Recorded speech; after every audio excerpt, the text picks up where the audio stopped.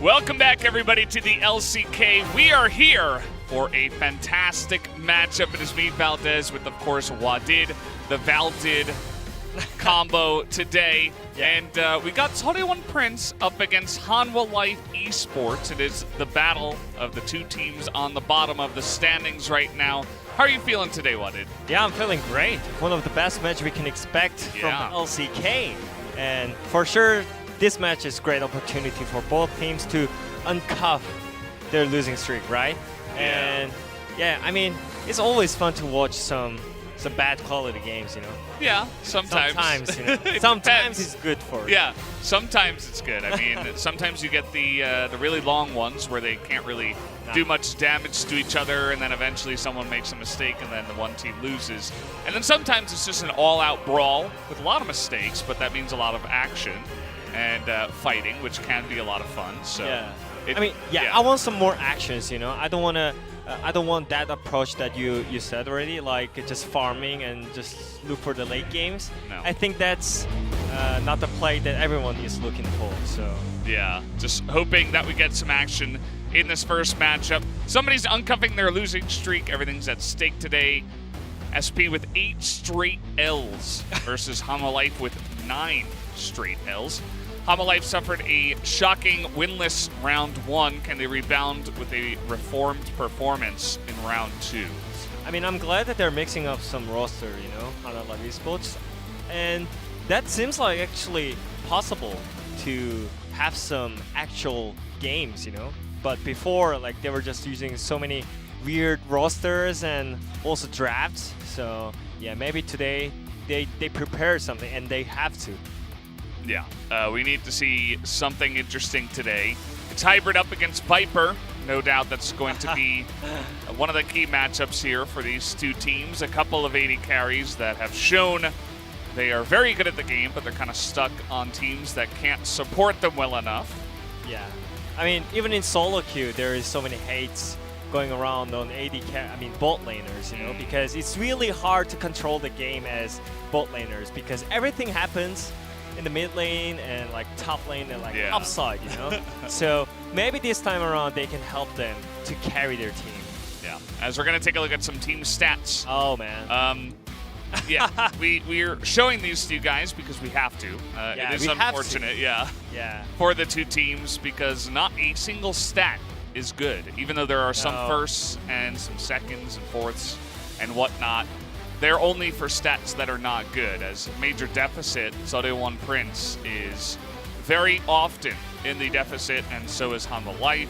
I mean, it makes sense. DYN Prince has only won 1 series, Hanwha Life has won 0. Yeah. So between the two, only 1 series win. Of course, we're not going to have some good stats here, guys. You know what's the worst part here? It's average win time and average loss time. That's the worst part, you know? They lose really fast, and they win really slow. Yeah. So I think we are going to have either one today. Yeah, I mean, it's generally teams that are not succeeding don't have the confidence to end games quickly. Sometimes they're overly safe. Sometimes they make mistakes along the way and their wins are not clean. All of these reasons can lead to slow wins, and then, of course, fast losses means they're playing up against good teams that just defeat them quickly. Hanwha Life Esports are going to be going with a different combination today. Dudu and Haru are going to be coming into the top side alongside of Miru, who is he's slowly coming in to replace Lava in the mid lane. Yeah, and the key player. I mean, Hanwha Life Esports both sides, they showed something from the early game. Even though like they were playing as top teams, they got some solo kills and they showed they can actually do something in the early game in the laning phase, right? And I think they can snowball it from the lane, especially when they're playing as bottom teams. And yeah, I mean, we didn't see enough of like hybrid games like Spring Split. Yeah. It's not showing off because maybe he's Aphelios, maybe his teammates. But yeah, I mean, this game, they have to show something and they have to get some carry games from them. Because if they lose this game, then it's done. Yeah. It's done so. You are fixed 10th place. Yeah, pretty much. That is for sure, for both of these teams. And at least here, for the key players, we do have some good stats. Viper is second amongst 80 carries for CS per minute, and he gets a huge portion of the CS for his team between 15 and 30 minutes. Also first over there. So his team at least knows who is going to carry. They're like, well, let's just give everything to Viper and pray. And we see a little bit of that for Hybrid at the same time. So, not sure. I do like Dudu a little bit better. I think he is performing a little bit better here in the in the top lane compared to Kive. And then Cad versus Haru, I feel like they're kind of comparable at this moment. I'm not really sure. So maybe just swap them out every game and see who's playing better and just keep them in. Yeah, I mean, he should be better. He's veteran compared to Cad, right? And also his solo queue performance is not that bad. Yeah. Like, he's doing great. And also, I mean, I do agree that Dudu feels a bit better at this point because the performance that Cuvee showed last game was horrible. Yeah. I didn't know what he was doing. Yeah. The whole game, whole series, So I think they're finally mixing up the top jungle right here. And also, I mean, that's really interesting that Seoheon is not changing any roster, even though it's second round. Yeah. And I was expecting them to change something, at least from the bot side, like maybe mixing up AD carry and bot like support or something. But yeah, they're actually going with same roster. I mean, that's really interesting, but maybe they have a plan. Yeah. We'll see, It's interesting too because they have so many subs. I mean, Alphamong, Kuma, Kaney, you got Trigger down there on the bottom side. You have Secret, or not Secret, Mia. Yeah. Secret will be playing today. But yeah, they do have a lot of subs, but we rarely see them outside of the bottom lane. So let's take a look here at the draft. I feel like it'll all start here. Of course, I think this will be a very... we can do a lot of criticizing, but at the same time, I feel like we have to try to get into the minds of the teams and the players and see what they're thinking right now. Yeah, and also it's always depends on blue side if you want to ban something like really hard, for example, ban AD carries, or as you see, they're not banning any AD carries, and probably they're gonna trade some ADCs, right? And Ezreal, Aphelios, those are two main carries right now. And I really think both teams are really wanting to play Aphelios especially because it's kind of promotion match. We don't have promotion match anymore, but it feels like they are playing promotion match, Yeah, kind of. Yeah, because if they lose today, it's no way to come back, I feel like. Yeah, that's true. And you definitely want to try to put on some good performances before franchising so that you'll have a better chance of being considered for the next year, having your organization within the franchise. As no AD carry bans. This is spicy. And wow! And they choose to just go on aggressive way, right? Yeah. That's Polar's move. This is hilarious. This is crazy.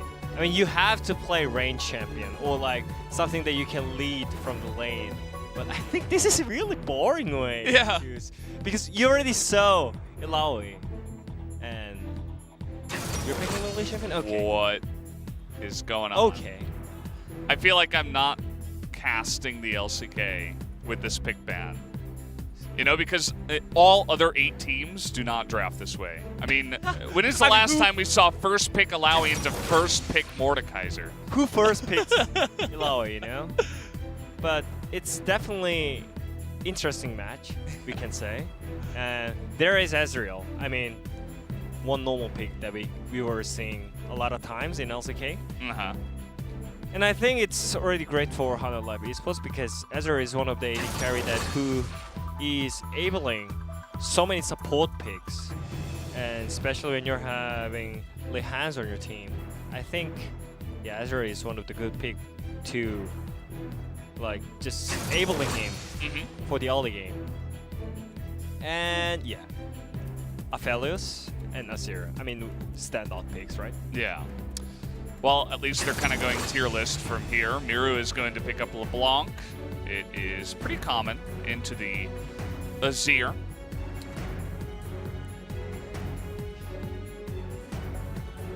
Yeah, the idea behind Eloy first pick was probably they just wanted to see how Live East was planned. Yeah. Because normally you just first pick AD carry or jungler to have some all advantage, right? But I think Sarah and Prince, maybe they're thinking that they are still better than Hana Live. So they are just reacting to their picks, you know? Yeah, well, I know a lot of people are saying that Hama Life might actually be stronger than Southern One Prince, even though it is the team that hasn't won a series yet for Hanwha. They are both on some pretty nasty loss streaks. Yeah. Rek'Sai gonna be banned out. Maybe they want to pick Lee Sin on R4. Yeah, and then it's gonna be standard composition that we were saying, like Azure, Lee Sin, Leona, all time. But yeah, they predicted and they banned it. So they are gonna choose Olaf, I think, because it's one of the Haru's best champion, and even though they lost last game, his Olaf performance was not that bad, you know? For sure. I mean, Haru, he's been around for a while, Yeah. and he definitely knows his stuff. And they kind of bait out the Lee Sin ban, which is a common pick, into the Olaf. So Yeah. it's kind of like a, like a 4D chess move there. Yeah, and also classic Lee Han's last pick. Yeah, of course. You got to save the counter pick for support. I mean, I think they can just pick Nautilus or Thresh, which is just both are great partner for Aphelios, and you're blind picking. So, I mean, I just want to see Secret's Nautilus again, because his when he was playing Nautilus a lot at Spring Split, he was actually popping off, and that was huge comeback from Sarhan Prince, you know? But yeah, he chose to play Thresh. And I am already really worried about Sarhan Prince's position, because they're already having lack of CC comp, right? And I'm not sure what is their plan, but in general they have some kind of lane prior because of their picks, and jungle pick is also helping them a lot. So I think they're gonna play around their lane priors. And Hana Life, I think they just picked some kind of boring way, right? Just pick for late game for the bottom lane, and maybe Haru and Mirror is gonna control the early game. And I'm not sure is Mordekaiser was right answer to Ilaoi, but rest of 4 picks are just standout and normal. So For sure. The Mordekaiser, we've seen a huge drop-off in Mordekaiser picks here in the LCK because it just wasn't winning. No. People were like, well, this champion actually isn't that good. But yeah, I mean, as you said, we have to see if it was actually just a good pick up against Ilaoi. Because obviously, it's not a matchup that we see very often, especially here in pro play anymore. yeah, I mean, because every top laner wants to be really like proactive, you know. That's why you pick Camille blind, and there is so many Ukongs, because you can always pop off in the team fights and also rotation. You can always do something as alone, as a side laner, but Mordekaiser is more like passive and like look for late games, but no one wants to do that in LCK anymore. So we'll see what's gonna happen. Yeah, excited to see who is going to come ahead in this matchup between the bottom of the LCK, Southern One Prince up against Hama Life Esports. Ixu with the blind first pick Ilaoi. Really try to make a statement tonight. Yeah. Some kind of disrespect, I guess. Yeah, you could say that. It's like, well, I'm just going to pick out my pick, you know, that I'm famous for. Yeah. And maybe telling them just ban it, you know. yeah. You didn't ban it, so I pick it. Right away. Didn't even wait. Didn't even pick something stronger. Yeah. Like an Ezreal first pick that we see pretty often. Yeah, I feel like Hybrid is not Ezreal player, because we don't remember Hybrid's Ezreal, right? I mean, it's Yeah. not like he's Aphelios because, yeah, when I think about Hybrid as a player, I always remind some Aphelios games, you know, Yeah. with 200 years experience. Yeah, he's played 9 games of Aphelios compared to just 4, or 3, rather, from Ezreal. Aphelios is most played by far. He's willing to play it into pretty much any kind of composition. And it'll be interesting to see how he does up against Hanwha. I think that LeBlanc can kind of jump in there and burst him down a little bit while getting poked by some axes and some mystic shots. Yeah. From Viper and Haru. But Dudu, he's not just going to be able to simply Death Realm him as the game does come along. Yeah. Maybe in the early game he can have a little bit of luck with that, but Hybrid will eventually get out of control. I mean, because of team comp, maybe it would be a little bit better because I already said that Sarheon is not having enough of CC, right? So that means they're not going to have easy engage tools. So I think when it comes to late game, it's going to be just Viper 1v9 game, especially with Braum. Yeah. So I think it's up to Sarheon to snowball this game only. Otherwise, I feel like Hanwha Life is gonna control the whole game sequence. And I think for the early game, Mir and Haru should work really hard for their bot lane because it's Ezreal Braum, probably not the best at the laning phase, but when it comes to mid lane game, it's the strongest combo on the bot lane, right? Yeah, I mean, that's for sure. We've seen tons of Ezreal pop-offs here in the LCK. As here comes Flawless, looking for an early gank. Viper already moving out of the way, and Lahen's just gonna flash just as well. I'd rather not take any risks here. Lane is pushing into us. We should be fine as long as I don't die early. Yeah. And after nerf on the Guardian, everyone likes to pick up some spell books on the support, right? Mm-hmm. And I think it's really great. I think it's better than Guardian. Yeah, Guardian definitely doesn't seem as effective No. as it once was, and you would know you're a support player, of course. Mm-hmm. How are you liking the current support meta nowadays? What do you mean? You're playing Braum, Tom Kench, and Thresh like 4 or 5 years? Yeah.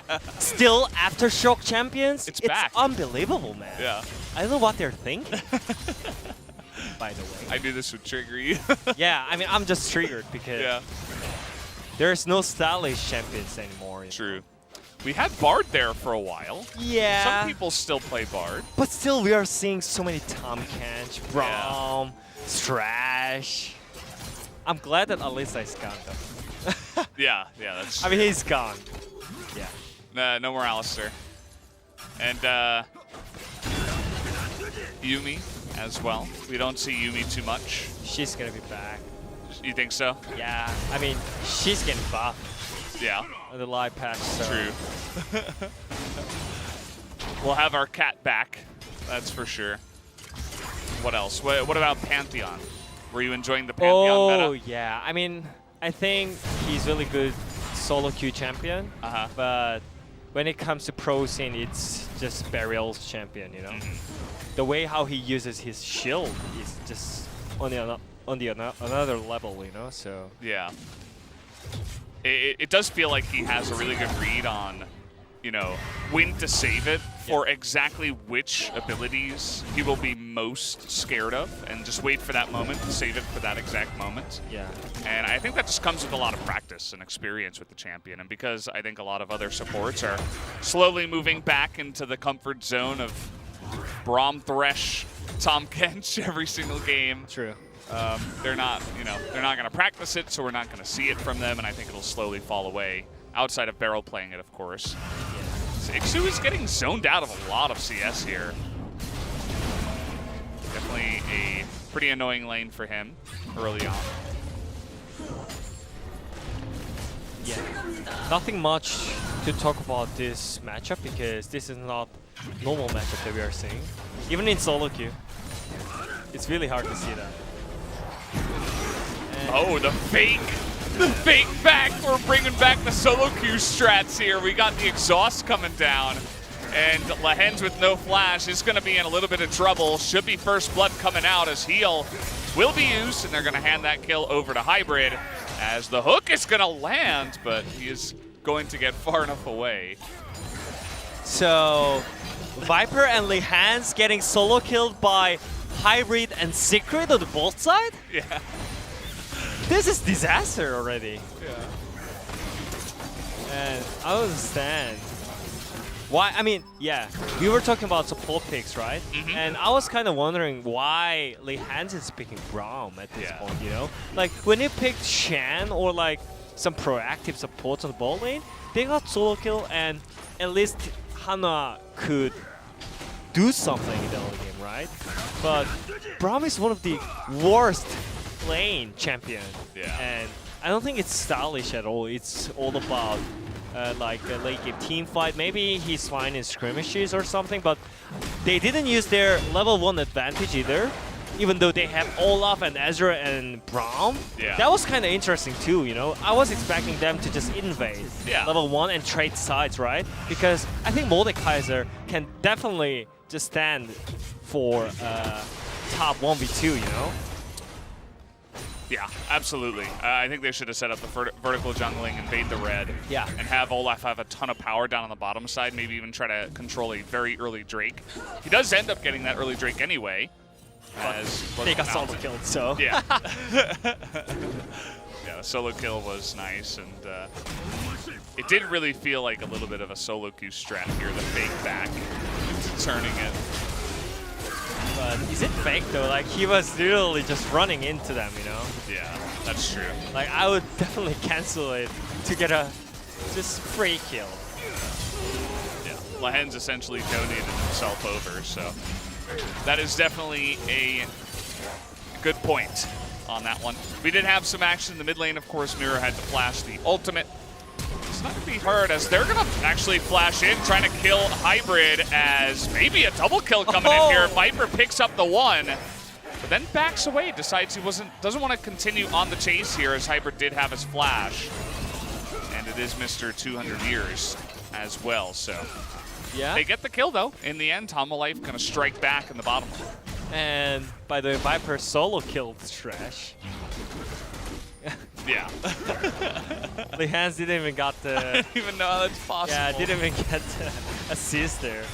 But anyways, that was really aggressive, and I think even though they're picking Ezra Braum, they don't really care. And there is TP on the Herald. Right? It feels a little bit too little too late. That was a really nice play on the hook as down goes Miru, but the Rift Herald is already taken here. Flawless. Gonna throw out a spear, but they're not gonna be able to follow up here. So, one kill going the way of Sode1 Prince. And actually, Flawless is being quite annoying now in the jungle, getting in Haru's face. Not going to land that second spear, though. Just putting on the pressure. Yeah, all the objectives are just smiling towards Sode1, and there is move from the mid lane, so maybe they're looking for stream and plays on the top lane. See what they can do. The teleport is not here for the unsealed spellbook of Lahens, so he's just going to have to walk down the lane.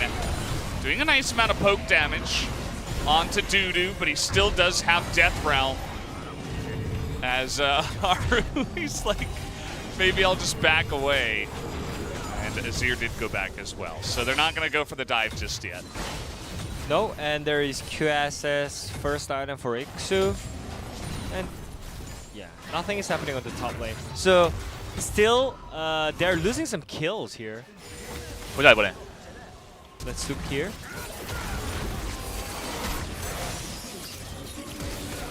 We got him.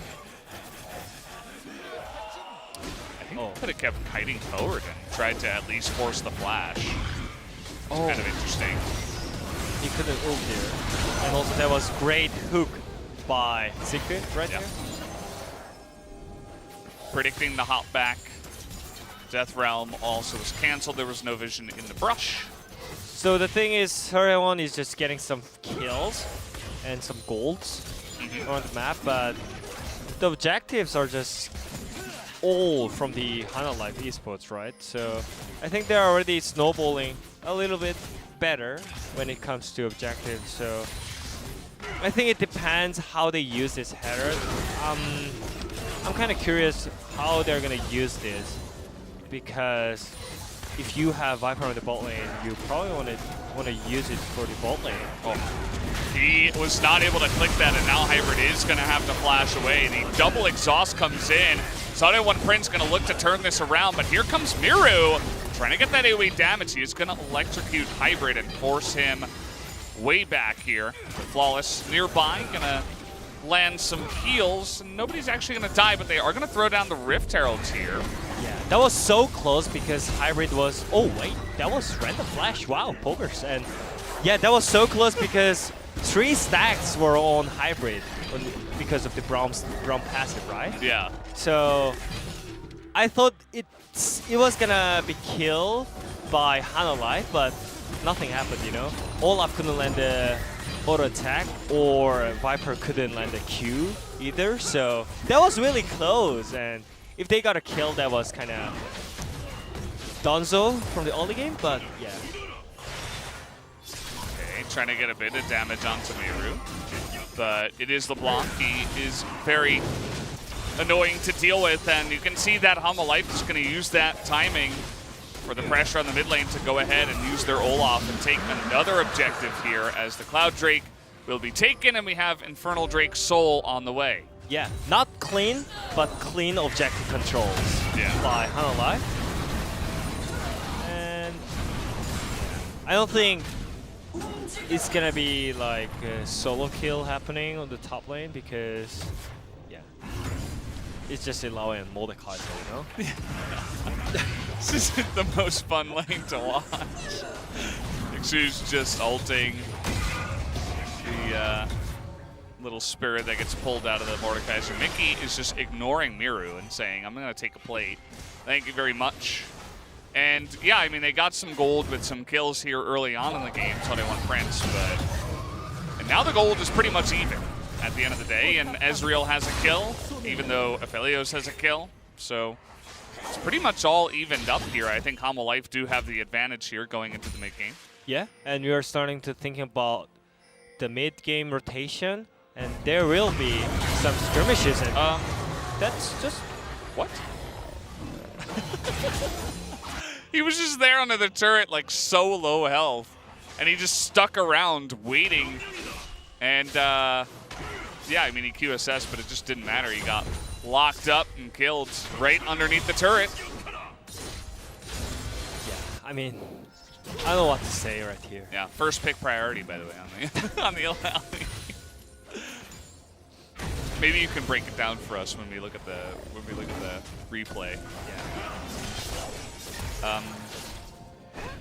Just kind of sitting there like AFK on the ward. Generally not the best place to stand. Yeah. A lot of things are happening though. They are 9th place and 10th place. We were maybe expecting some boring games, but it is not true. Like, there is so many proactive plays in the early game, and yeah. Break it down for us. 잡았다. 아하, 니달리까지 왔어. We got him. Even Nidali is here. Ha ha ha ha. Yeah. He's laughing, man. One of the greatest games that he's playing, you know, in LCK. Just stomping X on the top side. Yeah. And by the way, you can also translate it. I saw it. True. Yeah. Me and LS, we have the ability to do that, but I feel like with the native Korean speaker, I should probably let you do it. You'll probably have a better time of it, as this top lane is it's really not going Ixu's way anymore. He was having some fun early on, but he had to delay his build by going QSS first, which it doesn't really help in trades. I mean, he's just getting out-traded and pushed out of the lane before the Death Realm is even used, so it doesn't really have... I mean, there's some MR there, of course, but it's, what is it, 1250 for that item, as now we're going to take the Lantern, and the hook is going to miss. 3 stacks again? Okay, well, he's actually going to hit 2 somehow on the tip of the Emperor's Divide. As down will go the Olaf, had to go forward from there. Flawless just baiting in Miru. As Secret trying to predict the over-the-wall distortion, doesn't actually work out. But the one kill will go the way of Sore1 Prince. Yeah, I was gonna say that. Like, even though Sore1 Prince is not getting all the objectives, but still, they're having some kills on the bot lane, so they have to fight something on the bot. Okay, here's Dudu, as he is going to just demolish Hybrid, obviously, and he is a juggernaut right now, this Mordekaiser, as now they're gonna jump in. Finally, we do have the ultimate coming on out from Ixu, as the kill will be picked up by Flawless. And at the end of the day, just another one-for-one trade. Yeah, so many trades are going on, and I thought Hybrid could survive this because he had all the summoners up, right? But yeah, it didn't happen, and they just trade some kills, and I don't think Sore1 is happy with this trade, even though Mickey showed up some great toss right there with Azir. Because of the objective, you know. That was a great start by Lehaz. And still 3 stacks on Hybrid again. And that was great comeback and tumble by Mickey. Haru, he definitely did not expect to get hit by that Emperor's Divine. Yeah. That's why he was like, oh, what? Oh, crap. I guess I better use my Ragnarok now, at least. And here's double TP. Yeah. I thought he had Flash right time, but he didn't have Flash, actually. So he was not able to dodge that combo by Dudu. And also that was great comeback by Sore1, and they just need to make all the fights on the bot side because they have strong Aphelios on the bot lane, right? So we can see some situation that we were expecting often when we see Aphelios in this game. Well, you can see the concave being set up right now by Hamalite. They're trying to come from many different angles, as now they're just going to ult the jungler and try to burst him down. Hybrid taking a ton of damage as well, but Ixu in the front line, able to zone out. That is a nice True Shot barrage onto both Ixu and Hybrid. Lots of low health bars here, but nobody's actually going down. Everybody's still alive in the fight, as Ixu is getting a lot of value here from his abilities. In goes Mickey, and that is going to be the flash coming out of Haru, as the ultimate is going to come in from Hybrid and finally take out the one member who was the Olaf, and that should be the Infernal Drake as well, going over to SP. Yeah, I thought it's going to be great fight for Hana Life, but Hybrid, he didn't die, even though his position was not great, and Mira just almost solo killing him on the top side of the river. But he could actually survive that somehow, and they finally cut it out. Like, even though they started up pretty well because of their positioning, they got the river position right. Normally when you get the river position, it's always better to fight, but that was great engaged by Dudu at the same time. So they could actually win this fight, but I don't know why they couldn't actually just enter the entrance of the river. I mean, Mickey was doing great, I guess. You know? So yeah, he had a lot of soldiers set up. I think that Ixu in the front lines as well was really annoying for them to deal with. And the flash ult, just right there on the edge of the AoE of the Moonlight Vigil. He's able to pick up that kill.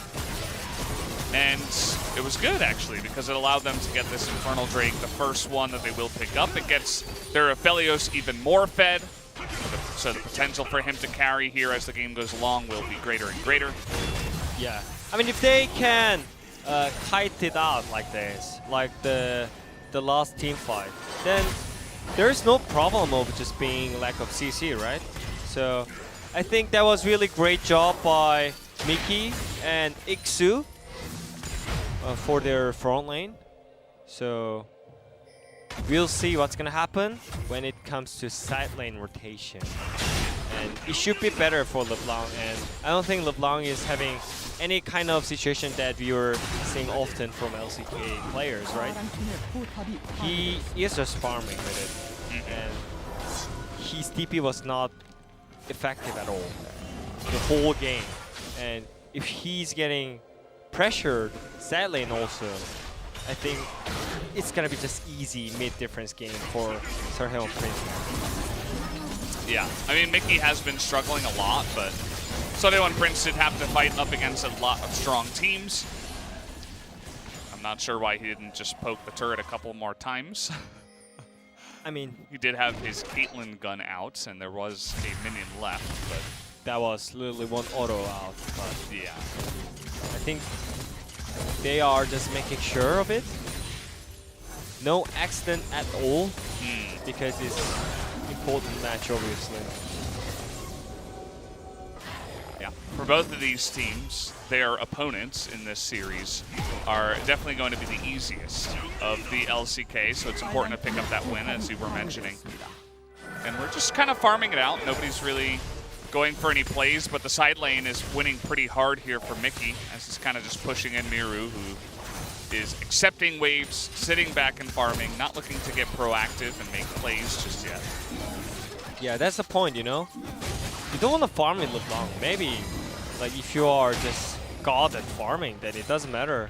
But his CSing it's not great, but also some Nice pokes knock up. of lane.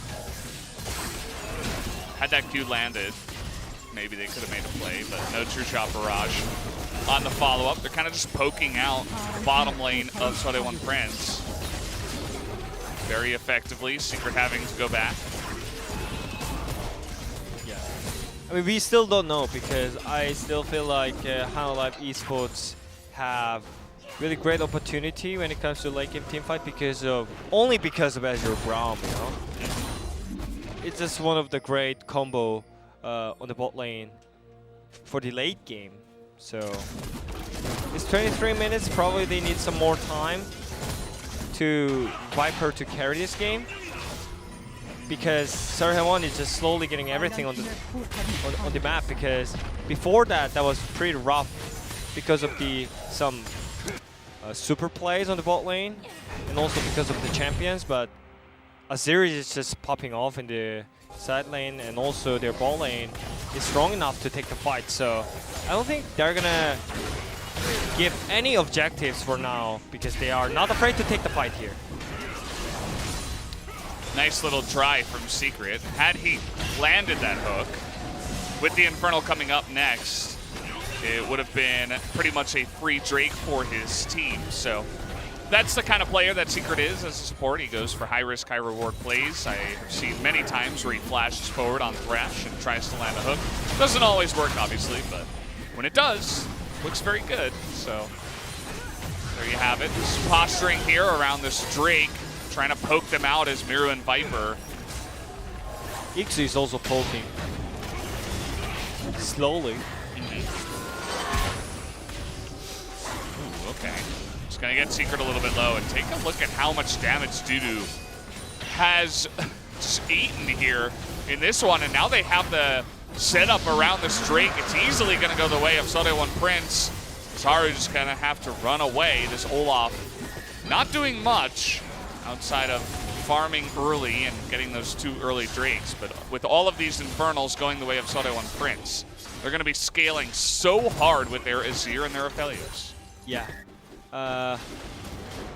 I think the main reason why Haru is not looking like he's active on the Olaf is because of the team comp.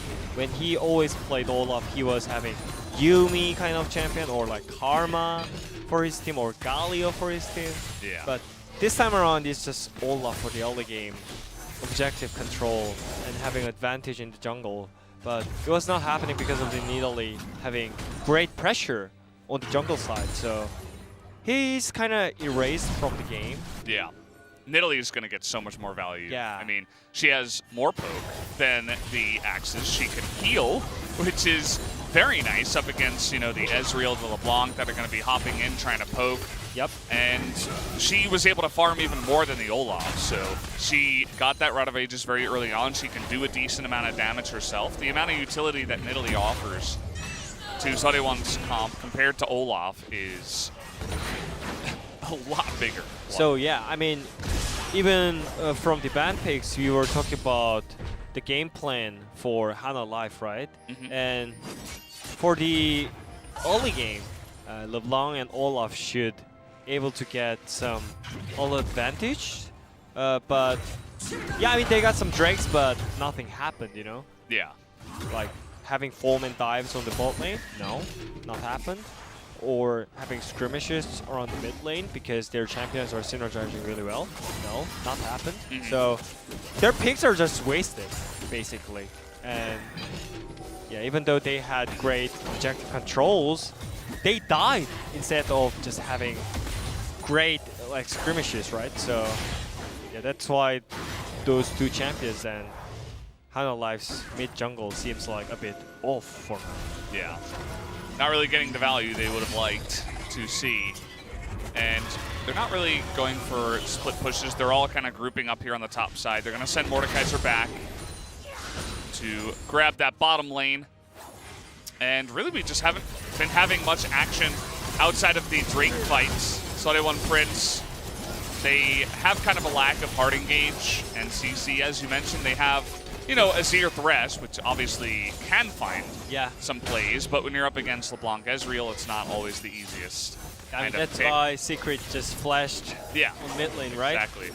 They know they are stronger right now, but they have no tools, so it's pretty hard. But it's still fine because they're still controlling Drakes. So yeah. And as you mentioned, there is Azir and Aphelios late game's potential as well. So even though Viper is a little bit ahead in item build and gold difference. There's a nice little try there. Viper is going pretty ham. Starting to really get in the face of DYN Prince. They're able to group up pretty easily here in the mid lane. As you had Azir top, Alawi bot, and Nidalee kind of off to the side. So it was only two members trying to defend that one.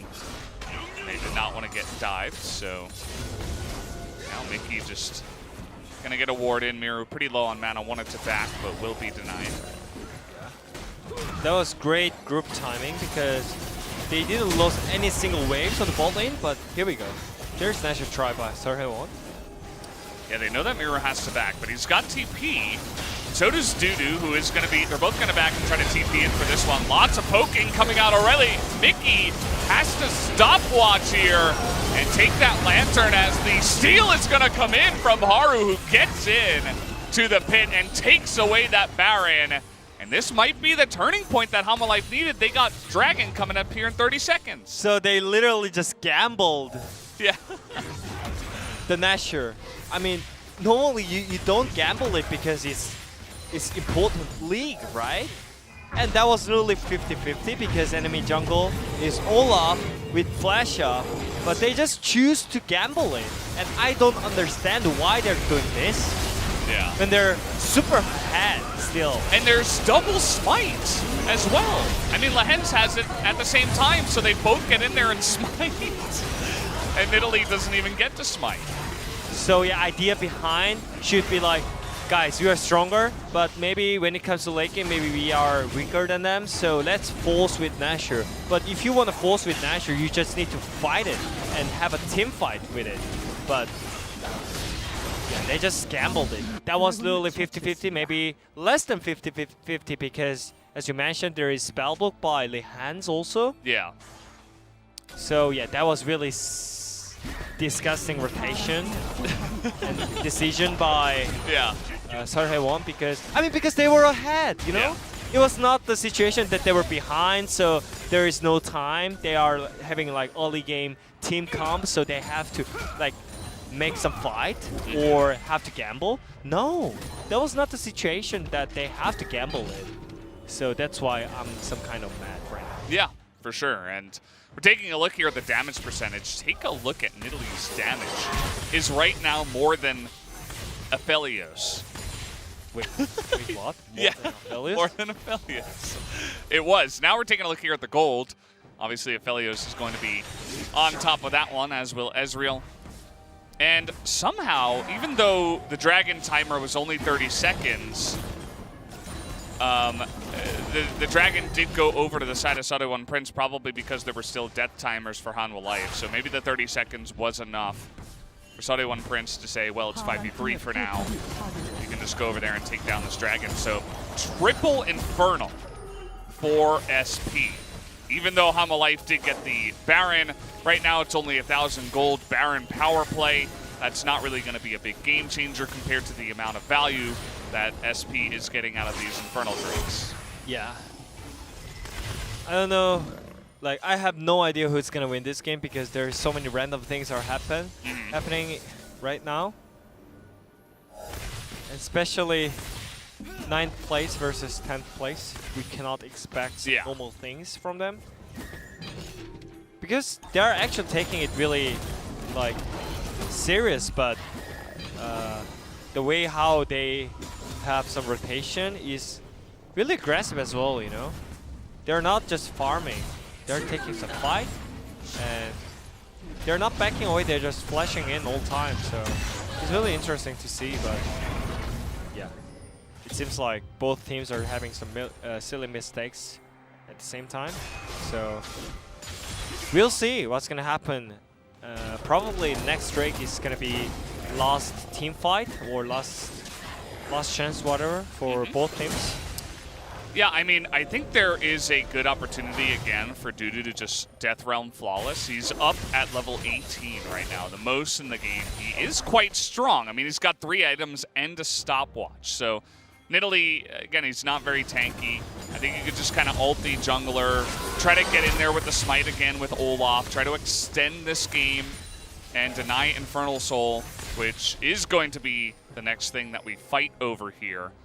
Still relatively close in this game, even though all the Infernal Drakes go the way of SP. There are some ways for Hanwha-Life's comp to take some crafty wins, I'd say, in the team fights. I mean, apparently LeBlanc has death cap right now, so... well, Miru's dead. He used Distortion and then Mimic Distortion, and Mickey was just sitting there waiting, and he's like, okay, well now, you know. And Miru didn't even flash. I mean, Miru knew that he didn't have a dash, and he should have known that he was going to die if he didn't flash, but he decided, no, you know, it's just a kill. I'll save it for the Infernal Drake fight. Yeah, I mean, he was not even camping it, you know. He just arrived at lane, and yeah. That's silly mistake I was talking about. And it's pretty normal that we are just seeing 9th place versus 10th place.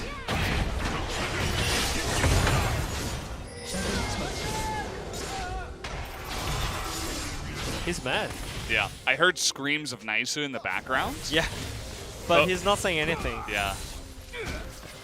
He's really unhappy. That was his first kill. Maybe that's the reason. He was 0-0-6. I mean, he's taking it really serious, you know? Yeah. And I think it's one of the great performances that we are seeing from Mickey as well. He's pushing silent all time and having great mechanics in team fights either, so I think it's one of the great games by far by Mickey. And here we go. There is a Drake in 10 seconds.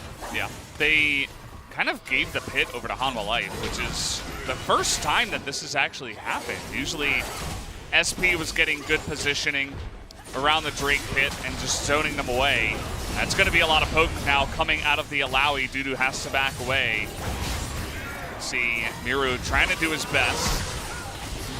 Extra shot barrage not too great as the hard engage coming in from Ixu just flashing in, but Dudu able to ult him and should be able to pick up that kill in the back line, as now they just need to get into the pit, but Ezreal goes down and Mickey's gonna sweep up Lahenge as the Drake is finally gonna be taken here, as Infernal Soul will go the way of SP, and Haru and Lahenge just on the run here. They're gonna try to stop the back, so you can see Aphelios going for the mid lane. Haru surviving for quite a long time, but that is still a massive win, as we see the effectiveness of Olaf here in this game is about negative points right now.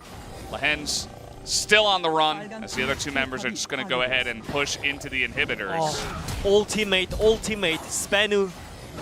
Flawless versus Spanu Lahenge. Oh.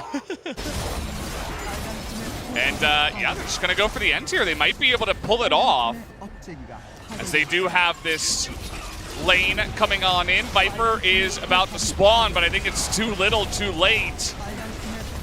As we're going to try to go for the kill here first. They get the hook onto Miru, but they're not even going to get the kills as GG. The Nexus will go down, and Sunday One Prince will pick up game number 1.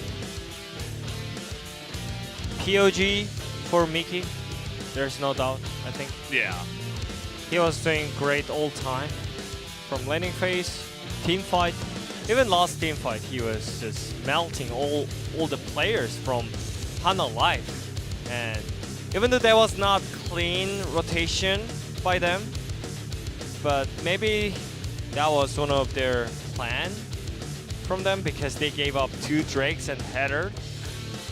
So, I mean, after that, if they didn't fight, then I would say it's horrible rotation, but I guess they choose to give up that and having this farm for the great opportunity, and they got it. So I'm really happy with it, but for Hana Life, I don't know what they're doing because as a team, they didn't do anything like team rotation, like having 5 men on the mid lane. Yeah. No. But like they got some solo kill in the bot lane on the top side, right? That's the solo plays. But Vipers, he is putting on a lecture right now. yeah. It's like, you did this wrong, you did that wrong, this, that, you gotta fix it. Miru, one of the rookies in the lineup, obviously he's gotta listen to Viper, the veteran at this point, I suppose, Yeah, for sure. for the roster. But they just need to fix like a lot of things, but especially when it comes to team. They have to make some plan before the objective, but I didn't see any plans or like team plays. That was missing, especially from their mid jungle. They were worst LeBlanc Olaf combination Yeah, in the world, probably. in the world. Yeah. You heard it here first, guys. What it has declared it. Yeah, I mean, Aru, you know, I mean, he was just farming. Like, he literally did Mickey nothing just this game. could farming freely in the lane as Azira against LeBlanc and Olaf. And yeah, I mean, if you don't want to use that advantage from the picks, then just pick for Corki and Silas for the late game, or like Trundle or something, you know? Just if you don't want to use that picks, you know? Yeah, I mean, I agree with you. I'm not sure what they were doing there. It was relatively early picks that did come in as well. The LeBlanc and the Olaf at 3rd and 4th, I think. But not really able to put anything together there and fell very far behind. Was not proactive or doing much at all. Viper, understandably, pretty annoyed with the way that game went. Yeah, I mean, he was fat, you know? Yeah. But maybe he would be like, nah, you just have to go in for me because I have tons of damage, but you're backing out Yeah. for no reason. I mean, they give him so much gold, so much farm. He was able to pick up kills along the way. You can't expect that he would have that kind of an attitude as well for that one. But Viper, unfortunately, not able to 1v9 there. Even Lehens wasn't even helping him too much in that game. No. On the Braum. Didn't even pick a support that he could be a little bit more proactive with that time around his lane. But either way, guys, we're going to take a quick break. When we come back, game number 2.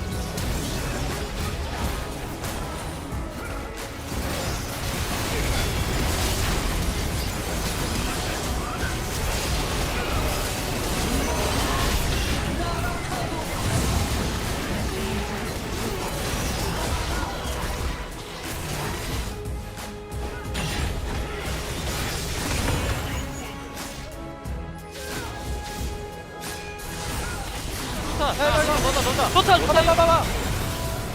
나 근데 얘들아 나 죽긴 했거든. 야 봐줘. 야 나오는 거 봐. 무대 봐. 까놨어. 피좀 까놨어. 무대 봐줘. 얘들아 무대 봐줘. 다 잡아. 무대 봐줘. 무대 잡았어. 나이스! 잡아. 큐. 잡아줘. 브라운. 어디 갔냐? 야 미드 나가자. 나중에 야 미드 가고 집 끝내. 야 왼쪽으로 와. 이거 집 끝내. 야 늦게 잡을게 이거 얘들아. 늦게 잡을게. 집 끝내. 모데카이 이거 브람 여기 있어. 끝내자 우리는. 끝났어. 야 이거 그 텔포 타면 끝나. 텔포 타면 잡고 오케이. 같이 텔타도 끝내자. 웨이브해. 나 브라운 끝까지 끊을게. 웨이브 텔타 야 끝내요. 텔타 거. 나 영역도 사옴. 얘들아 나 텔도 있어. 그냥 야 이 깔끔한 경기력 뭐야? 깔끔하기는 개처먹어. 야 그렇다고 해. 뭐하지 마. 야 근데 한번 교생. 아직 안 끝났어. 끝났어. 무조건 끝나. 집중해. 한번 교생. 무조건 끝났어. 한번 교육생 누군데? 한번 교생. 이렇게 좋았습니다. 한번 교육생입니다. 1번 교육생 버스 탑니다. 나이스. 좋아. 한번 교육생 아주 좋았습니다. 우리 개처 못한다. 어머니 나무는 이 동산 너머 세상의 꿈을 보여주셨죠.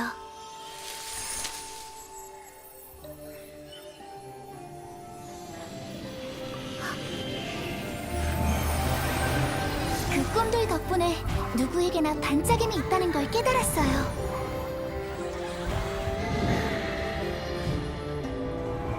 그 소중한 빛은 우리가 잠들었을 때도 계속 반짝이다가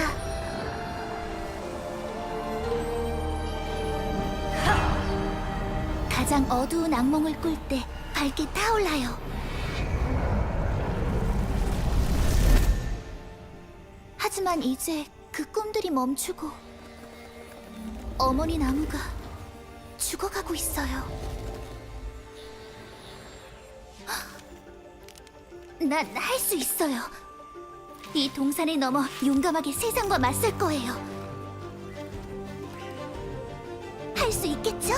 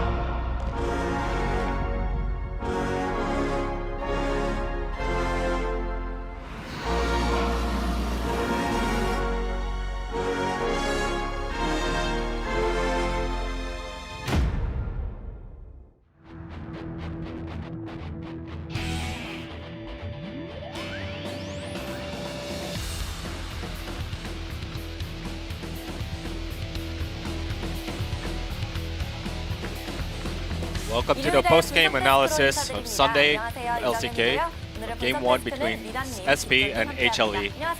We have Chung and Lee as well as Vito and Lira as our analysts. Both teams are very desperate to get a dub here. And it's their second encounter of the season, and we can feel both of their energies from the draft phase. We saw the blind pick Ilawe from the start, and Cloud Temporal was going nuts about it. They banned Cannon out initially, and it seemed like they had something in their sleeves. Whereas for HLE, they wanted to get a range champs to counter Ilawe, such as Ezreal and LeBlanc. And then they ended up with subpar champions in laning phases. And they wanted to propagate the snowball in the later phase of the game. However, they weren't able to capitalize fully onto the objectives, and they failed to do so. So SP was able to get the win, regardless of some of their deficits in their team comp. The biggest strength that Ward had was completely negated by SP. Because their team strength was completely shut down by SP, HLE wasn't able to capitalize on anything. And furthermore, they weren't able to execute their plays properly as well. Such as Ward getting too impetuous and trying to go for a play and then failed to do so. Whereas SP was able to get the victory due to their audacity, such as first picking Ilawe and so forth. This is right before the third dragon. 여기서 미리 좀 자리를 잡고 본인들이 드래곤을 먼저 치면서 여기서 골드도 뭐 아쉬울 게 없었거든요. HLE should have been in position first and started the dragon themselves rather than staying at the back. 이거는 개인적으로 좀 두두두가 너무 급하게 맞았다고. And then once again, Dudu went in too early, and then the team play was completely discombobulated. The start was actually very good because Ward took away Nidalee to the death realm, and it became essentially a 3v5 situation because of Hybrid being mutilated by LeBlanc. However, SP was able to retaliate with Azir, and then they were able to fight with ease due to Azir's zoning potential.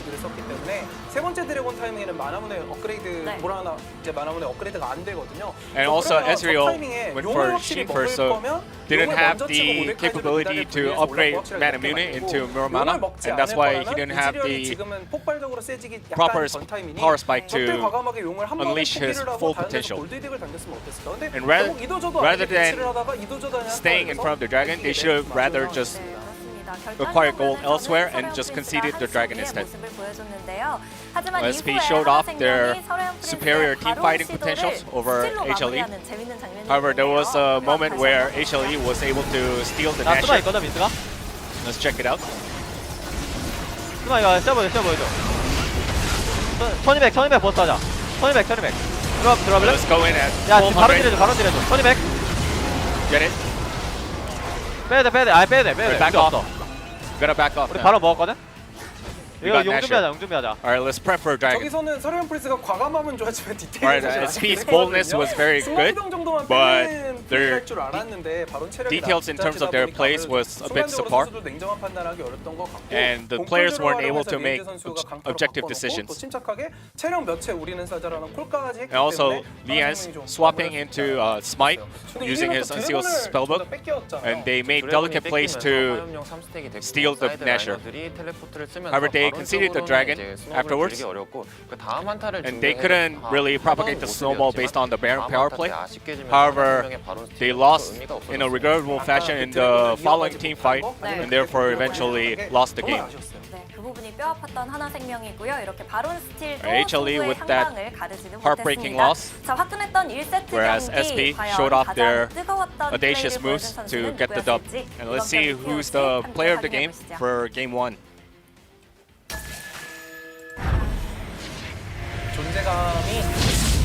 It is Mickey's Azir. 솔킬을 만들어냈죠.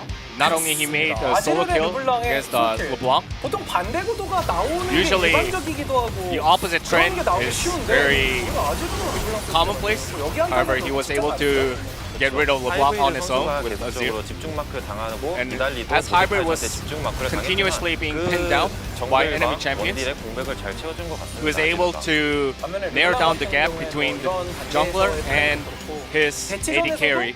아군과 동일하게 포지션을 잡아서 Once again, in a stalemate position, 대처가 되게 when 어려운 줄 LeBlanc 알았거든요. 서레온 프리스가. 근데 goes for 그런 run and gun 패스를 style. 전혀 안 받으면서 서레온 프리스가 되게 한타 편하게 했어요. Usually the oppositions flinch. 사실 However, 뭐 Azir 선픽의 kept his poise 것과 and 되게 did his 유니크한 job. 챔피언의 특징을 생각을 한다면 좀만 Considering 더 the 활약하고 unique features 클템의 목소리 톤이 올라갔으면 아마 the 1라운드 쪽도 많이 표가 나오지 champion 않을까. itself. 그렇습니다. He was able to exploit that very well. 1표를 가져갔고요. 12표 중 And 11표를 니키 선수가 unfortunately, 가져가면서 one vote was POG로 given to Ilaoi. 당선됐습니다. 자, 이대로 So, 서레온 프린스가 that was 역세 that. 탈출에 성공할지 Sadly, he 아니면 didn't get the 하나 unanimous 생명이 vote. 기다리고 기다리던 Let's see 탑승의 whether 희망을 SP can 만들어낼지 uncuff their 두 losing streak 경기 or 진행하러 HLE 만나봅시다. can retaliate and bounce back. Thank you, Brian, as always, for the wonderful translation. I'm looking at you, Jonah Strong. I don't know who that observer vote was. Yeah, I'm But- gonna flame him. I know him personally, and I'm gonna flame him super hard. Like after that solo Lowy. kill Lowy. on the top side, you give him POG. Yes, he did great engage. Maybe he on wanted to side. vote for Dudu. Oh, that's a spicy way. Yeah, I like it. But anyways, Hana Live Esports, they are lost as a team. Yeah, probably their players are still great though. Like having some solo kills on the top side and also solo kills on the bot side. It was still great, you know. But their Olaf and LeBlanc was missing whole game, Yeah. whole early game, especially when the part of the early game. You know, when they are part of the early game. Yeah. If you're gonna play Olaf LeBlanc, don't play it like that. I think that's the lesson that we learned. And now they're on blue side, so maybe that'll switch up the ban pick Yeah. for this one. I'm wondering if they choose to pick Ezreal once again because they have the chance to pick it and there is a low event as we expected because they first pick it and yeah, maybe from the laning phase that was easy for Dudu, but after that he was getting E'd all time and that made team fight pretty hard, you know. So as a team they decide to ban it.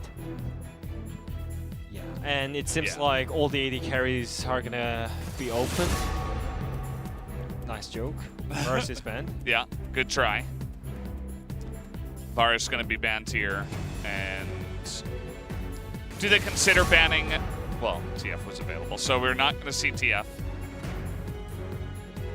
And now do you consider first picking Okay. Velios? I thought maybe they'd go for Ezreal, but they saw 200 years, they picked 200 years, I suppose. So the thing is, Hana Live, I don't think they like to play Aphelios because I didn't see that much. Let me check. Yeah, they played 5 games, but 1 win and 4 losses.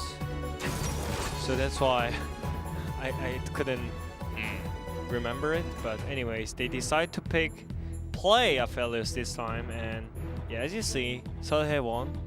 They were just ready to trade it because last game they could also first pick it, but they just let them pick either one, right? So I think they're just ready for it. And yeah, Trundle for the partner. Yeah, Trapdle being selected here. Yeah, I mean,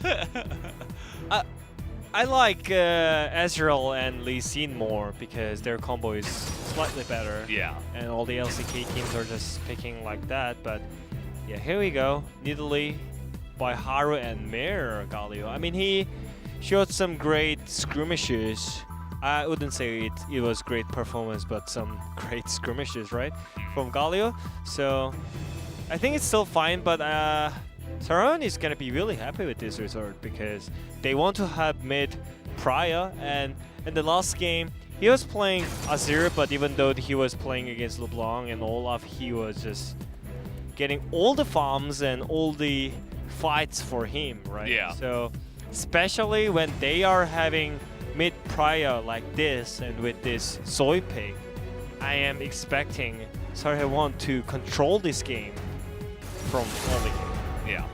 We see a lot of Nautilus into stuff like Zoe, but I think players kind of learn that matchup more and more and realize that, well, Galio, yeah, he can try to push back, but he's melee, and you can block his Justice Punch with your portal jump. We saw BDD doing that and just making, I think it was Mickey actually. It was some mid laner, some other mid laner, he just made him look silly with the Zoe versus Galio matchup. And Galio's not necessarily super high tier nowadays. Because of laning phase, you know? Yeah. His 1v1 ability is just bad. Real bad. It's bad. It's terrible, actually. So that's the main reason why you don't pick Galio blind normally. But for Hanwha, they shouldn't care about the laning phase, you know? Because even though last game they got solo kills on the top and bot, nothing happened, nothing changed. So probably they should look for more engages, more CC, more team comp for the mid late game, and it seems like it, you know. Mr.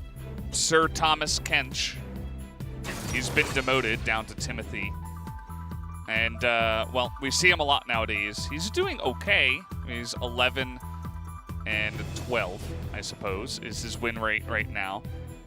But I mean, Koreans kind of boring. Always like to play TK, you know? Yeah.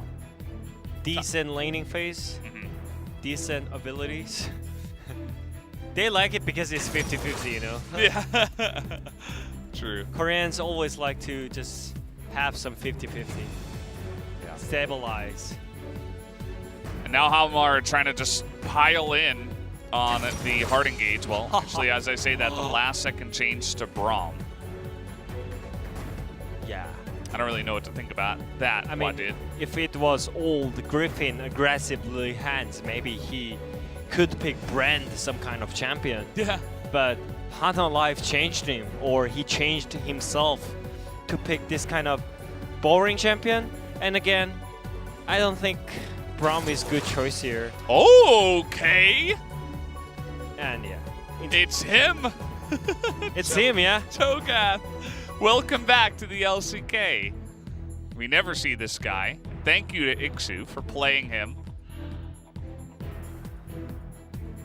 So hearing some feral screams from behind us, as is the way with Sode-1. Someone just screamed super hard and weirdly, you know? Yeah. So I was so shocked. Yeah, exactly. Someone passed out or something. Like, holy moly, man.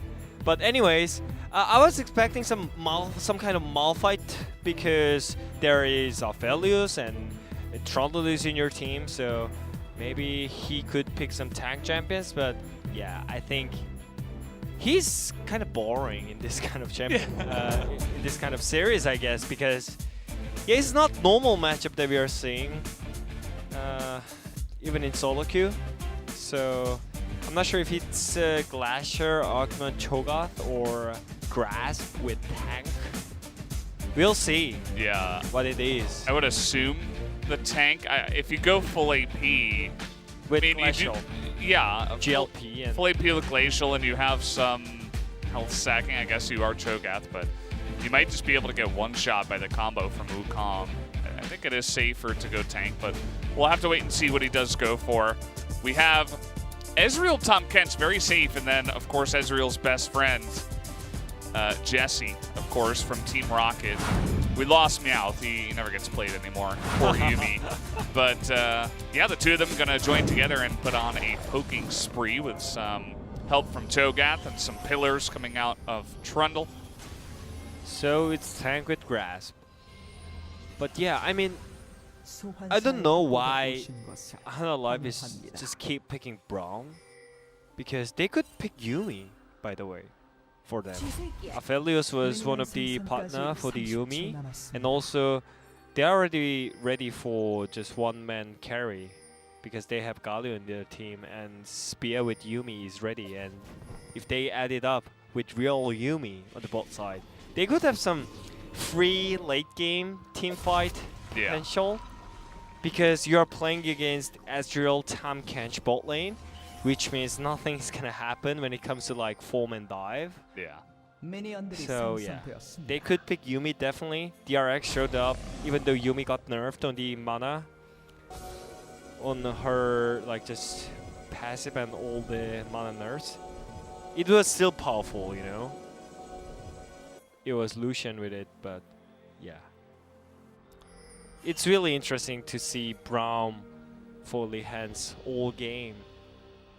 Yeah, I mean, I suppose it's good at locking down Tom Kench in lane, but... No, I mean, in lane it's really hard, by the way. Yeah. As I said, Braum in lane is worst, as I mentioned. Yeah. And from like level 4 and 5, TK is slowly poking down Braum because of his passive and his Q ability. Yeah. And Braum's poke? No, Braum is not poking. Braum is just wasting his mana. Yeah. So I just mean like if a jungle gank comes, maybe they can get like concussive blows and it's like, you know, maybe they can set up something. Gang potential. Yeah, like against the melee support. But yeah, I mean, you're definitely correct. Like in terms of laning potential, you're going to have a hard time as it's been 680 days as Dudu is trying to make it even longer the next time. Yeah. But he picked up tank Cho'Gath with grass, you know? So maybe we can see like a bar cold monster in the late game. Ixu's gonna get real big eventually. It's gonna take a little bit. And you can see the sustain is pretty good. Dudu, the early trades for Cho'Gath, as long as you don't die, you can just sit here, you can kill minions, slowly get back and sustain. And look at him, I mean, he's full health. He missed the cannon and the melee minion. I'm mauling really hard after that. But actually, when you think about it, is he gonna have fun with Barco Cho'Gath in the late game when you're playing against 200 years with Braum?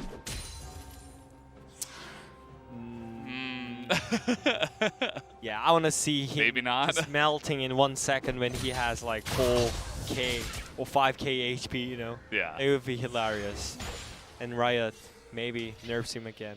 I heard he's getting nerfed, but I don't think it's gonna hurt him that much. Yeah. Haha. Good job, guys. Yeah. And I know our observer was pointing out to all the viewers, because we never see Cho'Gath, his passive, of course, when you kill a minion, you get some health and mana back, which is that sustain I was talking about. Nice little trade. Viper getting in their faces. Yeah. Just a little bit. And I'm wondering how they're gonna deal with it, because even though they had LeBlanc Olaf again, like last game, their mid laner was doing nothing at all, right? And especially this time, he's playing Galio against Zoe. Is he gonna do something in this game? I hope so, because their bot lane is trying really hard with this Aphelios and Braum. And it seems like it's still fine because his CS is not that bad at this point. Okay. Yeah, I mean, he has to. Yeah. He's playing his Zoe, you know? So he has to force her flash out. That was a nice little play there, I suppose. Trading flashes with the Zoe is always going to be good. Maybe you can follow up or something like that. He did go Spellbook, Mickey did, so he'll be able to trade that for something else. These guys aren't having the most fun time with CSing, are they? I feel like every time we look up top, they're missing. Like I mean, in general, you know, when you compare to like good teams in LCK, they do not miss single creeps, and we are often seeing like 260 CS at 20 minutes, you know? Yeah. That's pretty normal for top teams, but yeah. I guess we just have really high standards. Yeah. After watching some of the tippy top teams. I mean, obviously they're bottom teams, right? So we have to think like that. Like, but still, we can expect some good team plays, you know, because they are team. And that makes the difference between normal amateur players and pro players, you know, not because of only mechanics. Level 6 is hit first here, and you can see Ixu desperately trying to hit 6. It's not going to happen. Flashed in and smacked down. Ixu not even going to bother to flash away as Dudu misses the cannon on his way out. That's another one right there. And yeah, just a simple solo kill onto the Cho'Gath. Once again, by the way. Yeah, 2 games in a row. He also got the solo kill at game 1, so that's pretty good start again. Their solo plays are great, but I saw one tweet that, yeah, LCK ATM equal solo queue. Yeah. And I definitely agree.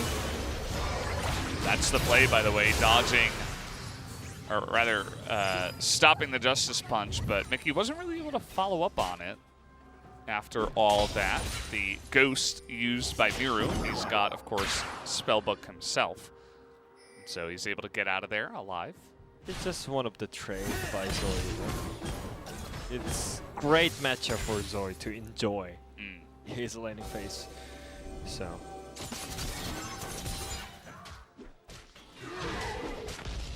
I'm wondering, is he gonna laugh again? Because he was laughing before. 잡았다. 얘들아, Got 나 him. 죽었다. I'm dead. 6렙톤 내가 3마리 놓친 거 까먹었다 또. I forgot 아, I 네, lost 너무 3 못하네. creeps, man. I'm like, yeah. Yeah, he said again. Again? Again, Aha. he forgot. Haha. Yeah, well, here's a play set up on the Mickey, but probably a little bit slow on the follow-up. Maybe didn't think the taunt was going to land. And now on vision here is Flawless trying to take the blue, and another trade is happening up on the top side as the blue is going to be taken here by Haru.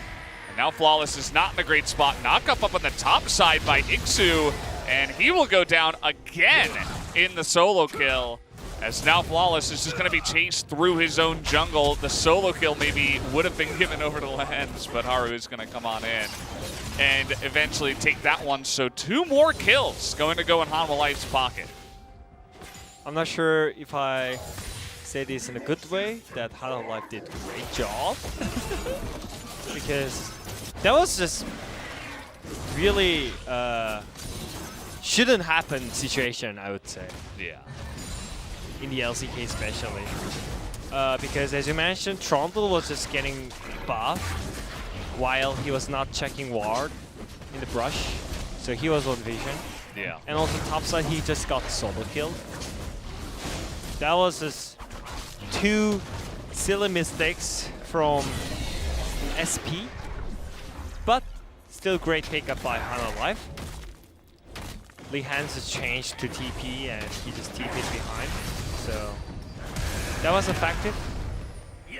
And also Dudu is getting solo kill again on the top lane. Yeah. And Lehens's teleport is actually what gets them this kill. Yeah. Maybe Haru could have eventually caught up to him in the jungle, but because Lehens got in there, 나 지금 푸시 안 돼. and I let's see can't this. push right now. 나 같이 못 가. 나랑 같이 못 가. Yeah, we can't go like both. We cannot join. Yeah. 잡았다. Got him. 나. So yeah, Dudu is proactive. And normally we cannot expect this kind of communication from rookie top laners, you know? And I'm glad that he's doing great, you know? Oh, we might have the spear coming in here. That's going to be a huge amount of burst damage onto Mickey, who will be burst down by Haru, but the stopwatch is going to save him at the last moment. So Haru picking up the best item in the game, the stopwatch. It's going to save him once again, as with that kill, they're going to look to push here in the mid lane. They have the Rift Herald, and finally, Hanwha Life are getting some value here in the early game. Yeah, this is the play that Hanwha Life finally made by themselves, right? And also this is the play that I was talking about when you are playing a hard matchup. And finally, their mid jungle is waking up. I'm glad. Oh boy. It's a lot of value there for Hanwha Life. Their top lane, I mean, at least Ixu is farming okay, but these solo kills do not do him much good. As now the TP, they're going to dive him. Lots of bullying up in the top lane. Just going to wait for that taunt, and then everybody piles in. Dudu is going to get out of there. True Shot Barrage, not even close At least Flawless will pick up the Infernal because everything else is going the way of Hanwha Life. Yep. And Viper is just farming on the bot lane. Maybe he's losing CS because Lee Hans is sleeping on the top side, but it doesn't matter. Their team is doing great on the top side. And finally Haru is having some advantage in the jungle with Conflict matchup. So I think everything is just smiling towards Hanwha Life, and even team comp is fine in the late game. So everything is just working out for them. And especially it's from Dudu's solo kills, I think. The prior that they are getting from the top lane is huge. And also mid jungle is finally doing something together, so that's why the game looks a lot easier than game 1 right now. Yeah, it was a nice little setup there. That's something you can do with the Galio. Generally hard, but I think that Miru is actually playing quite a nice game of Galio. Looks very comfortable on the champion, probably part of the reason why they picked it for him blind. And yeah, we're just kind of chilling here. The 2 kills, 2-0 and 1 right now for Wukong. 3-0 for Nidalee, who's going to get an extremely early Rod of Ages. Trinity Force already completed for the Wukong. And Cho'Gath very far behind and is just being bullied so hard up in the top lane. Here comes Miru again.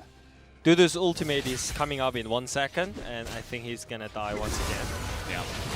Well, gonna miss the knockup, and he even tried to flash there, but trying his best to do a bit of damage onto Miru, who will be able to flash away. And now Mickey is going to miss everything, as the spear is just barely going to sail wide. Now trying to do a little bit of damage there onto Dudu, but we still have 3 members of Hanwha Life and a healer up in the top side who's keeping them all topped up. And another successful dive, now 6-0 in favor of Hanwha Life. Yeah, everyone expected from them having some situation on the bot lane, but top side is spicy.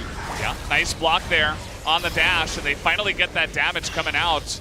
As Haru is going to get over the wall here. Ixu TPing in, but it felt mostly like he was TPing back to lane. He's not actually able to help there. That was a very cute knockup here coming in from Lehens. As no further lockdown, Secret just going to exhaust and flash away to make sure he doesn't die. Yeah, and they got 1 kill, Seolhae 1, but I feel like Cho'Gath is already useless. I think he's gonna be used this rest of the game. All the snowballs are just coming from solo kills, and they are finally snowballing, and they are using advantage that they have Hanwha Life. So it feels great. And yeah, once again, free dive. He flashed. I mean, Ixu flashed because his mid laner was TPing. Because of that, Mickey could eventually pick up 1 kill from Hanwha Life, but I don't think this is enough for them. You know, they lost so many things, a lot of things from the top side. So it's a long way to go, but they can do it definitely because they have Azure Tomkin for the late game. So we'll see when it comes to 3rd Drake, because Hanwha Life is not going to let them have it for free. Yeah, for sure. I mean, we're going to be fighting over these Cloud Drakes here. Ixu just getting poked out. He doesn't even have a full item yet. Went for Bramble Vest and is slowly building towards Sunfire Keep. He's got a decent amount of armor, but he is going up against a super fed Wukong and is always going to be threatened for a dive. So he's just going to give his turret up, which, again, if he was able to set up some kind of freeze up here in the top side and slowly farm back, it wouldn't be so bad. At this moment, I think giving up that is not the worst thing in the world, as the knockup from Lehens misses, and Secret is going to stopwatch anyway, as Flawless makes his way over, and he wasn't actually in any danger of dying. Yeah, I mean, Lehens is playing Braum really aggressively, you know? Yeah. he's just going in all the time and using ultimate in an aggressive way, but yeah, here we go. Nothing happened. I mean, it's still great pressure by Hanwha though, because if they're not doing it, Galio is gonna have bad time against that pick. So that was great move, and also Dudu is freely moving from the top side, even though he has no TP. Because of Drake, he was just coming for the bot side, and he's not even losing single crit from top side as well. So in general, great rotation by Hanwha Life. So the question is, when is gonna Sarhe1 trying to pick up some skirmishing or team fight? Because it looks like they're just a lot weaker than Hanwha Life right now, you know? Yeah. Maybe except their AD carry. Yeah, I mean, bottom lane is even, as you mentioned, and maybe they can get a hybrid to carry them a little bit here. I mean, Mickey got a little bit, you know, ganked a lot, but besides that, he's been having a decent time afterwards. He was able to go up top, pick up the kill. He's got more farm, and with that extra kill, he's got some nice amount of gold on top of it. So yeah, I suppose just trust in your carries, have Cho'Gath go super tanky and just be a meat shield for their poke, and maybe you can do something as the game comes along, but it's going to be difficult up against super fed Nidalee and Wukong.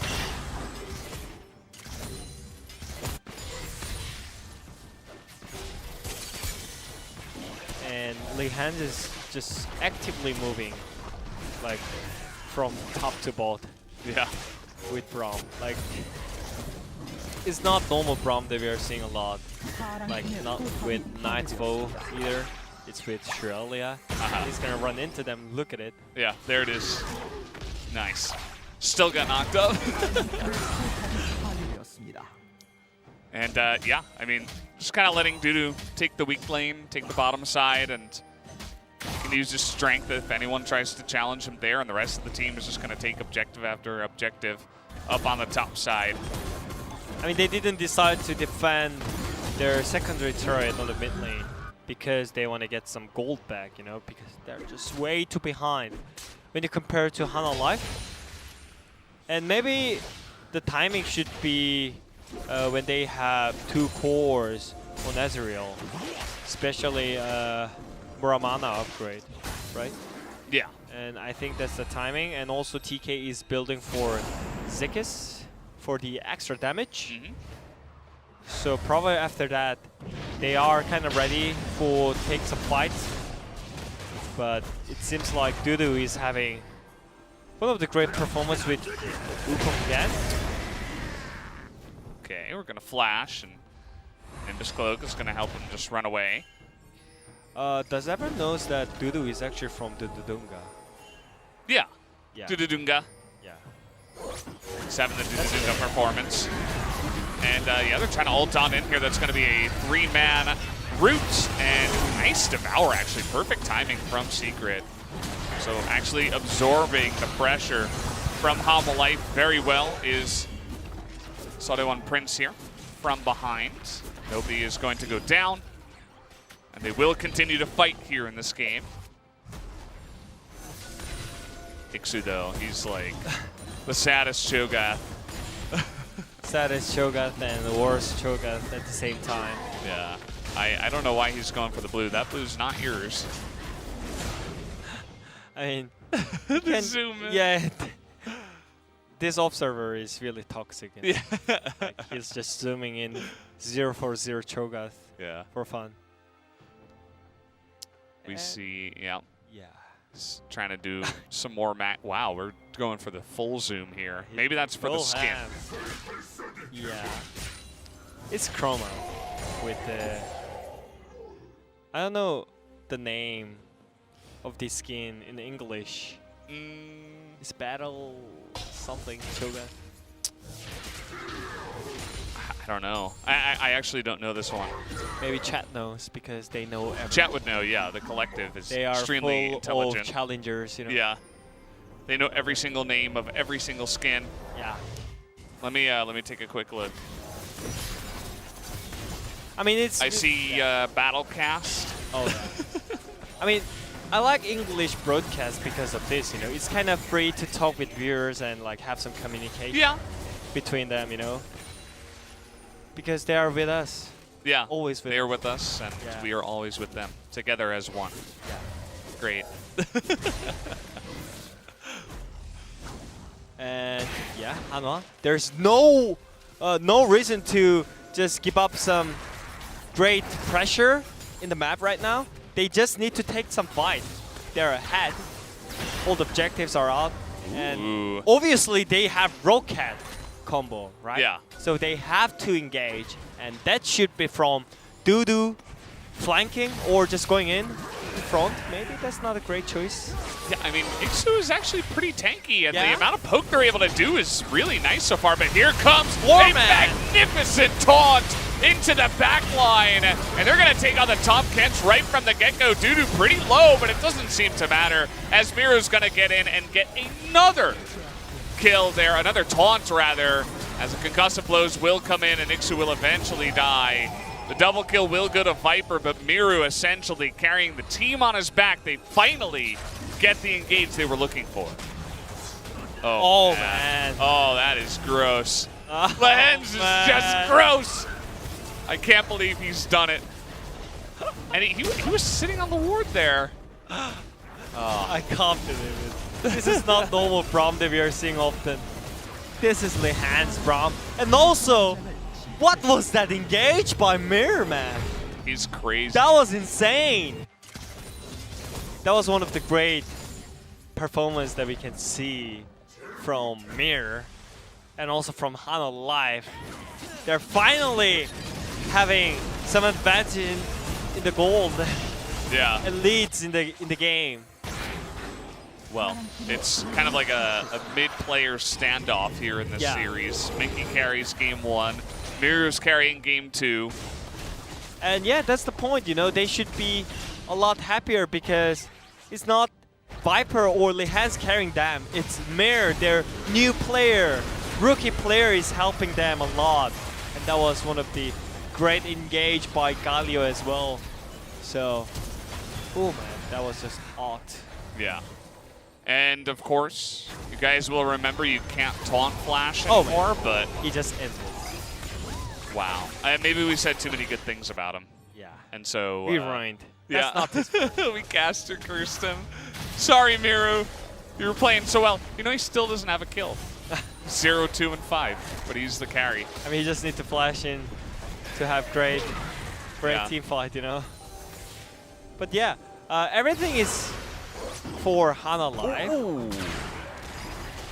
And with this first Nasher, your normal goal is just to have all the outer turrets out, you know. But Mir just died randomly on the side lane, so they couldn't even get side lane turrets. So I'm not sure this is all happy and great day for Hanwha Live. It looks like it, but I think slowly they can get it back. Yeah. SP because they have rocket combo, and hybrid is getting fat at this point. Yeah, he's really fed. I mean, Zoe is quite fed too, and they have the Morellos for the healing on the Nidalee. There is, okay, Zonya's already completed, I believe. Maybe that's just a stopwatch. Mickey, really awkward spot here. He's going to get flanked by Lehens, who is the most aggressive Braum we've ever seen. And that is going to be a 4-man route. Pretty fun champion, as Haru is going to dive on in, but not able to get too much value out of that. As we've got a little bit of Baron buff left. Maybe they can continue to push up in the top side after chunking a lot of health bars.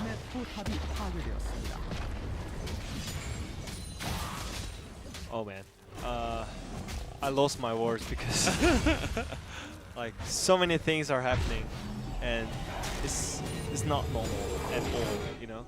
But at the end, Hanwha Live is getting everything from the map, and what if Mickey actually played a bit smarter? Because he was seeing Braum coming from behind, and SP's front lane was melting Galio with Trundle's ultimate, so I think they could have better team fight moment when if Mickey played a bit better. but at the end, Hana Life got everything they wanted, and they also got the secondary turret on the top side. So I think it's all about Soul Drake point here and the next Nasher. It's only 30 seconds difference between that. So. Yeah, Cloud Drakes are going to be interesting. They're going to pick up 3, which of course is going to be a nice amount of ult cooldown. I think specifically for Dudu, I guess, would be the main guy that could benefit from that. But the movement speed from the Soul is going to be quite nice as well for their comp. That's very much an engaged composition. They're dealing with annoyances like getting poked down by Iceborne Gauntlet. They have the pillars in their face all the time. You've got knockups, you've got licks coming out, and so just that little bit of ability to run faster, as simple as it is, might just get them some more consistent engages in the team fight. So it's not just going to be this Cloud Drake Soul that you just give away and don't care about. I think it actually will help Hanwha quite a bit in this game. But we'll see how it happens because the spawn is going to be similar to Baron. Maybe Hanwha Life can link the two of them together. We'll have to wait and see. I mean, as you mentioned, anything is really possible, especially with a Zoe and Ezreal that are not too far behind in this game. But because of their vision control, if Drake spawns, then I think it's gonna be just one shot, and yeah, they're waiting, and they just need to go through mid lane when they have no vision, because it's really rough to just go through jungle and have a small entrance towards Drake. Even though they have no poke, the fight would be worse than normal, so they should just go through mid lane. I don't think this is going to be a good choice, but they're bursting Drake at this point. Yeah, they're just going to burst it down. You can see a triple knockup is coming in, and oh, there's Dudu coming in from behind. He's still looking for that, but a nice cutoff with the trouble bubble as now Hybrid's going aggressive. They're trying to chunk Dudu out here, but Ixu in the meantime, he's really tanky, but he's left alone, so he will eventually die. It's going to be Cloud Soul given over to the side as, okay, they're going to get that one, and the knockup on a top Kent is going to be quite nice as Viper pops out to his death. And that is going to be the 3rd kill, make that 4 as Mickey will go down. I think we're just going to be going to a game number 3 here, guys, as Hanwha Life are going to be pushing in for the win. This is the power of the mid-jungle synergy, guys. I already mentioned it, how bad they were at game 1 because of their mid-jungle. But after that, after Viper's rage in the booth. Oh, they're going to get another one. Nicely done. As down will go the Nexus, and that will be GG. Hanwha Life finally able to pick up a win here for the first time in quite a while. Yeah, that was a huge difference between game 1 and game 2. Their mid-jungle just completely changed and making a lot of plays around mid, and that because of that, their bot lane could play a lot safer. Yeah, everything is just from the mid jungle, you know? And this game especially, they had not the best matchup in the mid lane, but because of the champion understanding and the knowledge, he could actually make it through the laning phase and had a great engage moment by Foam and Tunt, you know? So everything was great, and I think I should vote for mid or jungle at this point. Yeah, I'd probably say mid. I mean, some of those engages were pretty insane. Out of Miru, I mean, at the same time, Sunday One Prince did kind of group up for it at some moments, so yeah, but it's difficult, you know? Yeah, that was not the problem. What was the solo kills on the top lane? What happened to Ixu? Can he just play Malphite or Maokai for his team? His team is just working out really super hard, but real super hard. But he was just playing Cho'Gath, and we couldn't see the reason why he picked the champion. He was just getting solo killed, being useless whole game. And yeah, I don't really understand it. Like, if you're gonna go for a weird pick, at least, you know, perform a little bit better. You fall under more scrutiny when you pick something different. You know, if he just picked like, I don't know, Jace or something normal, you know, I mean, like, it's not even like a good matchup. Ornn no? or, you know, yeah, it's not even a good matchup. So what's the point of picking up the Cho'Gath? Like, we appreciate it to see the new stuff for sure. Yeah, for sure, but we don't appreciate getting 0-4'd as well. So it's kind of rough a situation for Ixu. But guys, we will have the decider match after the break when we come back.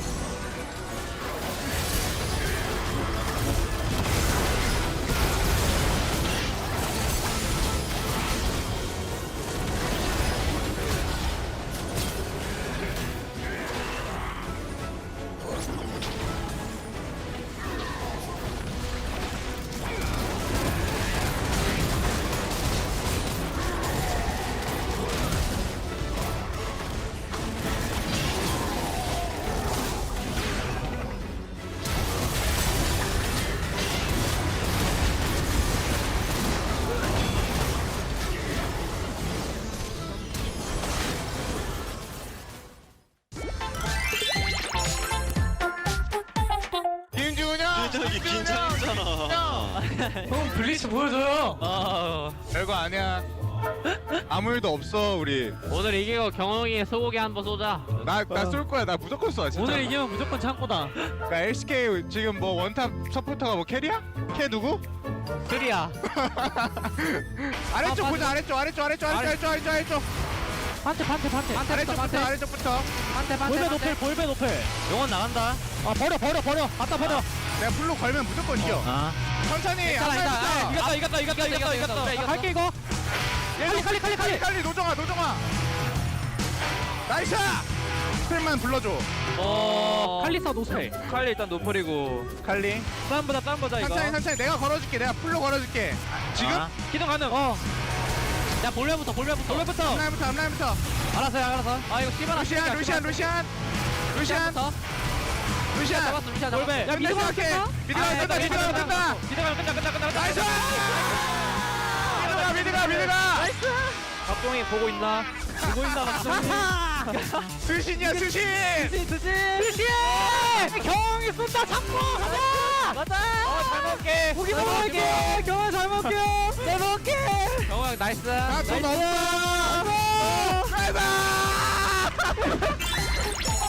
불 좀 꺼줄래? 깜짝나게. 긴장하지 마. 개 괜찮아. 긴장 좀 돼? 조금요. 긴장 좀 돼? 많이요. 오늘 재밌게 놀자. 제대로 놀아보자. 파이팅해. 네. 오케이, 파이팅. 야 봐줘. 얘 스페인 모르겠다. 여기까지.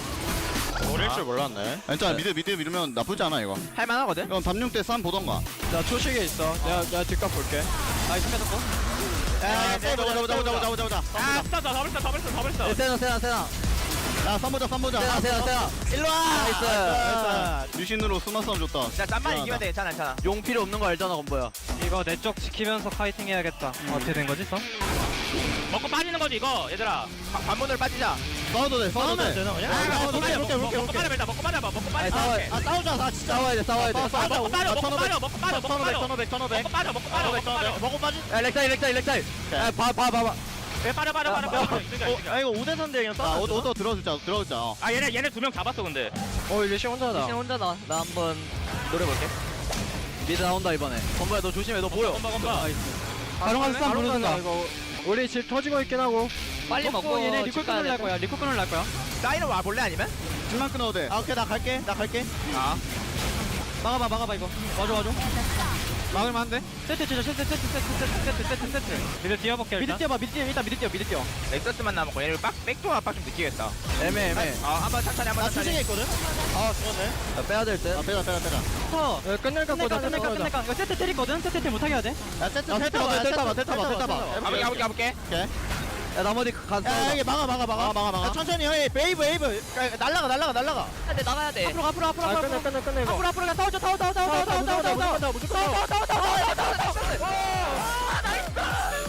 오, 진짜 다행이다. 아, 끝났다. 미안하다.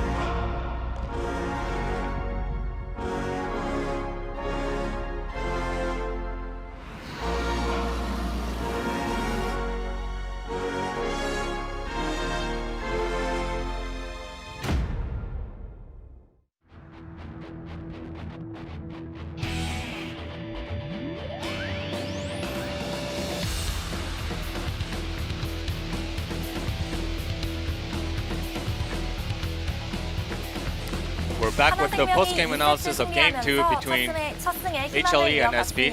And Hana Life was able to keep their hopes up for their first win in the series.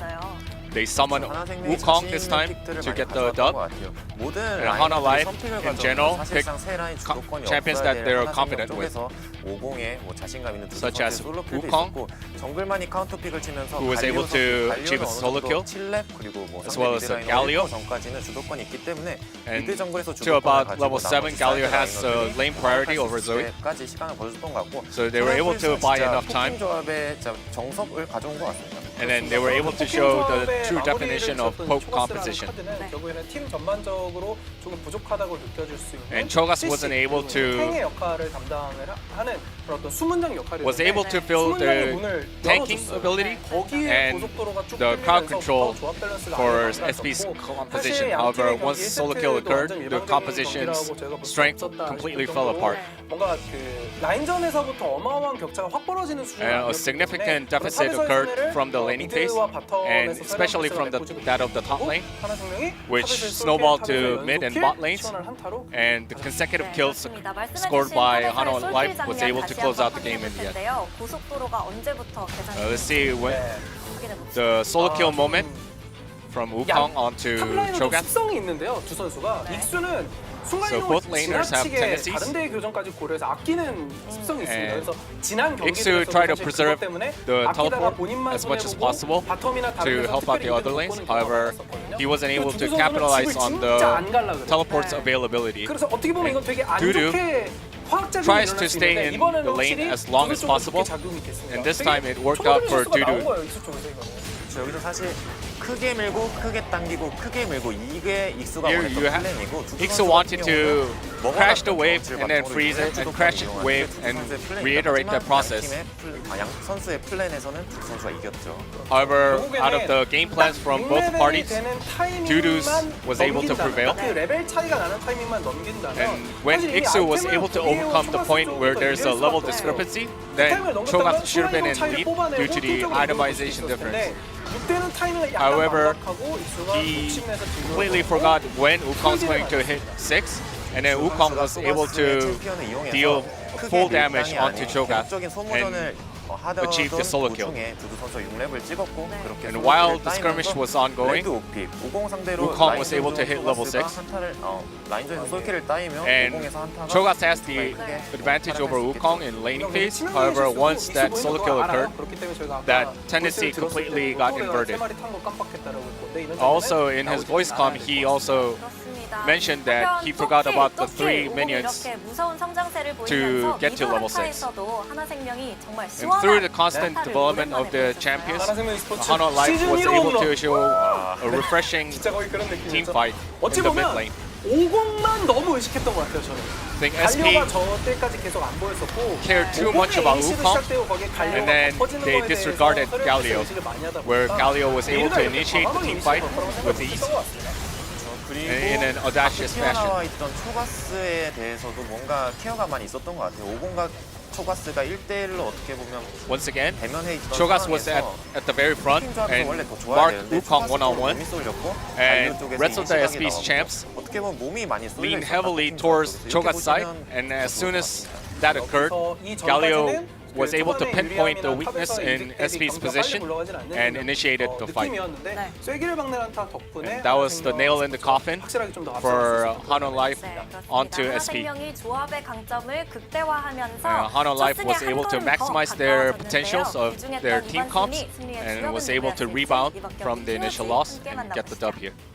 Let's see who's the player of the game. Game 2.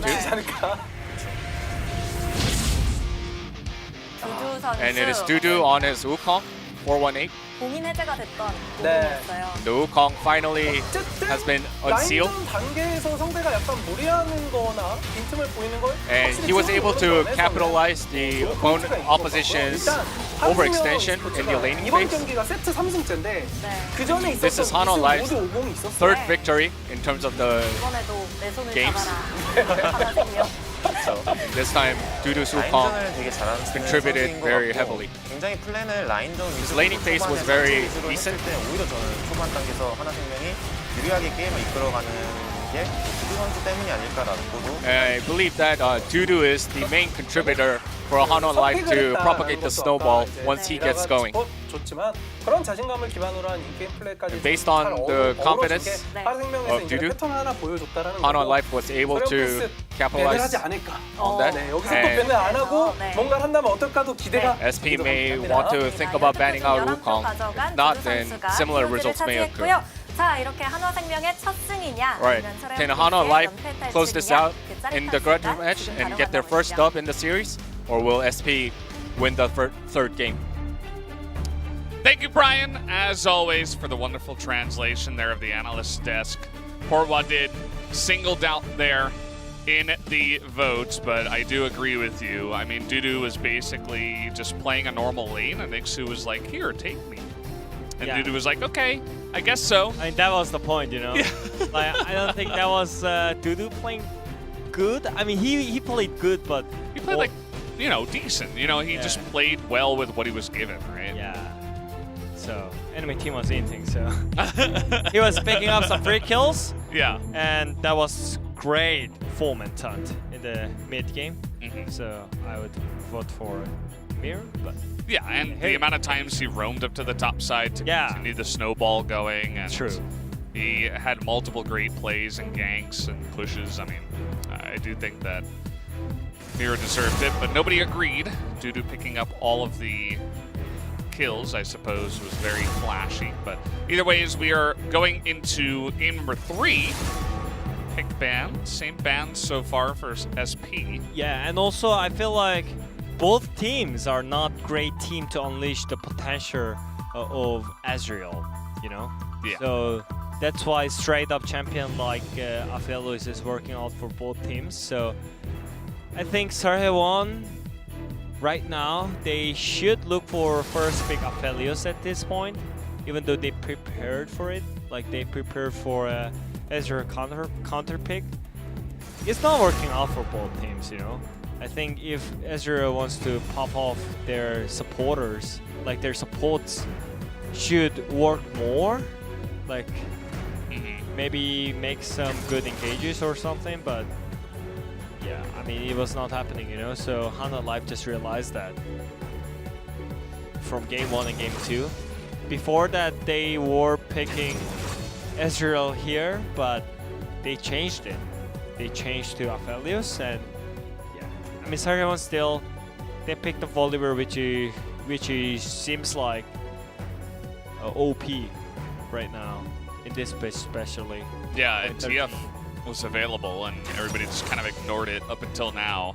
I'm kind of, confused as to why it was skipped over in the first 3 picks. But I suppose that SP are buying into the Volibear equals OP. Oh. And Kalista is going to come out here. Yeah, I like it. It's already like so aggressive in the mid jungle and both side as well.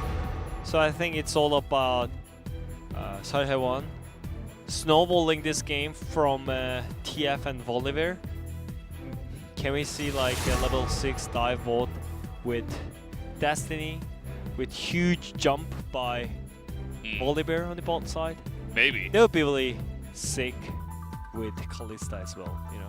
Yeah, they have easy so many ways, on the bot lane to set up dives and if plays. your top laner doesn't get solo kill, maybe that should be possible. But yeah, I mean, it's not that hard, you know? And it shouldn't be normal, by the way, like to your top laner, bro, do not get solo killed. Yeah. Like, pretty standard not to get solo killed, in fact. Yeah, that's what I mean, you know? And he picked so many weird champions. And Cho'Gath is not even in this meta. And I don't think bottom tier teams should like challenge in picks, you know? Yeah, true. Like maybe... Leave that to Keria, you know? Yeah. Like maybe in strat... Faker or something. Yeah, in strat you can pick up some good strats, you know? Like all the game strats, but with normal picks, you know? If you're bottom tier teams. Maybe that's my stereotype, but when I see Ixu, you know, that opinion from me is like getting stronger. Yeah, yeah. I don't blame you. Yeah. So Renekton is one of the great champions to blind pick, and I mean it's good against Camille. It's not blind pick, you know. Yeah, I think Ixu's played a lot of Volibear, so maybe they were like, well, it's probably going to be top. Let's just, pick up the Camille. If you get into a counter pick, then whatever. We got to save the counter pick for the Hens, as for some reason they always seem to do that, Hanwha Life. Yeah, but also Camille blind pick is really great in this meta, so... Yeah, it's true. We're seeing more and more of that, actually. Yeah, because of Grasp. Maybe before, the players were not knowing how to trade in lane properly, but right now it feels like everyone is picking up that skills. And yeah, Lihan special. Here we go. Good against TF, good against Kalista, good against Leona, because you can block all their abilities. So yeah. And also you can block Volibear's stun. It should be like it, right? Yeah. I Should would imagine. It because it's on hit. Yeah, I would imagine that is the case. So basically you can block all of their abilities from SP with Shen. And Shen player is Lehan's legendary Shen player. So yeah, I like it. I'm not sure about the synergy between Aphelios, but I don't think they are caring about it that much. And also we saw a lot of this matchup happening, especially from Showmaker. He said this is 50-50, and I think better player is gonna win this mid matchup. So yeah, here we go. Yeah. TF versus Silas. Will be interesting to see who's going to Destiny Gate better and who can make it more effective. And it'll be interesting too how, which boots do you take against this team. You might say Ninja Tabi, but then there's also a lot of lockdown and CC at the same time, so maybe difficult in terms of item selection for Hanwha Life, who... Yeah.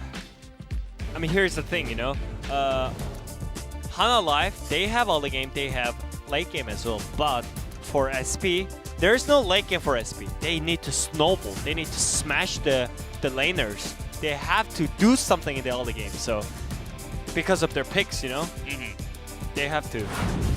We'll see.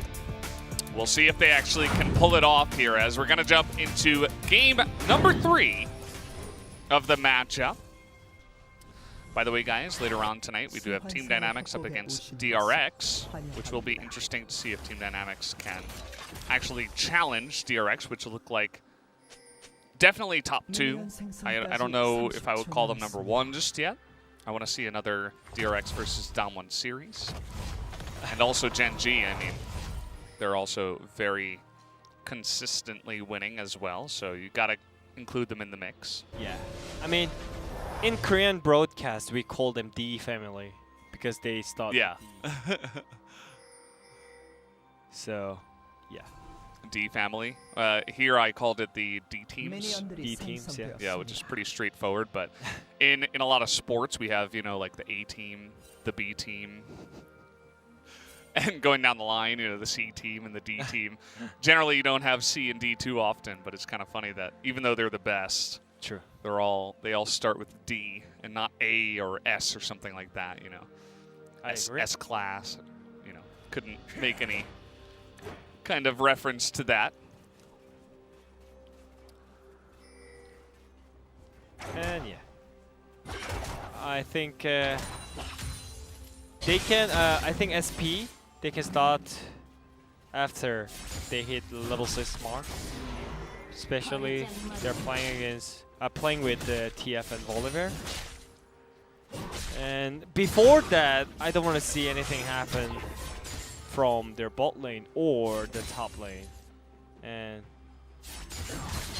yeah, this is a little worries here because they didn't win a single game with Kalista and Leona and Renekton. And this is first time in Volibear jungle by Flawless.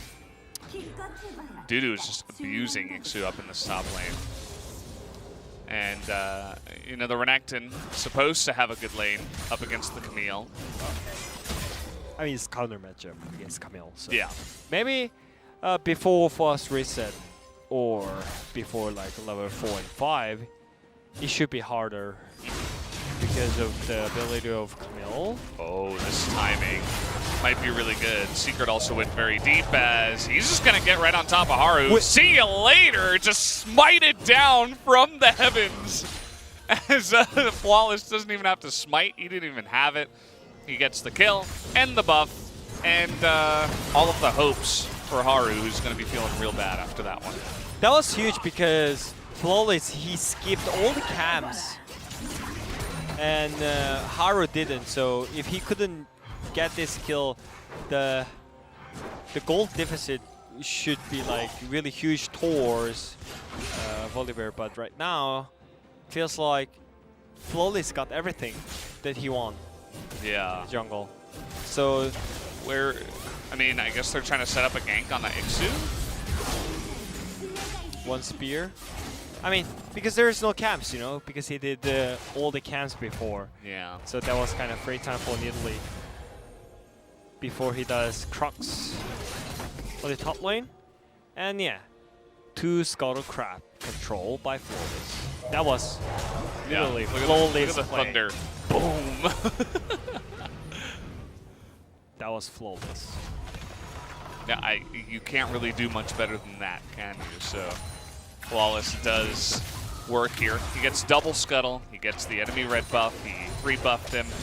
And he's probably going to have some nice priority on some of these objectives too. Although he is going up to the top side here as Dragon is spawning. I don't know if Haru would actually run at it with no items, but... Yeah, but still, SP's bot lane should be stronger than the Aphelios Shen. So I think they can have good amount of pressure. Maybe because of jungle position, right now they're not training that hard. But whenever they are on the bot side, they will win the trades and they can control the Drake. So I think it's up to SP to how they play their early game. It seems like maybe they're planning for a top dive. They're pinging next wave, so it seems like they're... Oh, here we go. TP is coming in. Ixu is going to get that aggro, but with the TP coming in from Miru, they're just going to say, well, never mind. We'll get the flash out of Dudu, and that will be enough for us. That was not organized at all, and yeah, that was so random, flashy play, but nothing happened, and I don't think that was great by SP at all. Oh. He missed the ranged minion. But if they can do this, then maybe that was fine, because it doesn't feel great to see levels behind Nidalee against Volibear, you know. She's gonna be useless for the rest of the game, so. Yeah, I mean, it was the immediate response to the first pick, Volibear, and then when you get invaded by the Volibear, you're not going to have a very fun time, as is the case. It's going to be playing from behind up there, and that's giving Flawless so much potential to pressure a lot of these lanes, to you know, save a little face for Ixu after game number 2, and maybe say, well, now I'm going to gank the top lane a million times and see how they like that. And here we go. TP coming in. Let's see if Miru will be able to follow this up as, okay, we finally get the lockdown. There's going to be the follow-up stun. And they weren't able to get any yellow cards down, but at least they got the 1 kill as Haru will slink away down the lane. And Mickey, like, he's proactive, like, in every situation, and it feels like it's rewind of game 1, Mir being nothing in the mid lane. He picked up Silas, and I mean, we saw how strong is Silas against TF when we watched Diamond Gaming's game. He was pushing lane, he was pressuring the lane, and also he was roaming first, but it feels like TF is just so free against this Silas, and that made a difference between their top side. So it's great start, and they should snowball from this, and everything is working out for them. Yeah, I mean, they're gonna get a nice little leap into the mid game and a good lead from there, as Mickey also just gonna eventually pick up this relatively early round of Aegis. And the top lane, he was already gonna have a little bit of trouble once Renekton got some items, but now he is even hurting more as they're just ganging up on him up in the top lane. Bottom lane, we didn't see too much action, really even in terms of the CS. Yeah. And okay, it's time to go the other way, as we do have the Exec Ultimatum. Here comes Volibear trying to fight back at least, but he doesn't have quite enough damage. And the turret aggro was effectively juggled by Helm of Life, so a nice fight back kill from them. That's the power of the Shen support. Level 6, you just look for top plays. And that was a great move by Mir, even though he lost a lot of waves on the mid lane. It doesn't matter. I already blamed him a lot for being with nothing, so I'm glad to see him being proactive. And also, yeah, just reset and insta look for the top side with Shen ultimate. Great pickup by Lee Hans also. And that was not the timing to just step up in the lane. Yeah. Because your TF it was getting blue buff, so they had no tap. And this time around they're trading objective, and we'll see who what was the better trade for what team from this Herald usage. And I just wanted to see them using it mid lane, because I think that's gonna accelerate TF's mid lane pressure, you know. But we'll see. I feel like Kalista is just being a little bit like apart from their team right now. Yeah. But I don't think that's good, because you are especially Kalista Leona in the early game. So I think maybe for the second ultimate, they should use it for the bot lane, not top lane, you know? Yeah, I wouldn't mind to see them at least doing something, trying to be proactive and make some kind of plays, as SB is trying to do that here in the mid lane, it looks like, but right nearby is Haru waiting, putting down traps, spotting flawless.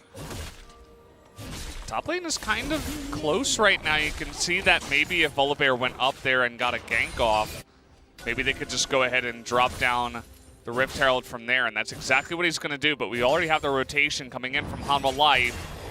Can they get here on time, as there will be the knockdown, but that is a perfect hook shot over the wall. Yeah. But at the same time, it's 3-on-3. Shen's ultimate, he got about 10 seconds on that.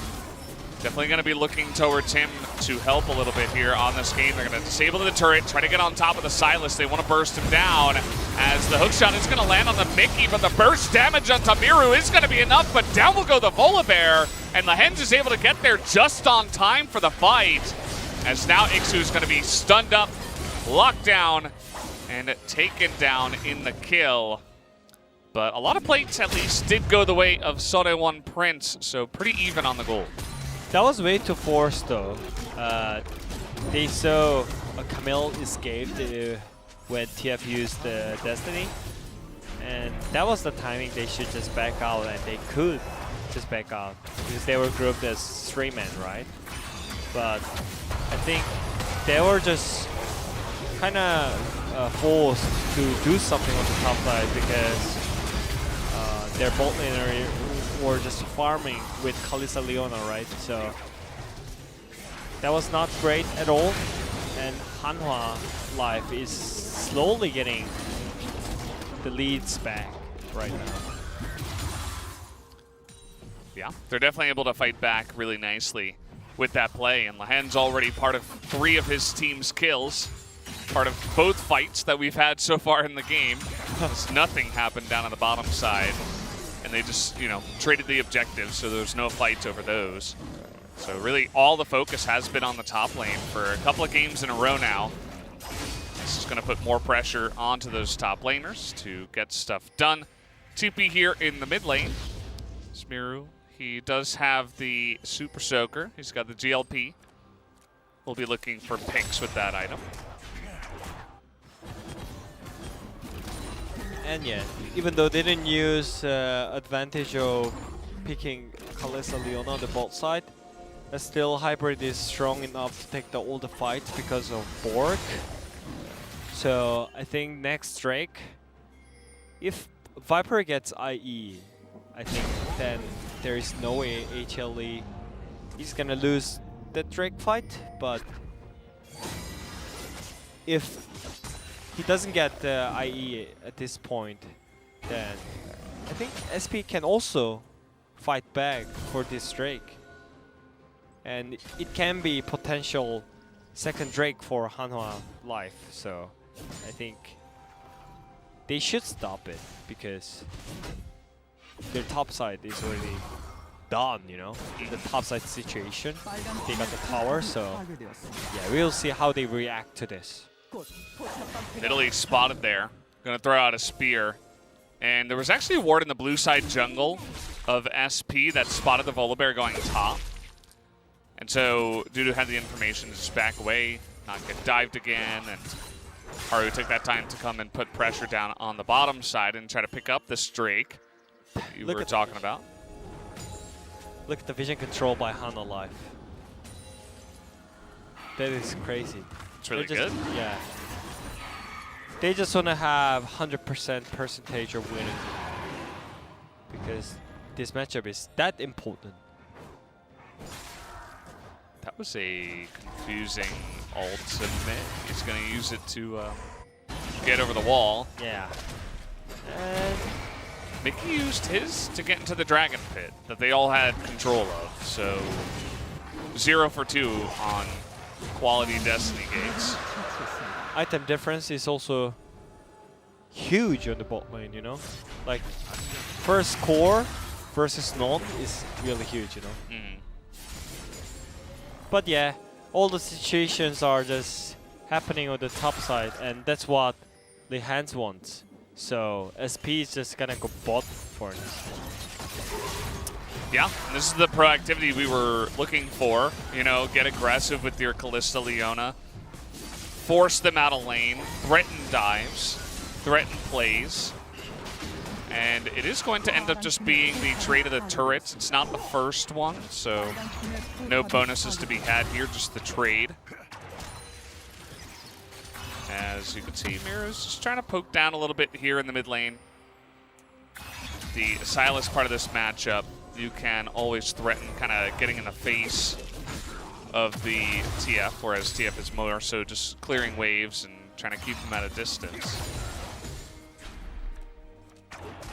And yeah, for SP, that was great. The second Drake try though, so they could actually stop from Hana Life to get all the objectives in the map. And yeah, there is IE for Aphelios right now, so I think for now they will be looking for all the fights, and that should be also from Dudu because he's playing with Shen, and also he should get some pressure from the side lane because he will hit the strongest point of Camille, you know, when he gets Triforce. Yeah. He's nearing that. He's very close. He's only about 900-ish gold away, I would imagine, with, you know, some of the extra gold that he's got stacked up on his push. And yeah, we're just entering the farming stage here. It is the Ocean Drake, so of course I would imagine that both teams do want to eventually fight over that. I feel like it would be very beneficial to both sides as, okay, SP, they're gonna look to be aggressive. They get the flash out of Viper, which, again, it didn't look like there was much action, but it's still a nice little win for SP. Yep. To just use that as Ixu is really trying to show off here on that Renekton. They shouldn't stop. I already mentioned it from the ban picks, right? They shouldn't stop because when they reach to the late game, I don't feel safe enough when you have to play against Aphelios. So here we go. Stun the hook shot. See, the shield does come in, so they're going to stop on the dive. And, yeah, I mean, he did have to flash in Flawless to make that play happen, but at the same time, so did Dudu. They get the stand united out of Lehens. And overall, a pretty nice little win there for SP. Yep.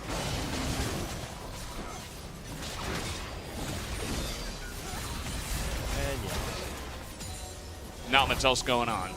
We're just kind of hanging out here. You know, I like that SP is being aggressive, proactive, trying to get in the face of Hanwha. And I think their comp is going to be pretty nice once we do get to some of these dragon fights too.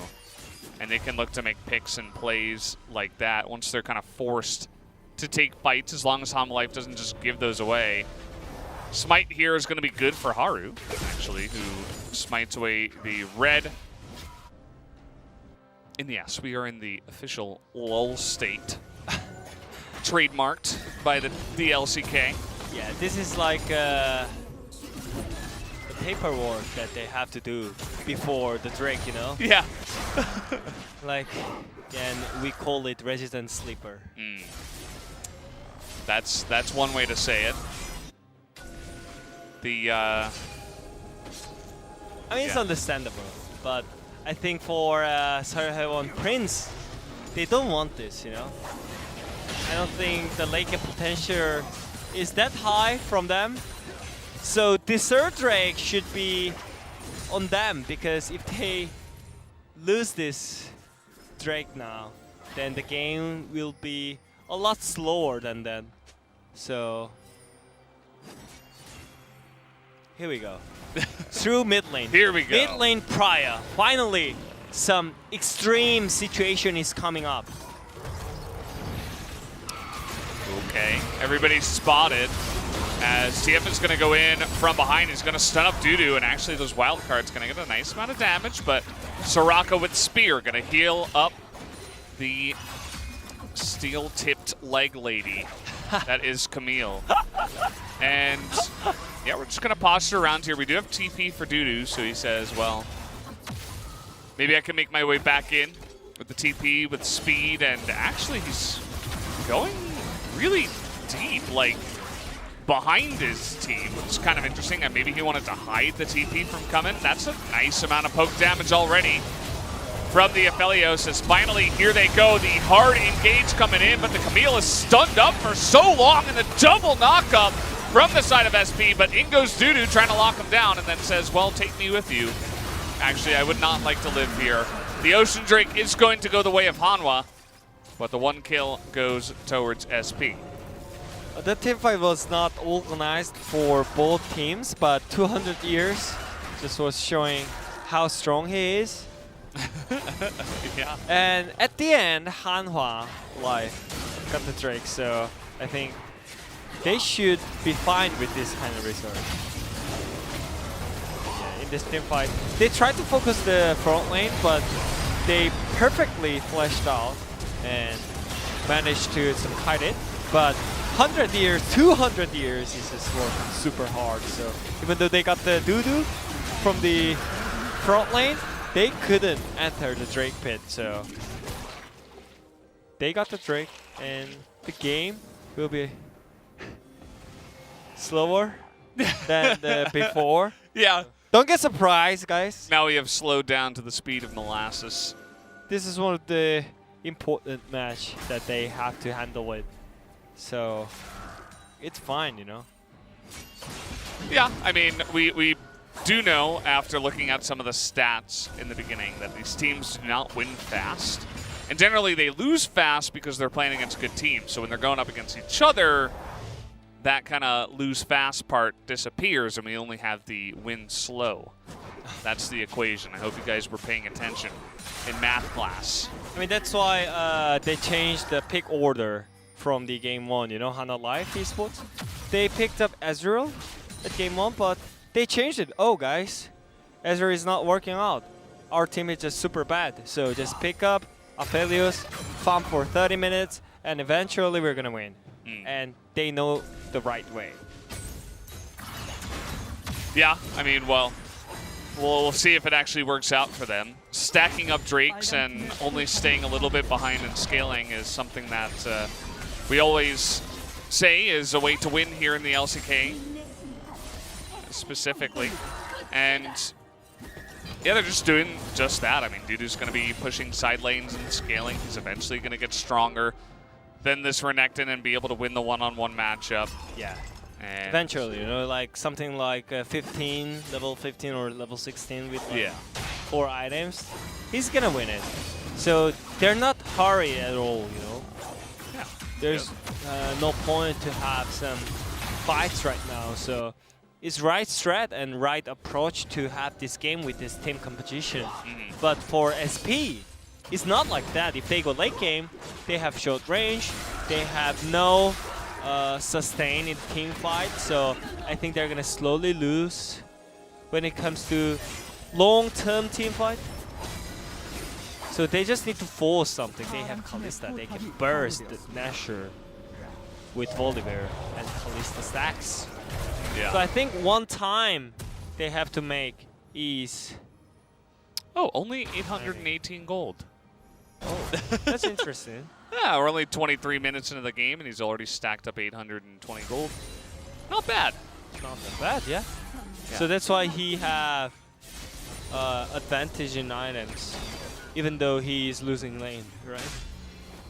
So he's rolling a dice, and he's known as Dice. Yeah, that's Mickey, right? Yeah. What is he rolling in this game? Like a 3, maybe? He had a decent gank. I mean, on the top side. it's still rolling, you know. Yeah. Oh, okay. It's still rolling. Still in the air. Like Inception, you know. Yeah. Like forever spinning in the air. Yep. Maybe it's the die is spinning on its corner on the table, just waiting to drop. And that's what we're doing. We're waiting to drop here. Now it's a battle royale. Where are we dropping? It's at the Ocean Drake.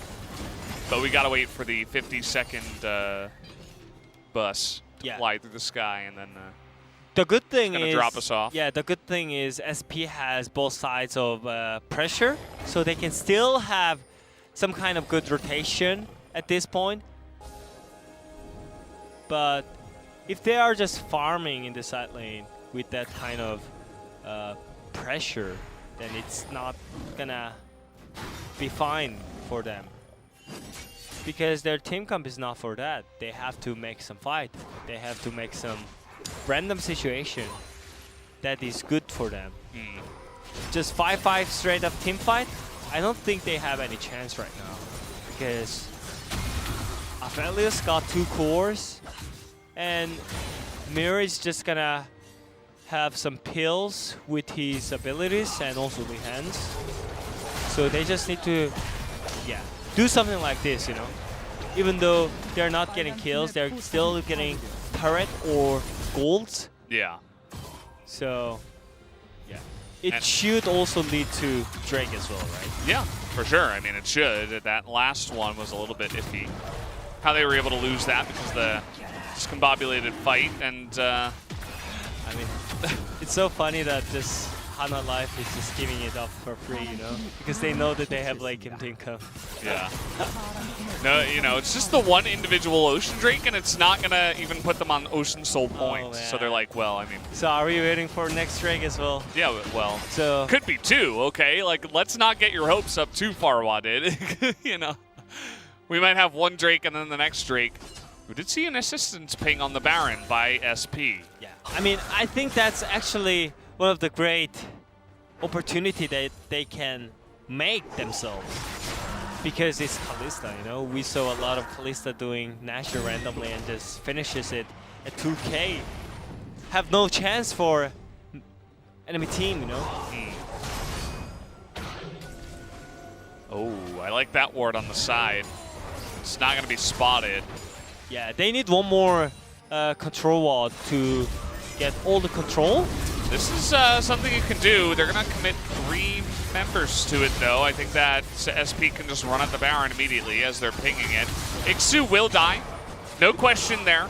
But, I mean, this is the obvious response out of SP. The question is really, do they have enough damage to burst it down fast enough? Oh, man. And yes, I mean, it's a lot of poke coming in from the Aphelios. He's able to just chunk them out so much. He hits flawless again. But it is going to be the sticks being pulled out, and now all SP have to do is run for the hills. Try not to get caught by 5 members of Hanwha Life. Flash is going to come in, and everybody's going to be chased down here. Secret's coming in to try to save them, but he just ends up donating his life away. As Hanwha Life are going to pick up so many kills on the back of that, and only Volibear will survive with the Baron. Finally, they made the timing. And that was starting from bot side. Great usage of Shen support Lihans again. They cut out the Renekton on the side, and after that, they knew they could defend it with even 2-man I mean, one man did nothing. Yeah. By the way, just one man defending Nashor. That was Viper's Aphelios, and that's why Aphelios is just so disgusting. You know, like so long range and so many AOE's. Yeah. That's just unbelievable. I mean, he's like over the wall, and he's sniping you down consistently. I mean, you think about other champions that can do this, like maybe Jinx and Caitlyn, but Caitlyn wouldn't do as much damage at this point in the game.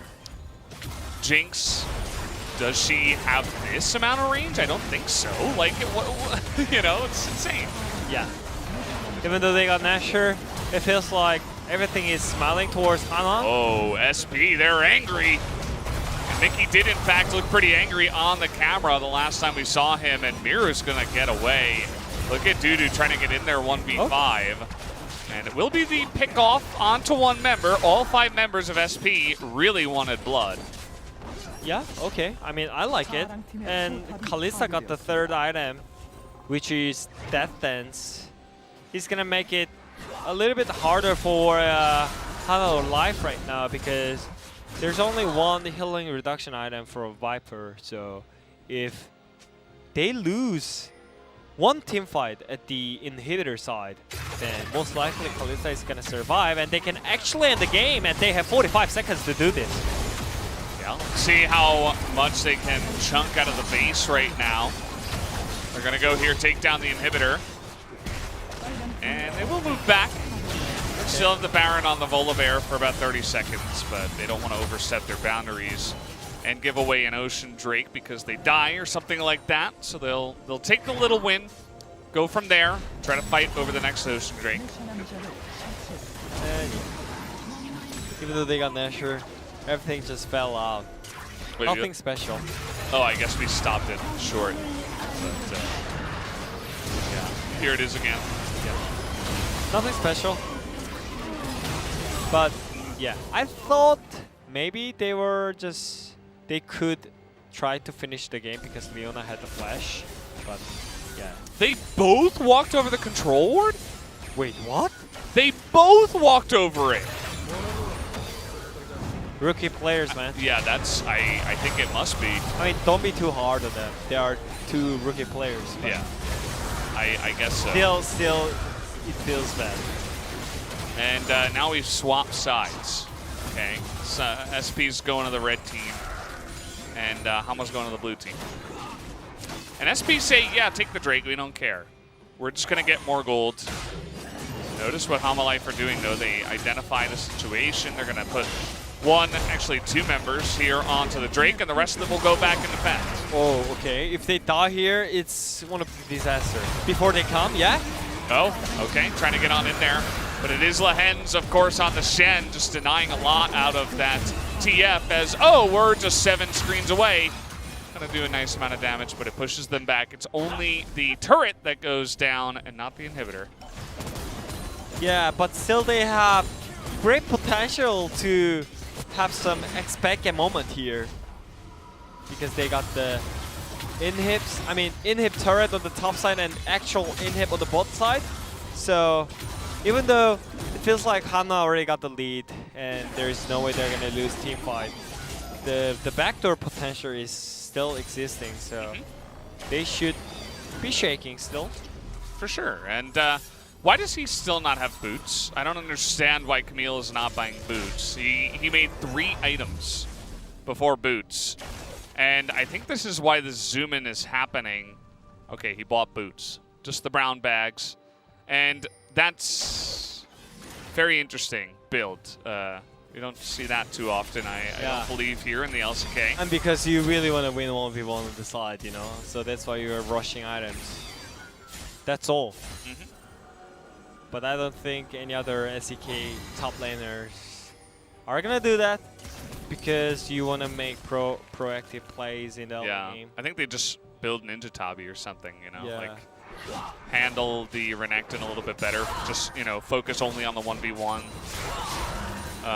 But yeah, I don't know. Maybe because he fell a little bit behind early on in the game, he just decided he was going to skip it and try to rush out some items. Definitely a little bit different. And Hama say, well, 2 can play at that game. We can split push 2. And they're going to literally send 2 people into the side lane and then just back. And yeah, they are looking for 5v5 here. Okay. TP.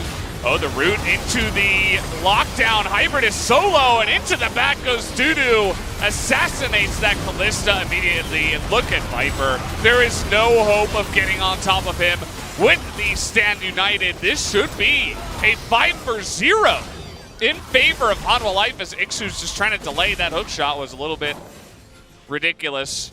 And yeah, he's just going to delay as much time as possible. But Hanwha Life with a very big win. That's okay. Yeah. Dudu 0 for 2. Okay, finally. He hits one and picks up the kill. I don't think they can end the game, but they can have Nasher, and it erased the potential of the backdoor, and also, yeah, I mean, team fight is impossible. That was great engaged by Lehans as well. And there's no way SP is gonna win the team fight at this point with that team comp. And I really think they just need to dodge the fights and just look for backdoors, you know? Yeah. Why are you 5v5ing Hanwha Life at this point? I don't... And TF was also just really pushing top, and no one was showing on the bot side, so they should know that they were looking for the fight. But yeah, anyways, Hanwha Life, they knew that they do not lose 5v5 at this point, so they're just forcing it, and it's kind of first time to see the proper team fight engaging by Yeah, that was pretty clean, actually. Because, you know, last time when Juve engaged on mid lane with that huge amount of advantage that they got all the game. Yeah. That was horrible.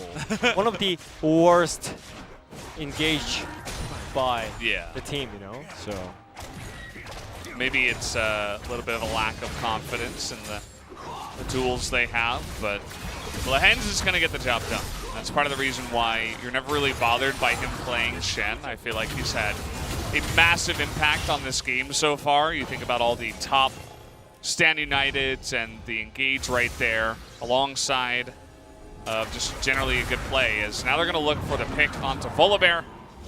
Going to throw Lehans forward, but oh, the re-engage coming in. Yeah, K-Ram here. K-Ram going on. Get in there, Mickey.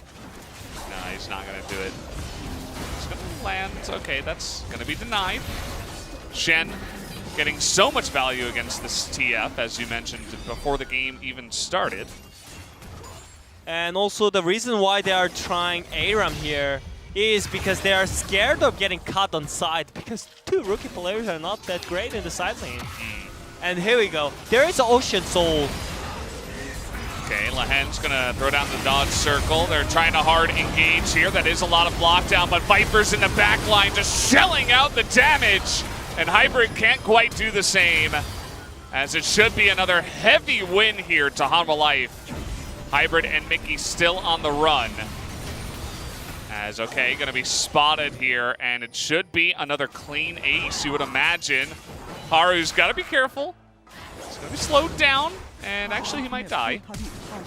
It's okay, he's gonna flash, he's okay. He's just denying the back, that's all he's gotta do. He's doing the right thing, and Hanwha Life should win the game. This is potential, their first win of the series for Hanwha Life Esports. Finally!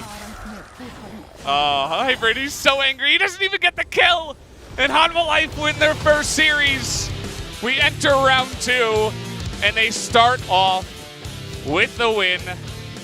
Well, actually, they did lose to Hanwha Life, or rather to DRX the first one, but let's not take anything away from them, as they do finally pick up a victory. Yeah, actually, I was reading that wrong. That was the last match of round 1. So actually, this was their first win, and it was the first match of round 2. So congrats to them. Yeah, and we still cannot say that like they have great performance. And yeah, Viper, he's like, no, get these cameras out of my face. Like, you kidding me? I think camera was like, hey, do some performance you want, and like, yeah, are you serious with this performance? Nah, get away from me. Yeah, I mean, Viper is that kind of player, and that I mean, Lahens gave us a thumbs up, right? There's that, and there's some hugs being exchanged, right? Look at the atmosphere difference, you know, those two veteran players are just so mad and sad even though they won, and those rookie players are like, ha ha ha, yeah, we won, guys. Yeah. We are so happy. I mean, you know, I mean, it's their first, it's like Dudu's first time winning on stage, right? You gotta hand it to him. I mean, win is win. Yes. So they can be happy, but it's just like Viper is so mad. Yeah. I don't blame Viper either for the way he reacts. He's got a little smile on his face. You know, he's like, God damn it, we finally won. It's kind of like that kind of atmosphere for him. He's like, you know, it's a good thing. We got to win under a belt. Okay, but we still, you know, we kind of suck. Let's try to pick it up from here. Maybe we can get something going. Either way, it is definitely a good start for them here in round 2. We'll have to see how they do up against some of the better teams because Sorewon Prince, they looked good in game 1, I suppose, but then after that, things kind of fell apart. Yeah, I mean, Sorewon that we know from Spring Split is gone. Yeah. It's totally gone. They have no team color, they have no concept, they have no player who is popping off. Especially from their top lane, is horrible. Yeah. Getting solo kills so many times and playing weird champion, it's not allowed. It's not allowed. I mean, it's just not allowed, you know? Just true. Getting solo kill and multiple times, game 1 and game 2, both times. Maybe game 3 he was just playing decent, but yeah, he ruined all the players. I mean, the plays that they were planned for. So I'm not like. I cannot be positive for this situation. Yeah, I mean, fair enough, right? Like you kind of lose your played weird champions card when you die that many times, right? So I do agree, and I think you should just be forced to play somewhat normal stuff. The Renekton looked okay. I mean, at least early on in the game, but as the game did go along, of course, he loses his power. And all 3 games win the distance. I mean, all 3 of them went above 30 minutes. True. So maybe this game was a bit rough because there was a support champ and Silas just coming with TF's ulti, you know? So maybe this game was a bit rough. Yeah. But yeah, the game 1 and game 2 was horrible. And the game 3, maybe draft was kind of forced. I was kind of expecting the Ezreal pick from the 3rd because they can have Volibear and TF for the early game and Ezreal for the late game potential, you know? But they picked Kalista and they did nothing on the bot lane, right? They had Kalista Leona, but they had this farming situation while Shen was roaming 24/7 for the top side. And Aphelios was just farming happily. yeah, for sure. I mean, you know, although SP had some failures, of course, in the series, at least Homolife were able to play their composition pretty nicely. The Camille got a little bit behind early, but after that, it was much better played by Homolife in game 3. Yeah. 앞라인부터 봐. 나 불카 씹었고. Front lane. 나 칼리스타. Kalista. 이겼어. Front lane. 오케이. 나 방풀 Actually, you know what? When you have strong AD carry in your team, you always scream front lane. Yeah. Front lane, guys! Only focus on front lane, the target that your AD carry can hit, you know? Yeah. 오케이. 죽지만 I 봐봐. mean, that makes sense, right? Especially for Aphelios. He likes people in his face. And Yeah, I mean, targets that he can easily hit, right? I mean that's from my experience too, you know? When I played with Viper, I always call front lane, sword, front lane. Yeah. Everyone please, you call front lane. Because you have Viper, you know? 야, 비었습니다 이제. 우리가 이겼다. 야, 비었어. 이겼다. 야, 9연승이다. Wow, they reached a new octave there. Yeah, they're just screaming, we won. Yeah, Lee Hans was like, yeah guys, you have 2 games of winning streak for now. Oh, let's go, hard alive. Yeah. Yeah, at least they are positive. And after that, Lee Han just went to deeply dark phase, by the way. After that one, he's like, now we accept reality. We have a lot of strong teams to face.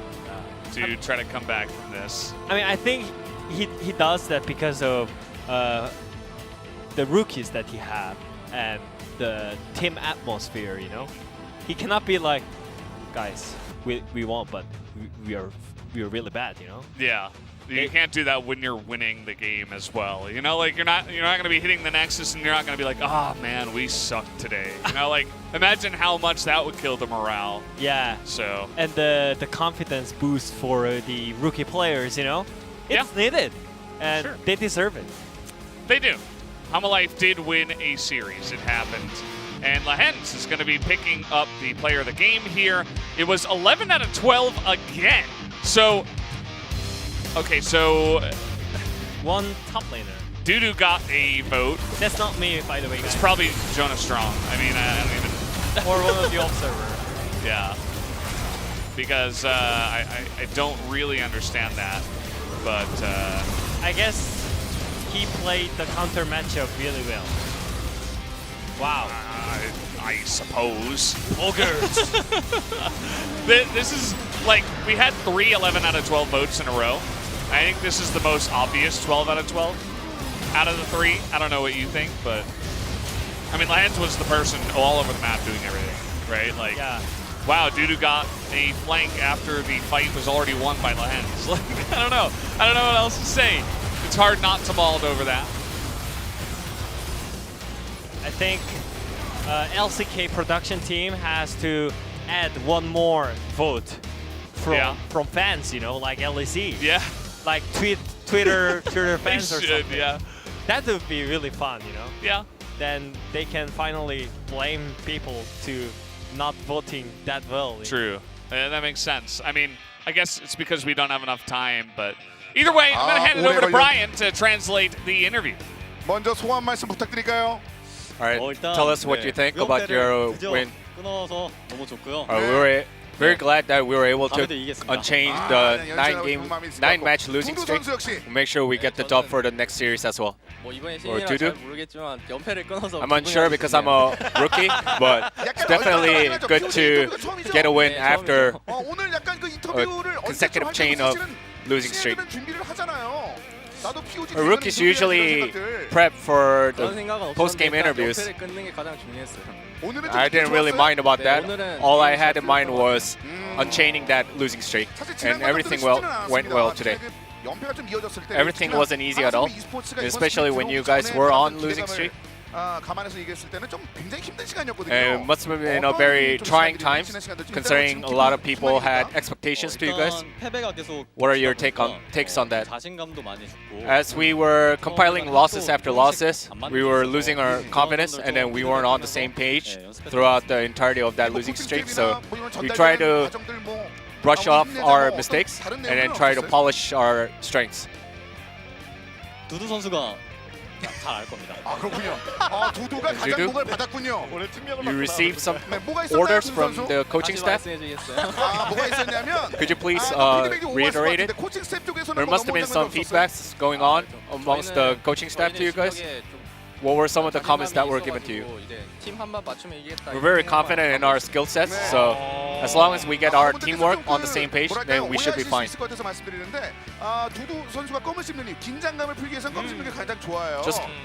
for clarification purposes, Dudu usually chews gum to relieve pressure and nervousness. So. 엄청난 강점이 있잖아요. 무력의 두두인데. Right, Dudu, you're known for your strengths in laning phases. 이런 쪽에서 변수픽들이 좀 많이 나왔어요. There were a lot of unorthodox picks from Iksu, such as Lawi and Cho'Gath. What was your take on it? I practiced Mordekaiser a lot to counter Ilaoi because I knew he was going to pull it out of his sleeve at least once. 그런데 졌거든요.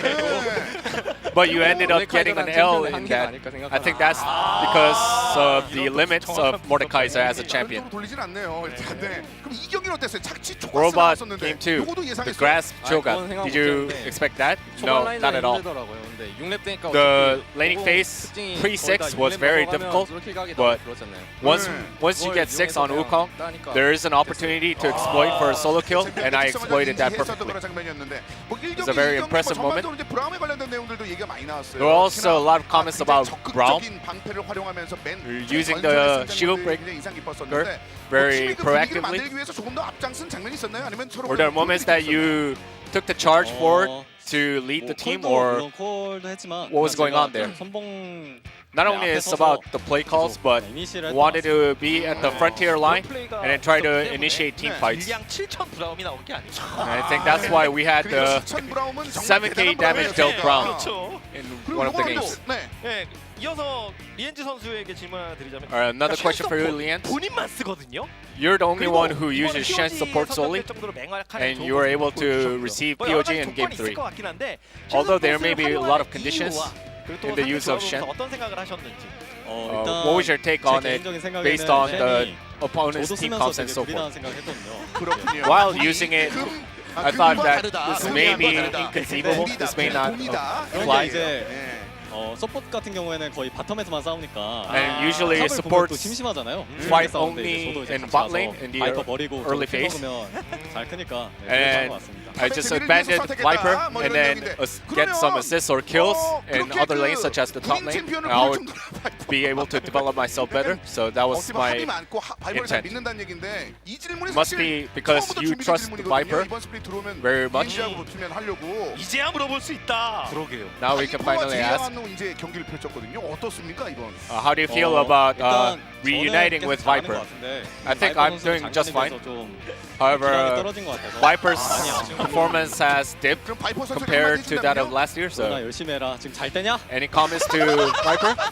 Hey, wake up! It ain't time to sleep. You gotta grind. 그럼 두두 선수. 또 이제 카메 플레이 하실 때 Dudu? 처음에 좀 힘들었었는데 나중에 되게 Initially, it was very arduous for you when you were using Camille in 굉장히 Game 3. 일부러 좀 늦게 잡으신 게 맞는 거죠?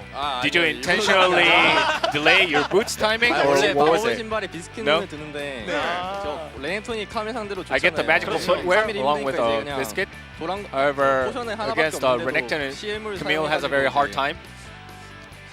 라인전을 땡기려고 했는데 신발이 없는 거는 민수 형이 말해줘서 알았어요. I was trying to pull the lane as much as possible. However, I realized once that I had no boots because Haru told me so. 치명적인 실수가 드러났던 장면에 관해서도 좀 얘기를 들어보고 싶어요. I want to hear about one of the critical mistakes that was made by you guys. 존재를 모르고 At 본인들이 the 그냥 bot 둘 lane. 다 내려갔다가 그 두두가 잡히는 장면이 나왔었거든요. There was a moment where Dudu was killed, 네. heading towards the bot lane without knowing the presence of the vision ward there. 몰랐던 것 같아요. I have no idea what you're talking about. 아니 어쨌든 I don't recall it at all. 네? 그냥 몰랐구나. 예. Well, I guess since you guys ended up getting the dub, so I guess it doesn't matter. 그 선택을 했었을 때 하나생명이 좀 강하다는 느낌을 좀 받을 때가 있어요. Right, HLE seems very strong when you guys pick Galio or Wukong. And you were able to get 4 solo kills throughout the entire series. Aren't you satisfied with your performance? Definitely, I am satisfied with my own performance. Do you think you can keep it up? I'll try to maintain it for the next series as well. 팀 내에서는 어떻게 평가하고 있어요, 리엔 선수? Alright, the fans consider very highly of you. How about you, Lee Hans? I like you a lot. 잘하고 좋아합니다. He's a very proficient player, and I like him a lot. There were moments where the outcome of the games weren't very clear, and there have been a lot of insecurities for you guys because you guys weren't able to get a lot of victories. How do you feel? No, we lost a lot of winnable games. We try to help each other with the play calls and try to polish our play calls and the executions. Right, the round 2 is getting real. And you guys are off to a breezy start, getting the dub here. 이런 느낌을 좀 보여주겠다는 마음이 있을 것 같은데 그 말씀을 먼저 한번 들어볼까요? I want to hear about your role model and your thoughts on it. My role model is the Shy. I really want to shut down my opposing counterparts with full throttle power. So that's what I intend to do. So.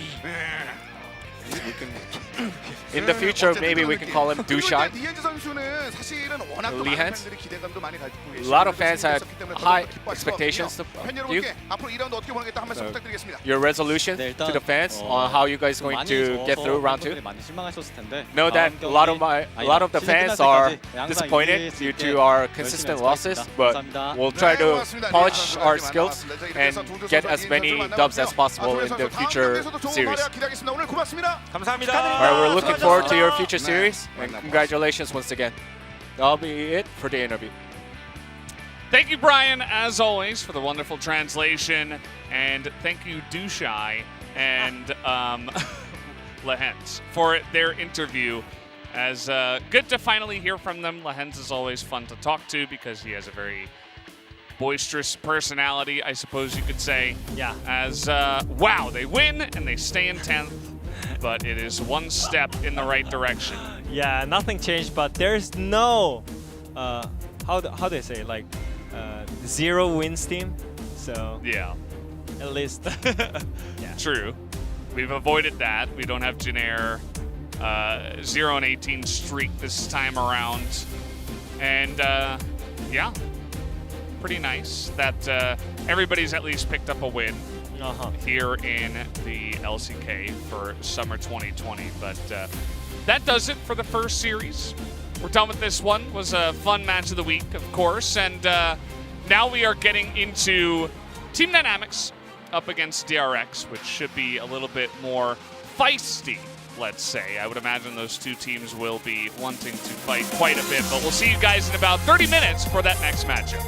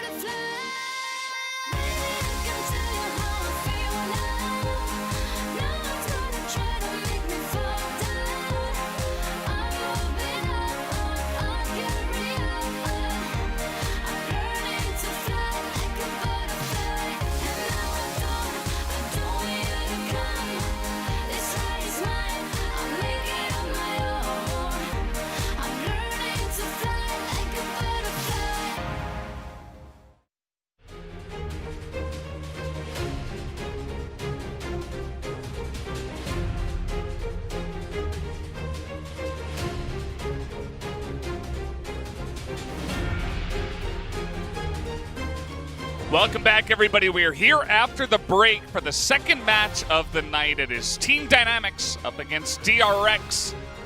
How you doing, Wadid, after the break? You feeling a bit better for our second match? Yeah, I'm feeling great. Already having better mood right now in here. Yeah. Talk.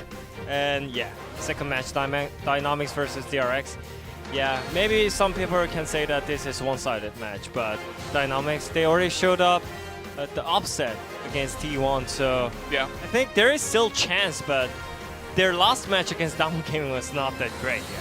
Yeah, for sure. I mean, Damwon kind of played like a different beast that day, as T1 did not, and I think that DRX are, you know, I mentioned this at the end of T1 losing their last match against Gen G. I said that it does feel like we're slowly moving towards 3 top teams, and then T1, and then, you know, 3 other teams that are right behind them. So while that's unfortunate for T1, I do think that DRX will put a much bigger pressure onto Team Dynamics, and they're going to have to come out even stronger after their win over T1. Yeah, and especially the team who actually won against Damwon Gaming, which is DRX. So they should able to stomp this team to prove that they are just strong top 3 team in here, LCK. And yeah, for Dynamics, this is rough schedule, and it's 4th matchup, right? Yeah, of 5 in a row. Their next match is Gen G after this one, so it never ends for these guys. The Emperor of Round 1, Canadian 1 DRX acquire their 9th win by shutting down Dynamics' potentials. I'd say that's pretty likely. Doran was left alone in their last series in Round 1 and stated, "Pyoshik, when I dial your number, get over here." So we all know he's wearing his mask and he's putting on his best Scorpion cosplay.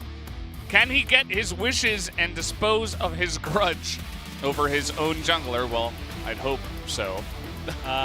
Maybe not, because Pyoshik, when you have definite carry out your bot lane, then I would just go for bot lane. You know? I don't blame him.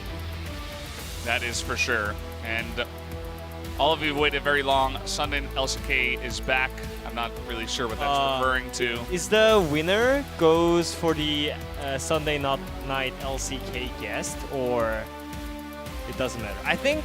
Yeah, I think. Oh, I guess it's true. Okay. So it's a talk show after LCK every Sunday. There is Sunday night LCK, and the winner goes for the funny talk show.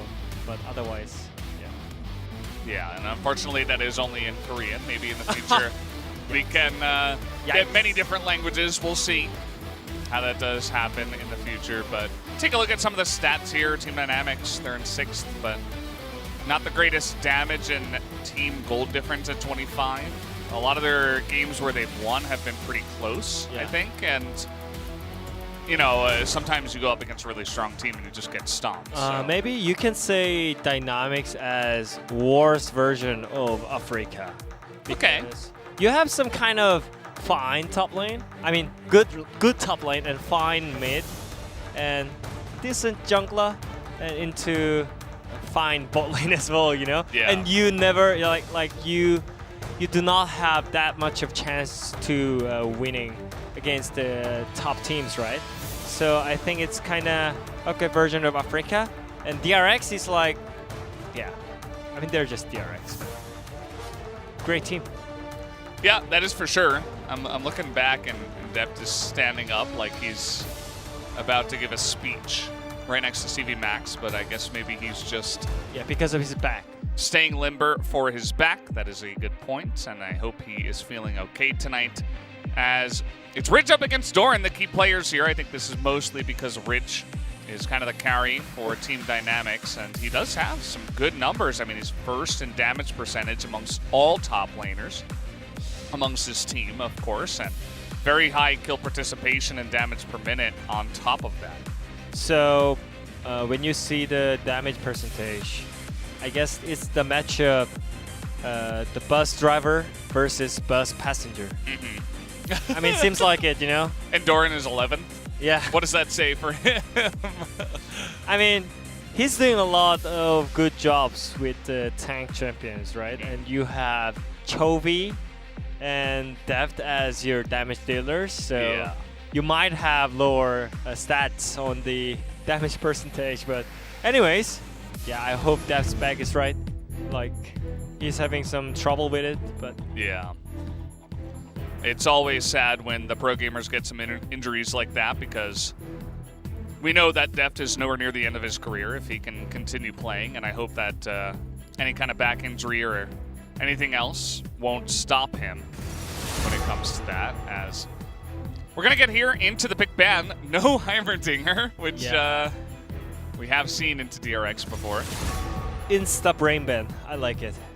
I mean, maybe I don't like it because I want to see I want to see Heimerdinger game, but yeah. Yeah, I think my pen exploded. Yeah, so randomly your My whole hand is covered in like permanent marker. yeah. Great. Okay, well, into the pick ban, TF, Varus, I know Tarek too, DRX, not really banning, you know, top tier stuff right now. But also it's kind of weird that the Dynamics is banning all the first pick champions, you know, like TF and Varus and Karma. There is still so many AD carry choices, but those picks are mainly like mostly banning on the red side, you know, TF and Varus and Karma. But it seems like Dynamics has different plan today. Maybe the Volibear was also a great first pick. But yeah, I mean, it seems like they just want to pick up Ezreal. And you don't want to give Ezreal for free against Deft. So it does make sense. But yeah, I'm not sure if this is good choice or like good first pick, because there is still Kalista and Aphelios, so it's not like a great first pick, you know, for blue side. Yeah. For sure, and I'm curious about what they're going to respond with. It looks like maybe Deft's Lucian just immediately going to say, nah, you're not just going to play free Ezreal here. Yeah, and also, as I mentioned Yuumi before, there is always potential to play Yuumi when you're playing against Ezreal because of his weak laning phase, right? Yeah. Even though like they mix up with Leona or Nautilus, there's not much of like kill pressure with Ezreal, right? So I think it's opening up Yuumi again, and especially DRX, they love to play Yuumi, especially with Lucian. They can always flex it. Those two flex picks are just making it really rough to ban pick against them. And Trundle. I mean, this is just normal draft, you know? But it seems like lower tier teams are lovely to pick Trundle with Ezreal, you know? But I just want to see more Ezreal and Lee Sin, because it fits more. Yeah, and there is the auto lock on Yuumi you were talking about. They saw the Bard and they're like, yeah, we don't care. We can pick Yuumi into this, so we will gladly go ahead and do that. Keria is always a treat to watch on Yuumi, because when people think of Yuumi, they don't think, you know, this incredibly high mechanically, you know, skilled champion that's going to really show off. But Keria kind of brings it to a level of at least noticing it, you know, which is always good. I mean, if you're a good Yuumi, then the mana nerf is nothing, by the way. Yeah. So, and the thing is, when you're playing as Yuumi, the game plan should be like, okay, let's stack the wave and dive on both sides. But with Trundle, with Azure bot, I don't think that's easy way to punish Yuumi in the early game. So it's already having DRX's favor, and they already showed what happens when they have Lucian and Yuumi on the bot lane. So yeah, I'm wondering what mid picks are like Chovy is looking for, because always he picked up some weird champions like Gragas mid. So maybe this time around he is actually looking for one of the weird but good picks, you know. Yeah, something a little bit less common, such as in Echo. Echo blind pick. So we still don't know where it goes, by the way. True. It can be like a set Yuumi bot lane with Lucian mid and like jungle Echo. Yeah. Or mid Echo with Lucian bot lane and top set or something. Or it can be mid set as well with Echo jungle. Like everything is possible. So, yeah, I love flex picks. Yeah, it definitely adds so much to your drafting. Yeah. And especially when you have so many capable players in your lineup that can play all of these weird things, that might not be so natural and normal for the role. And so Rich is like, well, I'm not really sure if any of these guys are going top. There's a decent chance that they still haven't picked their top laner. I'll just pick Aatrox because I'm rich, and that's what I do. I mean, this draft is really good, by the way. Like, those picks are just original, maybe except the Aatrox. But the Aatrox is just one of the pick Rich really loves to pick it. So there's no doubt. And yeah, Camille top lane. This is also a good matchup for Camille. So I think it's gonna be, yeah, okay. We still need to see it, yeah. Yeah. Echo jungle with mid set. It seems like it right now. And Ghost as well. Yeah, set can be a little bit annoying to deal with for a Zoe. She's very predictable where she's going to hop back. The only thing is that she's very fast. So if if you're the set, sometimes you're just going to get poked out as melee, but there are chances, there are openings where a really good set player can be like, oh, I'm just gonna clap you here. Yeah. If the Zoe player does step even a little bit out of line, so Kuzan will have to walk that line very well, very importantly here. Yeah. And also Seth is the champion that actually it can cancel Zoe's ultimate, like Skarner ultimate, Yeah. So maybe you can see some funny moment. But anyways, a dynamic spam pick is just so balanced, so they just need to build up some great structure coming into the early game.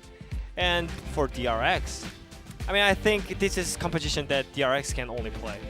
Like pretty much, yeah. Lucia and Yumi bot lane with just Echo jungle in the mix from the solo queue and set mid. Crazy. I just want to see this game fast. First. They don't have a lot of range. They have Yumi, Lucian, which are not, very high range, but they have ways to lock you down and really punish you. So, as you mentioned, it'll take a lot of skill to really pull this off and actually try to win. But, I wouldn't have minded just a straight-up normal draft from DRX either. Might have been a little bit more boring, but at the same time, like, Dynamics have proved that they're a team that, they're not just going to lie down and take it from a stronger team. They're going to fight back. Yeah. And they have won against very strong teams. So, yeah, gotta be careful with some of your drafts. The thing is, Dynamics, when they play against Damon Gaming, especially, it showed up that Dokdam is not good enough player to play against top teams, Like, he was shaking way too much, and it showed up from his performance, right? Like, his laning phase was so bad. Like, he was like 20 CS behind every single game when he was playing Aphelios. That's not possible, Yeah. That shouldn't happen. It's not really acceptable, No. Like, just randomly 20 CS behind, no one wants that, Yeah. And also in the team fight, nothing happened. So I think it's his task, that he need to prove that he is LCK level of AD carry. So I think this game can be his opportunity against Daft and Carry on the bot lane. So we'll see what's gonna happen with this Azure pick for Dokdam. Yeah, I really want to see him try to pop off a little bit and prove to us that he can compete at a pretty high level here. Although it's not going to be easy. I mean, this bottom lane is probably the best bottom lane right now. Yeah. In Korea. I mean, obviously Teddy Effort is really strong because of Teddy. Are they strong? I do think they are. They lost. Yeah, but it's not their fault, really. I really don't think it was their fault, Okay. I'm joking. Chill. No, I just, because there will be people that, will seriously ask that question and wonder about what may have been the problems for T1. But, I mean, yeah. It's not T1's game, but they have a lot of problems, Yeah, currently. And that's why Dynamics could get a win against T1. Yeah, makes sense. But yeah, when they're winning against T1 Dynamics, it was not like them playing good. It was more like T1 having some issues in their team and like just falling themselves. So I think I don't want to call that match as like upset that the underdog team finally proved against the top teams, you know? So I feel like Dynamics still has a lot of things to prove when it comes to like top teams. Yeah. It's similar to Africa Fricks, you know? Yeah, it's very true. I mean, we still need to see more from them, and we really just kind of got started on this topic because we were talking about excellent bot lanes in Korea, so I do think that Deft and Korea, though, are kind of on top right now. As, okay, Rich really trying to get in there and take these trades aggressively. Oh, the Q cooldown. And Doran is going to flash, and he's going to get solo killed by Rich. Throws up the okay with the thumbs up. Feeling pretty good about that, and he knew it from so long ago, too. Doran was like, wait, why are you still going? By the way, it's a good matchup for Camille. Yes. Just so you guys know.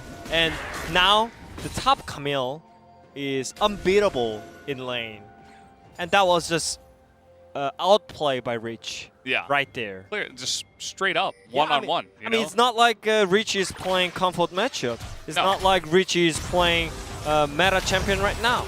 It's just what is Rich going himself. on here? Does he have potential? No, he's not. Okay.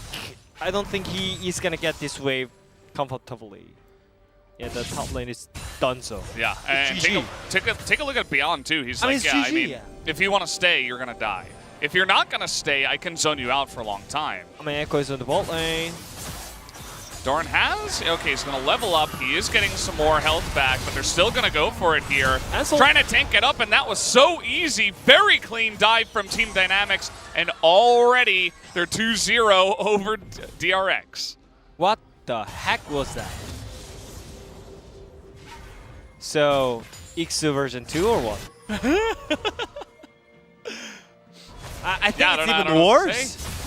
I think it's even worse because he's not even playing tanky champion. Oh boy, this is the first kill. Yeah. And so you see, Rich he's trading. He knows that he can win from here. Yeah, I mean because Doran literally used everything in front of his face. Yeah. And let's see the second trade as well because we didn't see it. So he got hit by every single thing, every single ability, and he got cancelled. He TPs in and immediately starts hitting him. I mean, he's trolling. Like, this is literally trolling. And also, you're not talking about Trundle here. No. He got cancelled again. Yeah. I think Richie is just one of the best Aatrox player in the world, in my opinion. Yeah, I mean, he's clearly making a case for that, even here, but it shows so much confidence if you're just able to understand this matchup to that deep of a level. To know exactly when to go in and exactly how to... Okay, he's just winning every single trade now. Top lane is pretty boom from here. I mean, it's done. Because when you're playing against Aatrox, you have healing reduction item, and you have Tiamat. You also need Triforce, which means you need a lot of golds, right? But you already died twice, you lost 5 waves against Aatrox in the early game. That means it's just GG, man. There is nothing that Doran can do it himself. And look at this. They're trying to go on in there. You see Beyond, he's trying to angle so that he doesn't get jumped on away from his allies. Chovy not quite going to burn down, but he did have to blow Ghost and Flash to get away from the gank. And Rich is using his win in the top side to roam to mid and to get more wins for his team. Top lane difference is getting bigger, man. It's coming real spicy. And also, Guger is one of the good Bard player. Like I've seen a lot of good skills by him. So if Gugur is starting to move towards mid lane, I think it will be really hard for Chovy as well. Because Bard with mobile boots is coming from the bot lane, and also Aatrox with 2 kills, just pushing all time top lane and just coming down to the mid lane, you know. So Yeah. I think all the structure are kind of broken for DRX right now, and I think they just need to wait, because there's nothing that they can do for the early game, because Echo jungle early game, the ganking is not that strong, you know, unless it's solo queue, because they are normally just full HP. So yeah, they're not going to be taking crazy trades or anything like that. They're going to keep their health bars full, especially because they don't want to give the free kills over to the Echo jungle. Gugur did roam in for a little bit, but it's not going to stick around. And if there was one way that I thought DRX were going to lose a game against Team Dynamics, I thought it might be through overconfidence and strange picks and playing overconfidently and stuff like that. But this is just straight up losing so far, right? I mean, yeah, maybe all the things that you said is hitting pretty hard. Like, we have Echo jungle, we have Yuumi, we have Set Made, and they are playing kind of confidently. Yeah, but I mean, most of the wins are coming from just Doran losing really hard in the top lane. And, okay, we're going to have a bit of an engage here from Chovy and Pioshik. Gugur being zoned out a little bit, but now they're trying to turn it around by Pioshik as, okay, really nice Tempered Fate to just calm things down. Will it matter, though, as in comes a huge True Shot barrage from the bottom side, as is Beyond even going to die? Finally, he will. Dep now putting in huge amounts of damage onto Kuzan. They are going to be able to pick him up, as DuckDom not able to get in there and shell out enough damage this early on in the game with only a tier. And so the Lucian ended up being a lot more valuable for them, and a very confident trade taken by DRX. But always when they're playing Lucian and Yuumi, by the way, Lucian and Yuumi is not that strong in early game, and they're always moving first, especially when it comes to Raptor side. I've seen this situation already. It feels like deja vu. Yeah.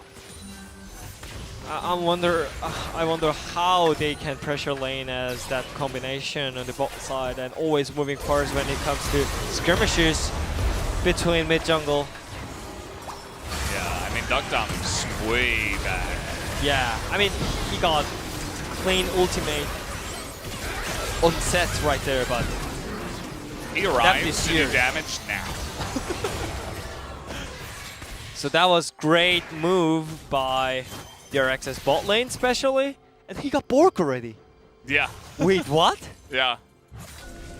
10.5 minutes, Bork, and Boots.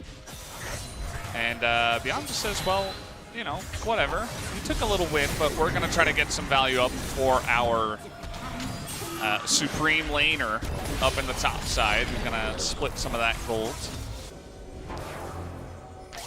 Yeah, I mean, Camille at least need a Triforce and healing reduction item. Otherwise, I don't think he have single chance to win against this Aatrox. But the good thing is Echo Jungle is getting some kills and assists, you know, and he is picking a Dark Harvest as well. So, ooh, there is some spike. Right. Yeah, DuckDom was trying to finish off the Krugs, and Gugur for some reason thought he could just walk at Illusion. You can't do that. Even if you slow him, like, he's still gonna just dash in your face. You don't have your 80 carry.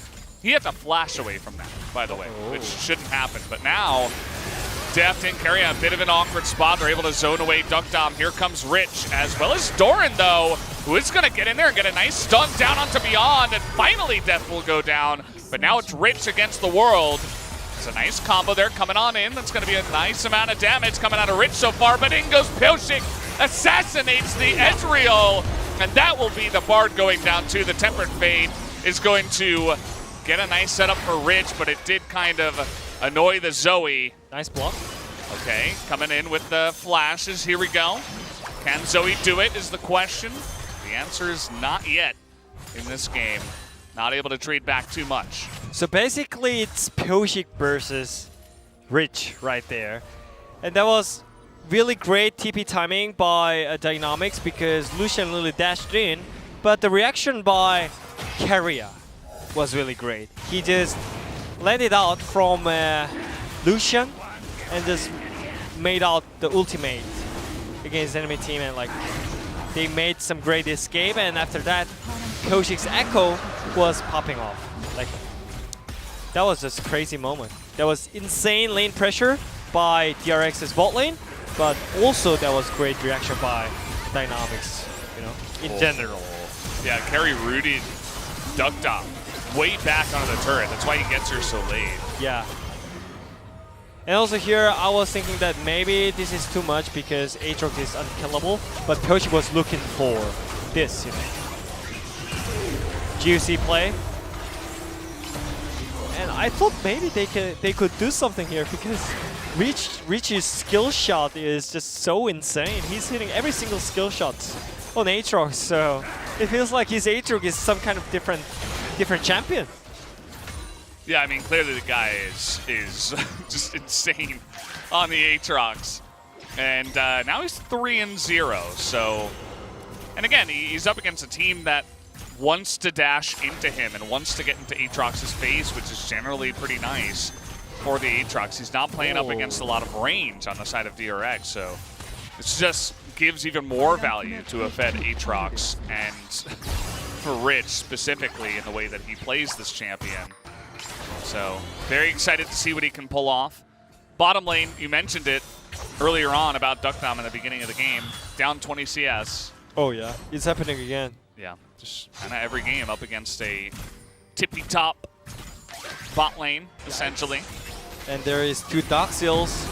Here we go again. He has to flash, and that's going to be a mistempered fate. They can dive this, and he will pick up the kill. The flash goes out there on to get away from the turret, and they will survive after picking up the kill. That's the bot lane. And that's the 2 Doxils power. Wow. But anyways. Yeah. When, okay. Yeah, that was... It's level 10 Echo at this point. He's bad as well. He is. 3-0-2. Yep. And he has jungle item and proto belt. And a tome. Right. Where's his Dark Seal? Where's his Dark Seal? Yeah. Yeah. Maybe Carrier can sell his second one. If only that was a thing. That is true, but anyways, after Lucian Yuumi gets level 6, every single dash can be kill potential dash, you know? Yeah. So I think they're using that advantage and abilities right on the bot lane. And it feels like, yeah, their bot lane is already done so, and I'm wondering what is gonna be their second rotation after the header, because Beyond did kind of cheeky header attempt here, and it worked out, you know? If he was late in like 2 seconds or something, they could actually finish the game here, but that was great header control by Beyond right there. And yeah, they need some time, definitely. And they have to play around Aatrox at this point. There's no other way. Ezra is way too weak compared to Lucian.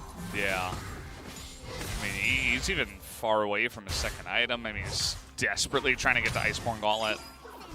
And even once he gets there, he's going to have to wait for the Manamune to come out, or the Muramana to finish its transformation before he really hits that spike. And already, Deft is being a menace.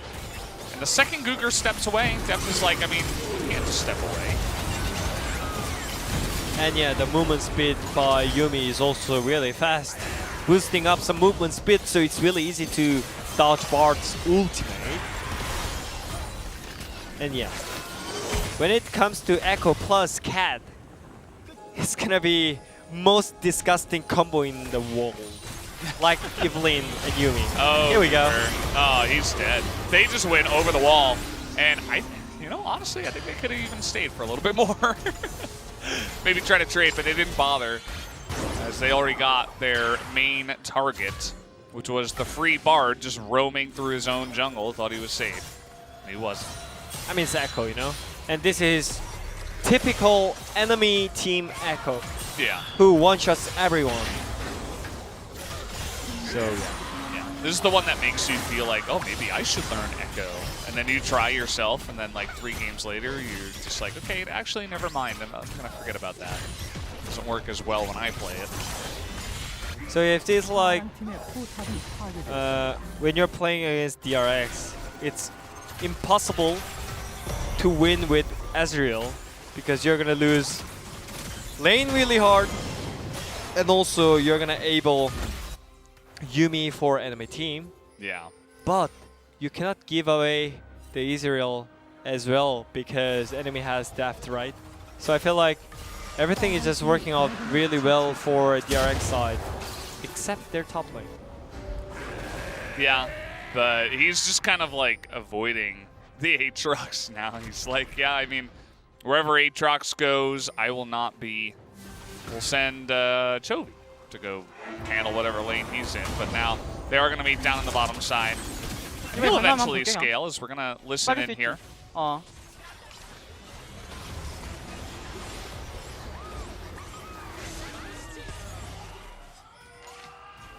Okay, the second I said we're going to listen in, not a single word was we just listened to silence. Yeah. I mean, I think they should show Pyoshik's pro view at that point. But yeah, just randomly cat eating noodle while playing League of Legends. Pretty good. Yeah. Did you ever try playing Yuumi while you're eating? While I'm eating? Yeah. Yeah, actually. I mean, I haven't played too much Yuumi because I don't find it too entertaining. But when it was strong, I mean, trying to learn the champion and stuff. Yeah. Definitely played some games like that. Did you see there was a post about a guy who played AD Carry and Yuumi together? He was playing Yuumi with his feet. Oh, wait. What? Yeah. He had pedals that, like, you know. Yeah. I corresponded. think that can be my next YouTube content. Yeah, there you go. Well, who's on stead? Temper Fate, too slow, as we've seen many times here today. Duck Dom, that was a really nice cat ultimate. As Yuumi, alongside of Chovy, gonna have a lot of fun there. As Rich up in the top side, though, he is just dominating 1v2. Underneath the turret, Doran has to flash just to get away from the last auto, and Rich is like, man, I can't carry this alone, guys. Yeah. Yo, bro. There is top lane. Yeah, let's see what he does here. I mean, do they have any anti-healing? I don't really see it. And, okay, they're just going to take away Trundle. And now maybe they can take away Rich. Maybe now is the time that they finally kill the Aatrox. Oh, man. It is so difficult, though. It's taken forever as they finally kill him. The raid boss that is Aatrox will finally be slain. Team Div. All chat. Yeah, I mean, just look at the scores, right? That's like your typical, hey, how about 44.4% of the team's damage at the same time? You can go after this game of solo queue, you go tell your teammates, hey, look at the damage. What are you guys doing? Yeah, they're enjoying the game. And he is still trying his best to lead his team to win, but his teammate is not helping at all. Right now, everyone is weak. Rest of the teammate in Dynamics, Trundle is just being Trundle, and Zoe is not like having great lane prio or something. Nothing special against that. And also their bot lane, Bard died so many times. He couldn't let a single ROM potential. Koshik is just disgustingly strong right now. Yeah. And he still gets chunked for half his health by Rich. Oh, well, maybe Rich is going to die again as they have identified the main target. No healing reduction, though. Doesn't really work if you don't have healing reduction. Yeah. Bard ulti here. Great dodge. Yeah. They're both really fast, so it's going to be difficult to be taking them out. It's Echo and Trinity Force Camille. As Pyoshik, yeah, just going in, casually just going to chunk Kuzan for most of his health. And DRX now, this is where they're strongest, I feel. Where they're, you know, they're just really feeling it. They're in the zone and they're ahead. They will just make the other team look so sad. Yeah. And their only chance is to just have like a great flank by Aatrox while Ezreal is melting front lane. You know? Yeah. The total damage skill. Rutez more than Pyoshik. That is crazy, actually. His team is down almost 7,000 gold. I think half of Rich's damage is from Doran's Camille, I feel like. Bullying Camille? Yeah, maybe.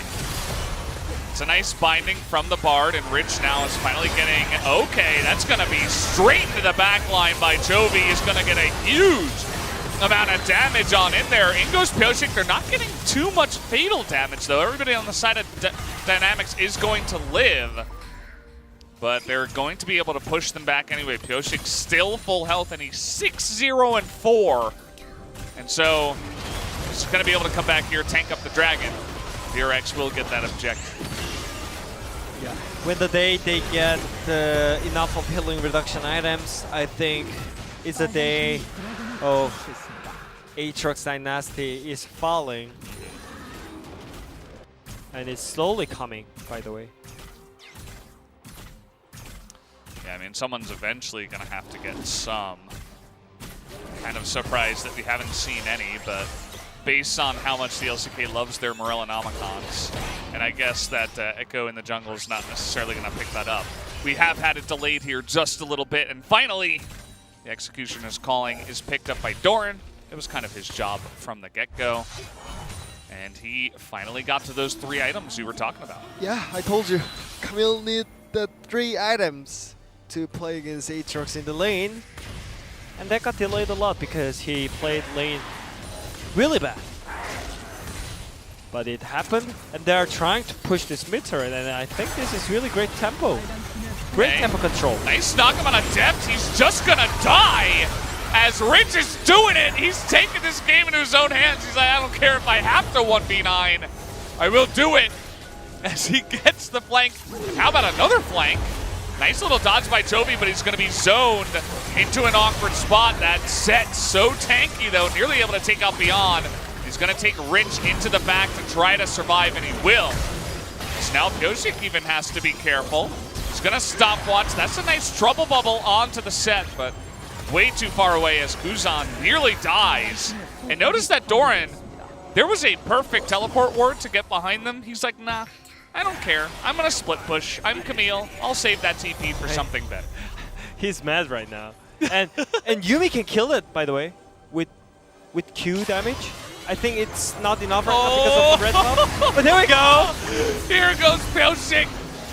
This Echo is insane. He is legendary now, and the triple kill. Make that 9-0. Pyoshik is just unbelievable in this game. Yeah. He's like screaming at us, give me the freaking POG vote right there. I don't think there's any question who's going to pick it up here in this game. Maybe Keria. Is he perfect? He played perfectly on the cat. But anyways, like Pyoshik finally popping off with his solo queue card, Echo Jungle. Yeah. It seems really great, and yeah. Doran seems like he's really mad after his mistakes in the lane. Yeah, Doran's definitely an emotional player, and he will not be happy with himself at the same time. So, you know, if he gets behind and if he feels he didn't play very well, he might continue not playing well, which is unfortunate. Yeah, typical solo queue player, you know. I mean, well, he also got reported a lot because of that in solo queue. So there's no doubt he's doing it. But anyways. Yeah, I mean, look, Beyond is low. They circle around and they're all going to get really low. And there's like a very clear teleport ward right behind the team. Doran doesn't care. Yeah, true. But at the end, he saved his TP, and also they got all the kills out, so Maybe it doesn't matter. Maybe it doesn't matter. Yeah, maybe. And Piosik's like, well, if Doran's not going to do it, I'll do it. This is just juicy. Oh, yeah. This is a Fed Echo's dream.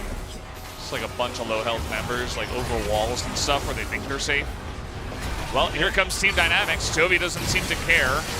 And Doran is going to get quite low. Chovy here looking for that big damage. And here comes Piosik once again. But the rest of his team, they're all going in one by one. And that's a huge shutdown. Going over to Duck Dom. Oh, man. DRX, they are getting a little bit ahead of themselves here. As now the TP is going to be used to push a side lane where the rest of Dynamics were not. So yeah, they tried a little bit aggressive here and here, maybe. Deft is also getting caught, maybe not. Not happening. But anyways, there is still Ezreal potential, right? And Aatrox either, so it's still really one-sided even though they kind of throw it on the top side. And sneaky play. Oh? I think we should have seen him there. Maybe not. He's very much on the edge of the ward. Yeah, there is no healing reduction item for any other players here. But it is 3-on-1. Can they actually kill Rich is the question. The answer looks like no, but they finally are able to do it. And here comes Doran with a nice flank. Finally able to get in there into the team fight. Able to swipe down onto that Bard. As Beyond will go down as well. And now they're just going in. He's so fast with the Yuumi on his back. Who cares about the mana? As, what are you going to do when there's a crab rave going on? Quadra kill for Doran. As it is now 20-7. And I think they might just look to push. I don't know if they can actually end this one, but they're going to push regardless. Yeah, Doran's KDA was 0-2-3. But right now it seems like he did something really great in this game. But yeah, that was insane game by DRX, just having fun. Top difference. Old chat, top difference indeed. Yeah, well, they're going to look for another kill here. And they will get it right before the Nexus goes down. GG. DRX, it started off a little bit scary after their top lane was struggling a lot. But afterwards, Piosik just said, let me show you who the true Jungle King is. It's me. It's me on Echo. I blinked once and randomly Echo is 302. Yeah. With 2 items in the early game. Yeah, that is just crazy. And I feel like it's just another top 5 team. I mean, top team. Maybe top 2 team. Yeah. Versus bottom tier team. It's top 3 or top 2 at this point for DRX, and it looked pretty easy for them. They were even styling a little bit, like that team fight up on the top side where they went in one by one, and Piosik randomly was like, yeah, I guess I'll just give 1,000 gold to Ezreal. Doesn't matter. Oh, man. Yeah, his face right there is why that's why I don't play top lane. He'd be like, okay, I played this game with Aatrox and this performance, and we cannot win. We still cannot win. So how should I play this game? What should I do? What, he even roamed. It's not even like he only shut down his lane. He like went mid, got the flash out of Chovy. He was able to get into the team fights very early on and have a huge impact with his TPs, and it still didn't matter. He still couldn't do it alone. I mean, even though I think Piosik is going to get POG, DRX's bot lane difference is just so huge compared to any bot lane. The Raptor fight that they had in the early game was just so huge impact in that game, and also they were playing Lucian and Yuumi. Yeah. And they should have no pressure before level 6, you know, even though they poke well. They're playing as Ezreal bot. And somehow they managed to have better tempo against enemy bot lane, and that made huge gap between the DRX's mid jungle between Dynamics' mid jungle, right? Yeah. So I think it's all from their bot lane. So yeah, I mean, that's the main problem. You know, as I said, Duck Dam is not showing that well. 20 CS difference happened again. and also Guga's bot. He couldn't land a single ROM with bot. Yeah, I mean, the Bard was kind of invisible. The Trundle, I almost even forgot that Trundle was in the game, which does happen sometimes when the enemy jungler is legendary and you know, your team is behind as a Trundle. So it's not all Beyond's fault, but definitely a rough one for Team Dynamics. That's not going to be an easy one to stomach, especially for Rich, who was basically just trying to carry by himself. So maybe they can have a better start. I mean, they had a good start the last time, but maybe an even better start going into Game 2. But first, a break. We'll be right back.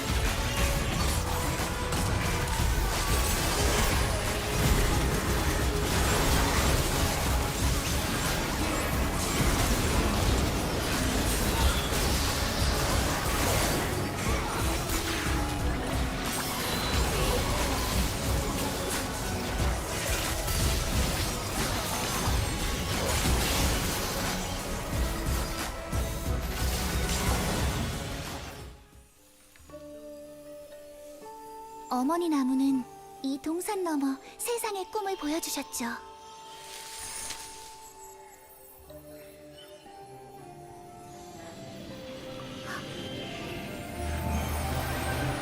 그 꿈들 덕분에 누구에게나 반짝임이 있다는 걸 깨달았어요.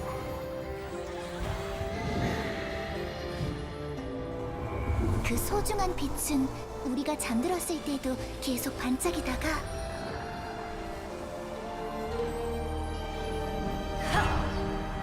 가장 어두운 악몽을 꿀 때 밝게 타올라요. 하지만 이제 그 꿈들이 멈추고 어머니 나무가 죽어가고 있어요.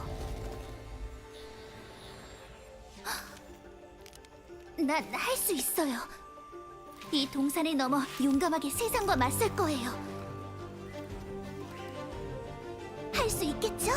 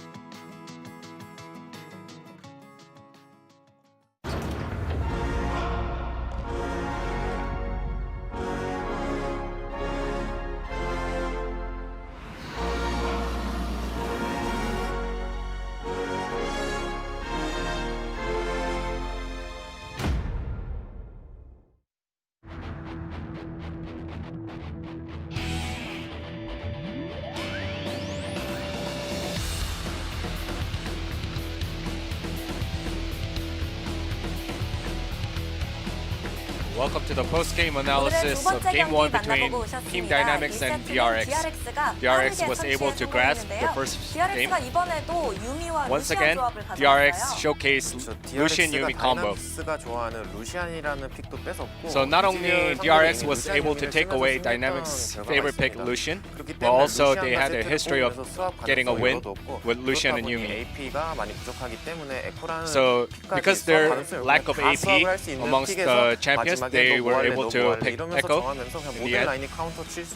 And also, all of their lanes were able to counter their counterparts of Dynamics, and Echo had ease to level up and get fed. So picking Lucian and Set first, those are all flex picks, so they had a lot of room to maneuver, in terms of draft. The focal point was that because of the flexibility of these champions and the individual players' champion diversity, they were able to use a variety of picks, and then using Yumi, they were able to attack the enemy champions on a timing that is before than what the players of Dynamics expected. So Dynamics also had their strengths by having Zoe as their main poke champ, as well as other champions covering for Zoe. However, DRX was able to overcome that. Once again, they proactively used Lucian and Yumi and was able to dominate the game, especially from the bot lane. They already had full vision in vicinity of the bot lanes, and as soon as they saw Bard being absent from the lane, they immediately charged forward towards Ezreal and secured a kill onto it. And also Bard witnessed that Lucian and Yumi were charging in, but there was nothing that Bard could do, and he just had to watch Ezreal falling. Then they had some time because all of the laners were oriented towards the top side, so they chose that particular moment and they capitalized on it.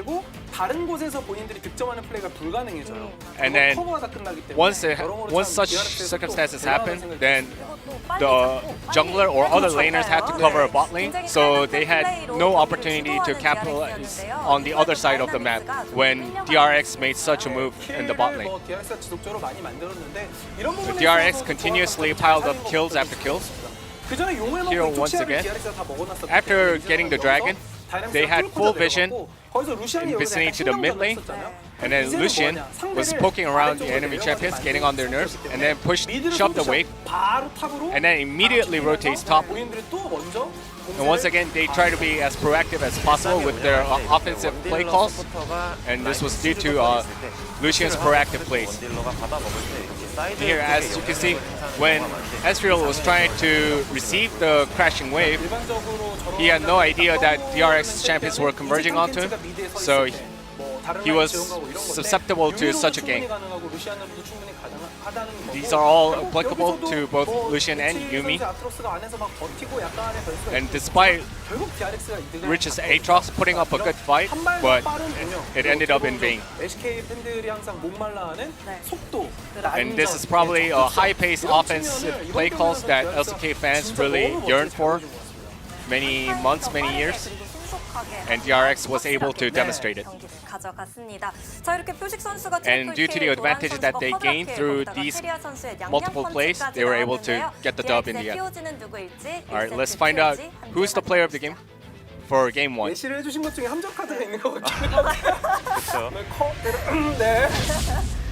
Alright, it's Keria on his Yumi. The cat power is too strong.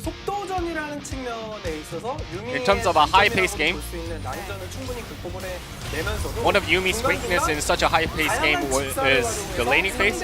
However, Keria was able to overcome that. And also, a lot of the Korean commentators mentioned that using Yumi's ult, they were able to not only converge onto enemy champs, but also drift away from enemy champs' skill shots and attacks. You can see Keria's Yumi doesn't always get on top of his allies. He always moves around without them as well, and try to be as proactive as possible. in team fight, Yumi's strength is further bolstered due to her skill shots. 굉장히 팀으로서도 반길 것 같습니다. 보통 고양이들은 잘 산책을 안 나가려고 그러잖아요. Cats don't usually try to take a walk, but Karis Yumi is somewhat different, very independent one. 정글과 서포터가 6표씩 받았지만 Most of the votes went to jungle and support, and by casting vote, Carrier was able to secure the POG. Alright, can DRX clean up with a 2-0 victory, or can Dynamics retaliate? Let's check out in Game 2. Thank you, Brian, once again for the great translation. And yeah, there's no surprise that it was going to be either Pyosik or Keria. I do feel like I was watching a little bit of a Pyosik highlight reel, but the thing about Yumi is that a lot of what she does in a great player's hands are not always super obvious. A lot of the little things that Keria was doing was utilizing the Yumi to an extremely high level, so I don't mind it as long as one of those two guys did pick up the POG. Yeah, I agree. Even though that Pyosik Echo performance was not normal, it's acceptable. The Yumi was just so clean, as I mentioned, from lane. And also outside of the lane, both really great and deft, sadly. I mean, just sad, you know? Yeah. Like, his back is hurting, so they just need to deal with it, you know? And he just needs to deal with it. And I feel really sad for him. Yeah, I just hope that it doesn't last as an injury for him and that he can get over it very quickly. Hoping the best for Deft, but now we're getting into pick ban for game number 2. This time DRX will be on red, or rather blue. They're both blue teams. This time the blue team is on the blue side again. I'm not sure about the win rate, about the blue team versus red team, but I feel like most of the time blue team was a little bit better because of the first pick potential and the way how they decide the ban picks, you know. Red side, there is so many fixed bans that you need to ban, like OP champions. This time around, it was TF, Karma, Volibear. So many picks are just must be banned from red side. Yeah, and they're kind of forcing Team Dynamics to ban most of them here. TFR's Karma is probably going to be what we see. Although, up against DRX, you may want to ban away something that might be a little bit more tailored to their style, maybe like a set, something that really can be flexed a lot, even into the mid lane. But instead, it's going to be Ezreal. So they say, actually, no, we don't want to see you playing Ezreal. We can't play Lucian Yumi like you guys did, so we will take that off the board. Yeah. That's why Volibear is alive.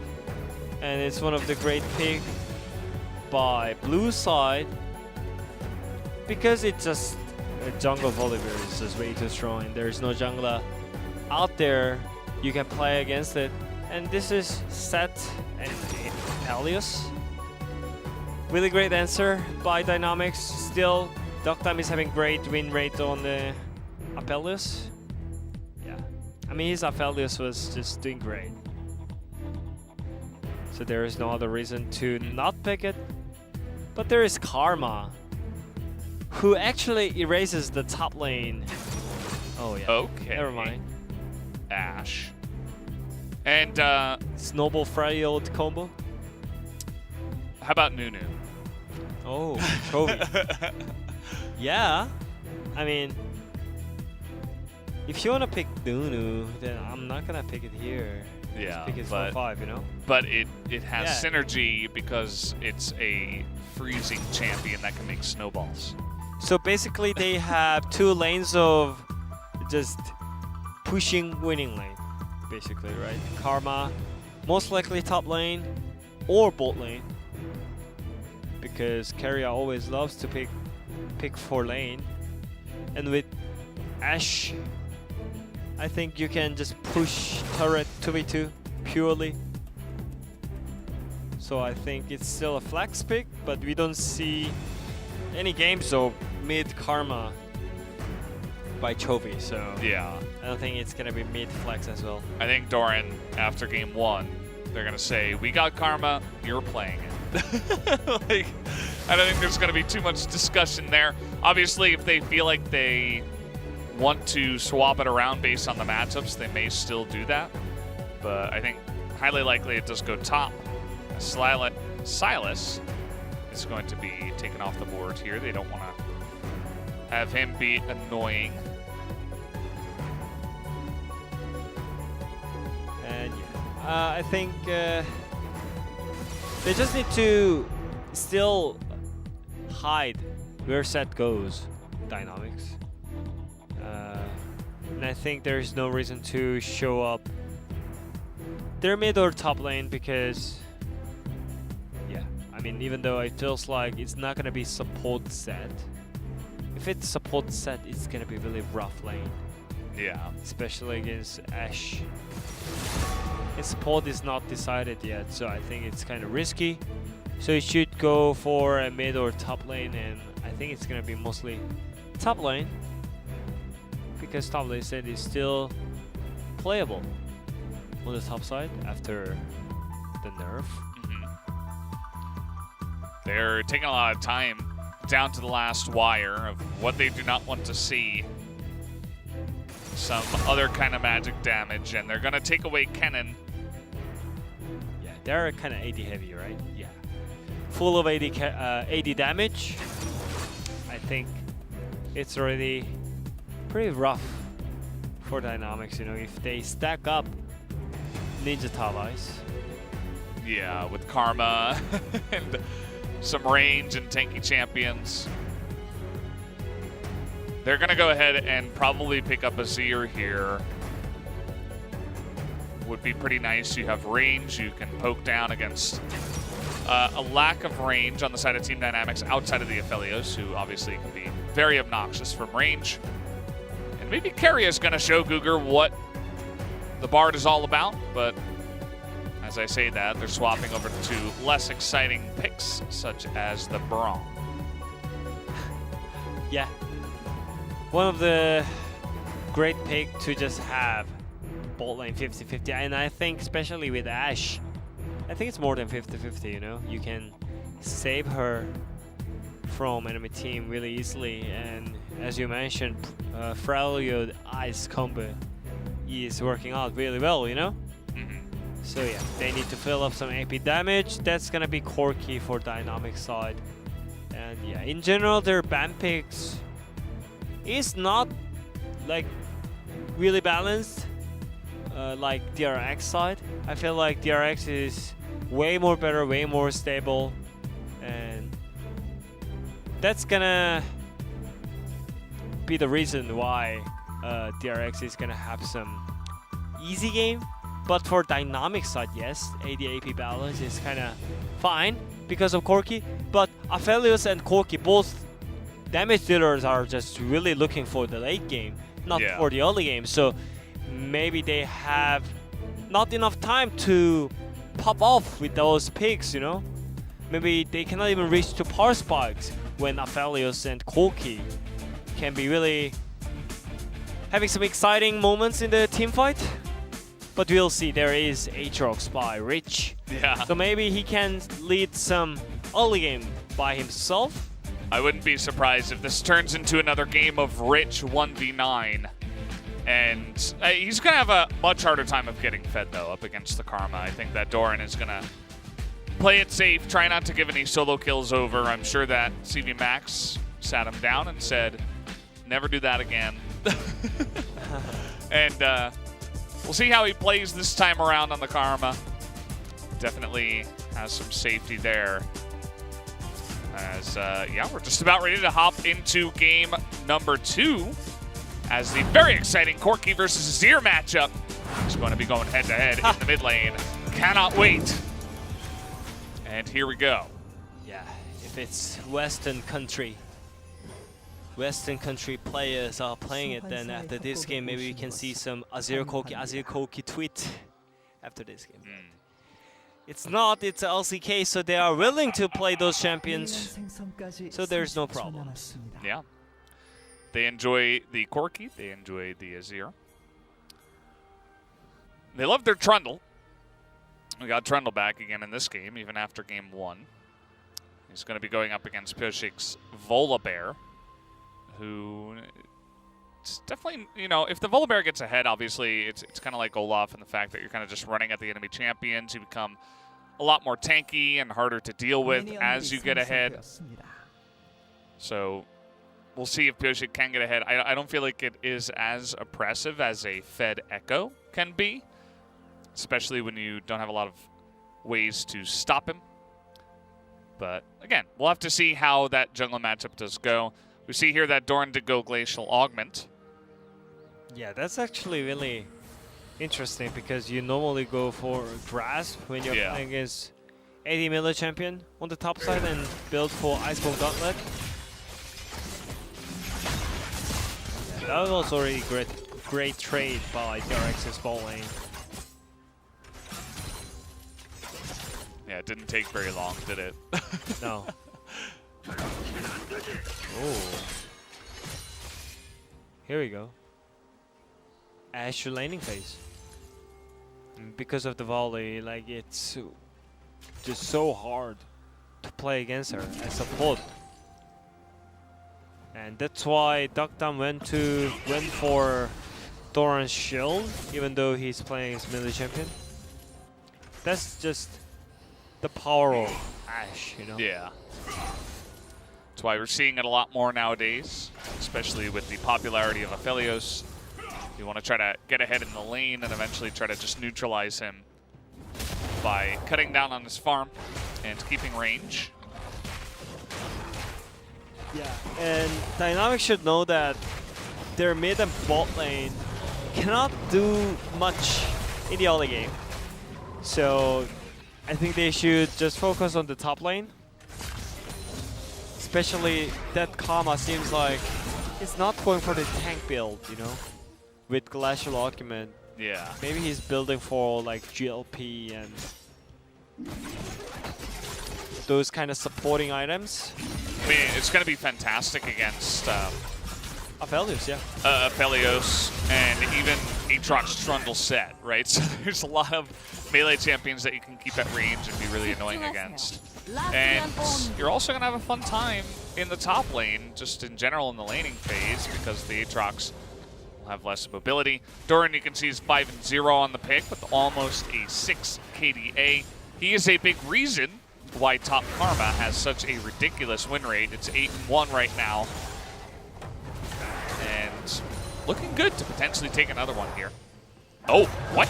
He was in midair and he plopped back down. That's a very agile bear. Can also fly. Yeah. There's not many junglers that you can actually invade Trundle like that. And that's the power of the Volibear, and that's why so many LCK teams are trying to just first pick it. It's not flex pick anymore, I feel like. Because on the top lane there is so many counter picks, you know? Yeah. And I don't think you have that huge amount of advantage when it goes for the jungle, you know?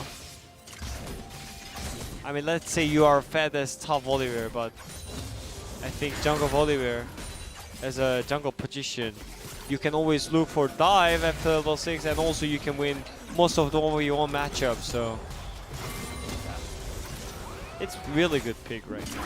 It's planned to get nerfed, but before that, Volibear is really strong. Yeah, for sure. I mean, the LCK teams are going to be using it until it's not strong, and you can see that he really wants to take out that ward, as now we're just going to go for a bit of a dive here on a ridge. We're seeing this a lot more with TP. Trying to lock him down. There's the damage as, oh, one more auto will do it. Toby will have to flash to get out of there. Throws up the Crab Rave. As here comes Kuzan. He's got some speed. Will flash in there, but the shield comes down and Kuzan will die. As there you have it. Karma, she's a pretty strong champion, Wadid. Hey, how about another TP? Yeah, let's try it again. Yeah, it's not going to work this time. Yeah. That's the power of top Karma. Yeah. It just erases the top lane. It goes always 50-50. I love it. Let's just erase the top lane entirely without Karma. Let's just make it 2 lanes with the top jungle. Yeah, I mean there is always like matchup knowledge about the top lane, you know, like Camille, Aatrox. Camille can always trade better. The early game Aatrox can have good game, but after that like you have really bad late game. But when it's top Karma, there is no matchup. You know? It depends on Karma how he plays the lane. If you want to play aggressive, yes, you can do that with Karma because it's Karma. And also, do you want to play safe? Yes, you can because it's Karma. It's the champion that you can do every single things. Yeah. The top lane. So that's why most of the top laners are just picking up the Karma. And especially, this is GLP Glacial Augment Karma. So I think he's going to help mid lane so many times. Yeah, for sure. And you'd see that Rich, it doesn't matter if he hits his combo because first you have to shoot through a shield and then Karma's going to get health back from her tether. All the while, you're going to be taking a bunch of damage. It's definitely a different feeling compared to the Aatrox versus Camille matchup that we saw in Game 1. And that's perfect for Doran. He can just sit back and, you know, not have to worry too much about the lane. Yeah, and also the bot lane. Okay, nice little trade here. Deft getting pretty low. They're able to chunk down onto Gugur at the same time, but Chovy's here. Oh, okay. Gotta force that cleanse out early, as it will be a 4v3 down here. No TPs available. Pyosik trying to get in there and poke down Duck Dom. Keria tanking it up, but Pyosik is gonna bite the dust. It's now make it a 3-on-2. They're trying to chase here on a Beyond. That will be a kill. Another one for Toby, make that 3. So the miscue here for Keria is a bit unfortunate, but he has hit level 6 as the flash comes in, but enough damage out of Deft will be enough to take down all 3 members that were in the bottom side for Team Dynamics. Chovy is getting kills up and down, left and right. He's always moving first. That's the power of the Azir when it comes to Azir versus Corki matchup. Even though you have great late game with Corki, you cannot do anything in the early game. You just farm and pray for your teammates. And here we go. Pyosik is waiting. Yeah, he's gonna get stunned up. Tether, will it come off to cooldown? There it is. They don't have any healing reduction, but it does not matter, as that will just be a straight up kill. It seems like Rich is now, I think, the next person to kind of tilt after game number 1. And now facing a Karma and invading her in the enemy jungle when you have no idea where the enemy jungle is. Generally not what you want to do. Yeah, it feels like it's going to be a really fast game. Game 2. Maybe not cycling the Drake that fast enough by DRX, but the snowballing that they're making right now is so huge, and it's all from Chovy, I feel like. He just made the lane and always moved to the side lane to get some great advantage. Even though he was not level 6 on the top side, he landed great romp. And after getting level 6, he reached to the bot lane and demolished everyone. Yeah, Chovy's going to be out of control in this game. 3-0-2, Ashe is 2-0. The Volibear is having a very successful beginning to the game. Was able to pick up a lot of, well, decent amount of kill participations. He died early on in the fight, I suppose, down here on the bottom side. I guess this is one of the game that if Chovy doesn't get 12 out of 12 POG votes, LS is gonna be really mad. Yeah. Oh boy.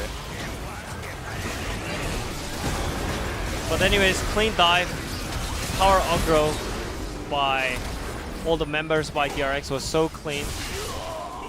And Chovy, yeah. I mean, look at Corki's position. And he's just hitting mid turret. Yeah.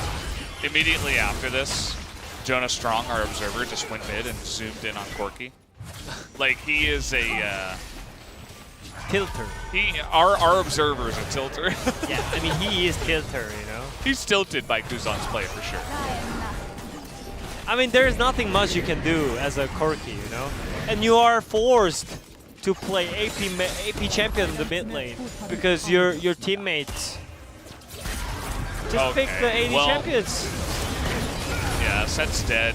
burst damage there by Pyoshik. They're all throwing out the, I think that's the old King Zone Dragon X logo.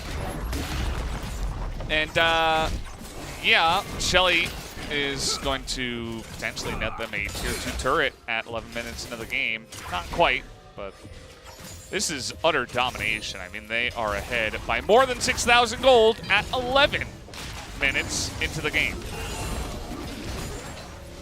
Yup, the game is really one-sided, and this is the game we were expecting from DRX versus Dynamics. Game 1 was a bit weird because of the top lane situation. Yeah. But yeah, this time around, he's playing Karma, so nothing is gonna happen on the top lane. And the huge difference is already made from the mid lane and also bot lane. Yeah, I mean, if top team is using Ashe, it's most broken champion in on the bot lane, by the way. Yeah, I think so. Wins bot lane only, and is decent in the late game. And also you can spot enemy junglers all the time when you synchronize with your jungler. So everything is looking really great for DRX, and all they need to do is just push this mid turret safely. They're getting so much value out of all the turrets. I mean, they got 3 plates up top, 1 in mid, and there's still 2 minutes left to go, not to mention the 5 down on bottom side, obviously. And here they go. Corki has his package. It's going to get knocked up, and there comes the package, so. Yeah. They just forced TP and package at the same time. Like, how smart is that, you know? And we saw if you are like really desperate to dive, you can have a lot of mistakes like Sarhewan Prince. Yeah. And you fail all the things that you were building from the early game. Just because of one dive. One missing dive. Yeah. One misplay with the dive. But in this case, they're just like, yeah, oh, we got the value, let's just back away. Yeah, I mean, they know what they have, you know? They know what they can have, they can do something. Yeah. It's obvious that Aatrox has TP and Corki has package, so it's low chance, but still, they're getting some advantage, you know? There's no TP on Aatrox, no package anymore. So, like, they're deleting the possibility of Dynamics. So, yeah, we can feel some calm moment by DRX, you know? It's not like a boring farm from both teams. It's just the DRX making game really one-sided. He really wants... Okay, there you go.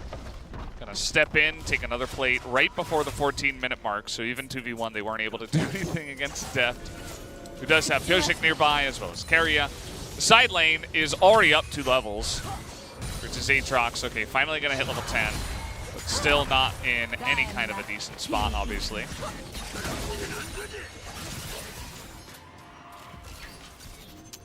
Beyond, desperate to get something done. It's always funny to me when the winning team's support just like stands up to the jungle. It's like, yeah, what are you gonna do? Yeah. You're not gonna do anything, buddy. I think winning team support versus losing team jungler is always playable. I think it's gonna be really close 1v1 if it happens. I mean, the game is really one-sided, you know? Yeah, 1,600 gold in plates alone. Going the way of DRX. Only 160 went the way of Team Dynamics, as Rich might just die here. He's going to have to ult and maybe flash away from this one. There's the flash. Googer just running over saying hello. He's a pacifist. He doesn't, you know, he's not just going to go in there and die. Yeah. It's all about the mid first turret, you know? If they can defend it with enough time delay, then they can have a chance with Apelio's 200 years, you know? But it's already 7k gold difference, and I don't think it's gonna be really that close in like 10 minutes, you know? They need at least 15 or 20 minutes of farming. Yeah. And then after that, maybe with some shutdowns. Maybe, yeah. That's true. They can come back with this game, but right now it seems like taking skirmishes or team fight against DRX competition is impossible. Because of the item difference, that's just simple. Yeah, it's just numbers, it's just math, you know. Not really going to be able to do much against that. It looks like Chovy is preparing to take down the turret right now, and Kuzan will respect that. Slow and steady push here from Deft in mid, with help from some of his teammates. But you notice he'll never overstep his boundaries. He's never going to get out of position and offer a chance for the shutdown to come on in. Look at, so notice this too. Chovy has burned multiple waves into this turret. He's not just giving free farm over to Corki, which, by the way, this is, you know, I don't know if LS is co-streaming, but he might mention it as well. And it's like a different type of freeze, you know? It's like freeze against the turret so that the turret eats all the minions rather than, you know, the enemy minions are eating your own minions. Yeah. Stuff like that. So the turret is freezing. So good job to the turret and Chovy for pulling it off. Turret is not buying items with that gold. So yeah. Nothing is happening from Dynamics side. And eventually they need to group to get some vision control, so which means we're gonna slowly getting behind in levels as well. So everything is just so rough for Dynamics right now. And I don't think when it's gonna be the timing for Dynamics to take the team fight. Maybe when Corki gets double items with Muramana. Okay. They're not giving the time. Oh man, he predicted the flash and immediately got in there. Chovy is just popping off so hard in this game. Are they looking for end with this Herald? I think they might try to end with the Herald. Look at the Bumblebee. Poor Rich. He's like, this set is going to throw out the Bumblebee. It's only sad Bumblebees here for Team Dynamics. As now it's a 10,000 gold lead at 17 minutes. Great snowballing. And yeah. And last time, even though DRX won against Damwon Gaming, it was not like them having a great game or great draft against Damwon Gaming. It was more like Damwon Gaming have really bad moment. I mean, bad moment, I would say. Like bad decisions or like limit testing in a good way. So, good way. Yeah, limit testing in a good way. Yeah. Because it's just regular season. So, DRX was like not that happy with that result, you know? Like they were talking that, yeah, our draft was bad and also our in-game plays were not that satisfying. So they organized, they talked to each other, they finally have some really great ban picks like this, you know? This ban pick is just unbeatable. Yeah, I mean, top lane, mid lane, and bot lane, and jungle. Like it's everything is completed. And also in-game play, the way how they snowball it is just so clean. And look at this. Watch the flash. Watch the flash from Chovy, like he predicted. Yeah. And there's nothing you can do in that moment, by the way. Maybe if you flash to the right instead of back. If you are 5 head. Because you have to predict his prediction of your own flash. And say, he's going to predict me flashing backwards, I'm going to flash sideways. Or not flash. No, it's not happening. It's not happening. Yeah, and I know. Chovy's going to predict the predict. Oh. Wow. Chovy was that good. I didn't even realize. Yeah, I mean, that's why everyone is screaming Chovy. Yeah. On broadcast. That that makes a lot of sense. Yeah, and that's why LS is always voting for Chovy. You know? Very smart man. 5-head voter. Yeah, true. Yeah, because, everything happens for a reason, and Chovy would have just known that was the way it was supposed to go. He would have predicted Duck Dom flashing sideways or not flashing. And, yeah, he would have been able to lock it down. Cloud Drake, I feel like the Drakes are not even part of the discussion in this game. But we're getting the zoom in anyway. Cloud Soul is going to be coming in. Chovy is almost at 3 items. Getting close. Yeah, but finally this Corki is hitting his power spike with these 2 items.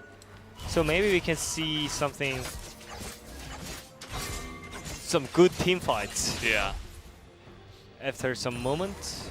I think it's going to require a package. Yeah, onto 5 members. Yeah, with some pokes, right? Yeah, and we're going to need 200 years to also... Yeah, he's going to have to get the perfect Moonlight Vigil onto 5. True. I think we need that. I mean, it's almost 12,000 gold in 20 minutes. This is 2 levels difference, by the way. Look at Rich, so cute, right? Oh, he failed. Nice stash. Sad Bumblebee right there. Sad, Phil, sad man. Down 2 levels. Can't do anything. Hey. Uh-oh. Is it Legolas? Oh, it's not. Close. That was Ruler, I forgot. But yeah, they still have chance. That's the point, you know? Yeah. Nexus is still alive. True. But anyways, DRX have to get get the Nashor to accelerate this game safely. So I do think they have chance still, but I guess DRX is not caring about the Nashor at this point. Yeah. I guess they feel like they don't need it. They're kind of just pushing in. They have a shield in Keria, and maybe that's enough for them. They've got their own turret nearby, just in case. And they can always look for the dive with the Volibear. So yeah. If they lose this team fight, then Nexus is gonna fall. And both flashes are up. Oh, that was a nice little sniperino onto Deft, but was blocked by the shield.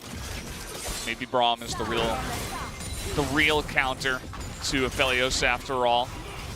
No, there is no counter. True. Oh, yeah, there is actually counter. AP Kog'Maw on the bot lane. Yeah. It is actually a huge counter of the Aphelios. Maybe you can see it more after this patch. Because I played a lot of solo queue. Since last week, I started to play solo queue again. Yeah. When I see Aphelios Kog matchup, it feels like Kog'Maw, after 2 items, he's just styling on Aphelios, you know? Yeah. Because he never gets in Aphelios' range. Yeah.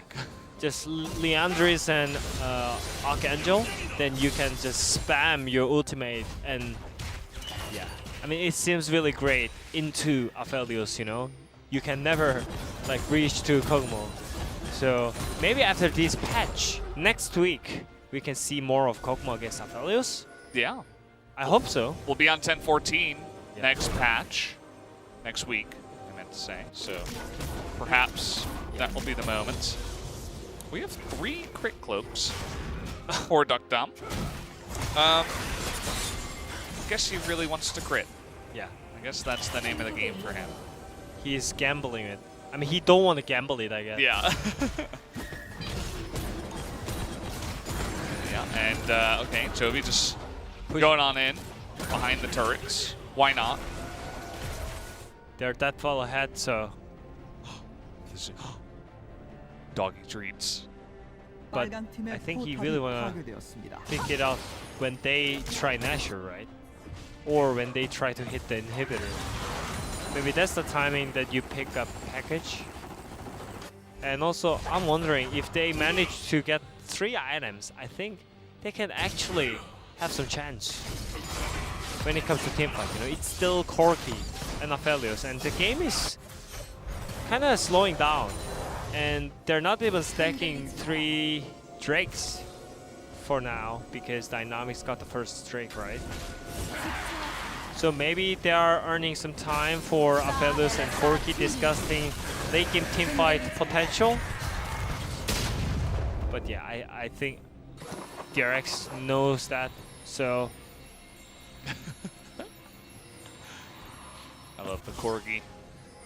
And yeah, it seems like Team Dynamics want to fight now with the pickup of the package.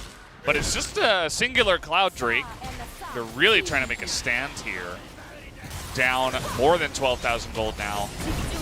Almost 13. Rich is going to try to frontline here. Subjugate is going to come down. Cougar with a nice play as Kuzan, well, they tried to get in there. Nice try. Rich is going to be melted, and Duck Dom is going to be flashed on. That's going to be the double kill for Mr. Bear. He's no Teddy anymore. He is the polar bear. Ferocious and looking to hunt. Picks up the triple kill. They're going to TP in. They didn't get Cougar, but That's okay. They got 4 kills on top of it as they'll look to push. I would say that was nice try by Dynamics. That was great engage by them, but yeah, that's not enough, you know, because of the item difference. And it's gonna be easy and quick double inhibs by DRX. And that should be the game for DRX right now. How much farther can we zoom in? Okay. I feel like Jonas Strong is just having fun now. He's like, well, there's not much to see anymore, so let's look at Azir Soldier. Yeah, it looks cool. But anyways, that was really great engage by Google right there, and in package, and if they had one more item, yeah, maybe there was a chance, but there is no chance. There is so huge a gold difference right now, so it's kind of impossible to have great team fight, you know? Absolutely. I mean, imagine if they did that and the game was even. And there's definitely a good chance that they win in that case. As here comes the arrow. It's going to hit Trundle. And, well, he's not going to be stunned up for long enough to carry it to get in range. As now they're just going to run it down mid. What better time to do it than now? Yeah, run it down mid in a good way. I love it. They do not care about the bot lane. And finally, everyone can be really happy with this game performance. Clean sheet. Yes, absolutely. And, well, here we go. We're diving on in. The turret's no longer available as Chovy, he is going to look desperately to sweep up somebody, but they're all dead already. And, yeah, well, Kuzan is going to survive and actually pick up a kill onto Doran and onto Pyosik. Who else? Carrie, are you next? He's right on the edge. They're just taunting them right now. Playing with their food, you could say. DRX going to make this game look really easy. Not a very competitive match that we did have to end the night tonight, 2-0 in extremely stompy fashion. Yup. Maybe game 1, that was not that clean because of the top lane, but finally everything looked like cleaned up, and I have to vote for mid lane. Don't worry, LS, if you're listening. Yeah, I mean, otherwise LS is gonna assassinate me. Just, yeah, I'm scared. Yeah, me too. Pyosik, what's the celebration today? Okay. All right. Step 1. What's step 2? Jumped, you know. Okay. Well, yeah, we already saw the Volibear celebration, so yeah. I guess he didn't want to do it again. That wouldn't be very cool. Yeah, I mean, I feel like the camera guy is really forcing the players to do something. Yeah. Because they want something, you know. Don't make Def do anything. He needs to rest his back. Yeah. And Carrier is always like, yeah. You know. Best support. He's so cute, man. Yeah. Is he the youngest player in the league? Like in a starting position? Because I know he's 17. Yeah, maybe. Isn't Hana Live Esports also having young players? They do. Yeah, and I guess some of those are like kind of starting, but either way, very, very young players, of course, here on the side of DRX. I mean, that's really obvious that he is young player of the split once again. Oh, yeah. I mean, who else? I don't know, man. I don't think anyone on DAWN really counts as a young player anymore. No. So I don't think I would really vote for any of them. And yeah, 2-0. Really straightforward. I feel like I wanted a little bit more excitement, but because it was so one-sided, it was just kind of like, okay, guys, I guess that was it. Nothing much to say. Yeah. You know? That's about it. I mean, that was just so clean, you know? And the draft was also just clean. And yeah. Yeah, their drafts are super nice. I think that Team Dynamics is kind of gave a lot of stuff over as well. True. Allowed them, because with every unbeatable draft comes a draft against it that gave them every single piece essentially for free. And I think that happened a little bit there in game 2. That's just about as good as it gets, right? I mean, Azir Ashe with Karma, and then you have like a winning jungle with the Polar Bear. And yeah, they didn't even need really a winning draft, but it certainly helped. And I'd imagine we're going to be hearing from Chovy and from Keria, who was the player of the game from game 1. I mean, I hope so. I don't want to see random vote from just so many people, you know? It's obvious that Chovy was controlling every single lanes after him getting mid pressure, moved to top side. Like, even though he's not level 6, he was just roaming faster than Corki. And on the ball side either. Like, he's using all the advantages that he got from the lane. He expands that kind of advantage to the other lane. That's why Chovy is considered as the best LCK mid laner with Showmaker, you know? Yeah. The two of them together. Can't wait to see them face off again. I'm actually going to look at the schedule. I'm curious as when that is going to happen. So it's going to be Thursday, July 30th. DAM1 versus DRX. Oh. We'll watch that matchup. It's almost in 1 week, right? Well, yeah, 1 week from next Thursday, I guess. So, about a week and a half, I guess you could say. And here was another, basically an ace. I mean, Guger got away, but...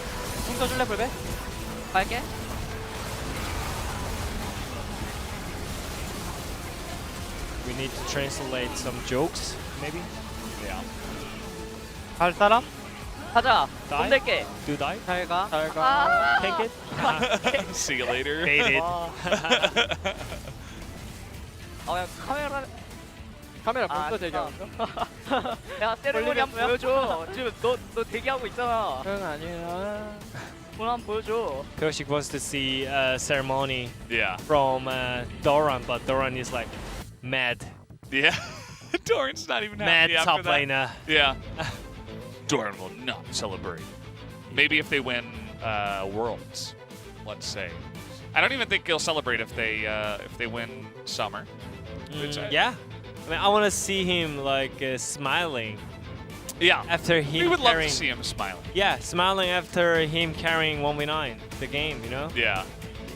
But it's not happening. Yeah. In the regular season, it feels like the weakest point of DRX right now is the top lane. And it kind of showed up this game as well, you know, this series. Yeah. But yeah, there is still task, but at the game 2, they cleaned up with their performance, so I think it's still fine. And yeah, I cannot wait until they play against Dama Gaming too, you know? Yeah, and we don't have to wait too long.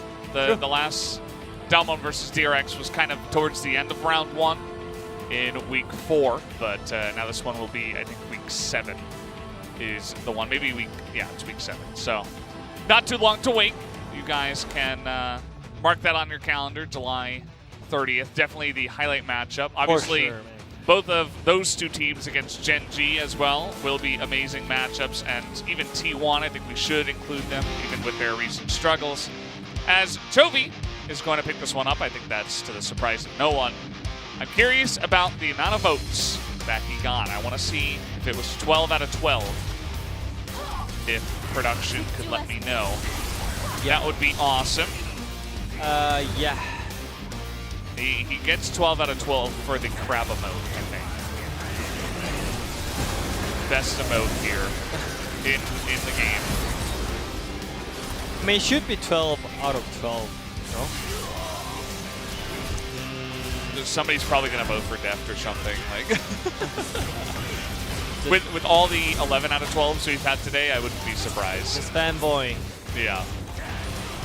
Jonas Strong votes for AD Carry because he's an AD Carry player or something like that. And yeah, this kind of was just the Chovy highlight reel. We already saw this one from all the fights that happened in the game. Oh. Chovy will now move ahead. He is no longer tied with Beryl, Showmaker, and Kana. He is on the road to try to challenge BDD, who does have a pretty nice lead with 2 player of the games, but if you pop off one day, maybe you win both games and you carry both, you can get 2 player of the games in the same day. That can be a big chance for them to potentially catch up to BDD. But BDD is having a fantastic summer, so I don't think it'll be easy, Wadded. Man, we have so many good mid laners, you know? We do. We are blessed. And I'm going to hand it back to Brian for the translation. 승입니다. 9승인데. All right, it's your 9th win, guys. Tell us how you think about today's victory. 오늘 First things first. 2라운드 첫 스타트 좋게 끊어서 기분 좋은 것 같습니다. I'm content that we got off to a great start in round 2. 기분 좋아요. 기분 좋죠? 네. You think so, or you actually feel good? I actually feel good. 다이나믹스 전인데 It was against Team Dynamics. They have a lot of potential, so we didn't let our guards down. And I'm satisfied with our performance tonight. In today's match, you guys demonstrate another unconventional and unique style of draft and put your opponents under perplexion. Was there a specific point that you guys brought today? It wasn't just about dynamics, but we always try to prepare as a big variety of drafts as possible. Alright, what was the core points of your draft? All the picks we made were based on our sheer confidence. Does that apply to Yuumi as well? Well, Yuumi is not a tier 1 support at all. What is your take on Yuumi in general? As long as the team comp fits Yuumi well, then it's totally viable. Right now, Yuumi is 7-9 in LCK, but you alone got 5-1. Do you think stating that Yuumi is viable doesn't really make sense? No? I think one of the biggest conditions to fit Yuumi well is the presence of depth. You guys don't have depth, right? Other teams? We got him. I guess that's how you guys are able to maintain the sheer confidence. Cloud Temple also mentioned Yuumi usually stays immobilized to allied champions. However, Carrier, yours doesn't really. What's your take on your plays? Yuumi is recognized as one of the more reactive champions and very static champions. However, I was able to do well because of that. Seems that your words aren't being coherent. Seems like whenever you're out of words, you seem to just opt out to death. In game 1, there was Zoe versus Seth in the mid lane. What's your take on the landscape of that matchup? In Zoe versus Seth, I just believe that whichever one I take, I'll beat my opponent regardless. So if somebody were to ask me to choose one of the two, then I'll choose Seth any day. That's an incredulous feat, Jovi. Not only you guys got the victory, there were some regrettable moments in the top lane, especially in game 1. Doran suffered heavily. Were there any communications amongst you guys in game 1? Before Doran said anything, Coach CB Max came in after game 1 and then gave him a pep talk. Well, he was able to relieve that frustration with Camille in game 2. And Pyosik and Carrier, you guys were neck and neck in the POG vote. What was Pyosik's reaction after he lost to you in POG? He doesn't really care too much. You sure you asked him in the correct fashion? Yeah, I asked him for real. Then what is your opinion? Whenever I picked Yuumi, I've always thought that I played in an immaculate fashion, but I never got POG with Yuumi. And then, thankfully, Pyosik died once in that game with Echo, so I think I deserve it for sure.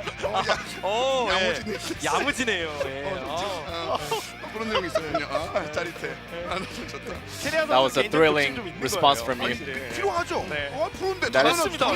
And that confidence is absolutely necessary. gobbling up as many POG points as possible is always a good thing. Chovy, you weren't really preferring Azir that much. However, in this season, you have been picking it proactively, and then you're undefeated with Azir thus far. Azir really needs certain conditions to be optimal. What's your take on it? It's more like an insurance policy. So once you pick it, then there's really no room to be completely useless. 가는 느낌이 있었거든요. 오늘 뭐 CS에 관련된 부분에 대해서는 In terms of CS department, 정글 다 먹고 난리가 you were able to just gobble up enemy jungle camps and all the available CS possible. What was your take on that play? I think I dominated my laning phase, and I was able to just use the opportunities given to take as many CS as possible. 그럼 이제 다음 Right, your next series DRX에게 유일한 패배를 안겨줘. will be the only team that handed you guys a hot L, which is KT. 어떻게 돌려주고 싶은 마음이 있을 것 같아요. How do you want to repay that L, Chovy? KT전이 복수도 해야 하고 하는데 Not only we gotta get our revenge on KT.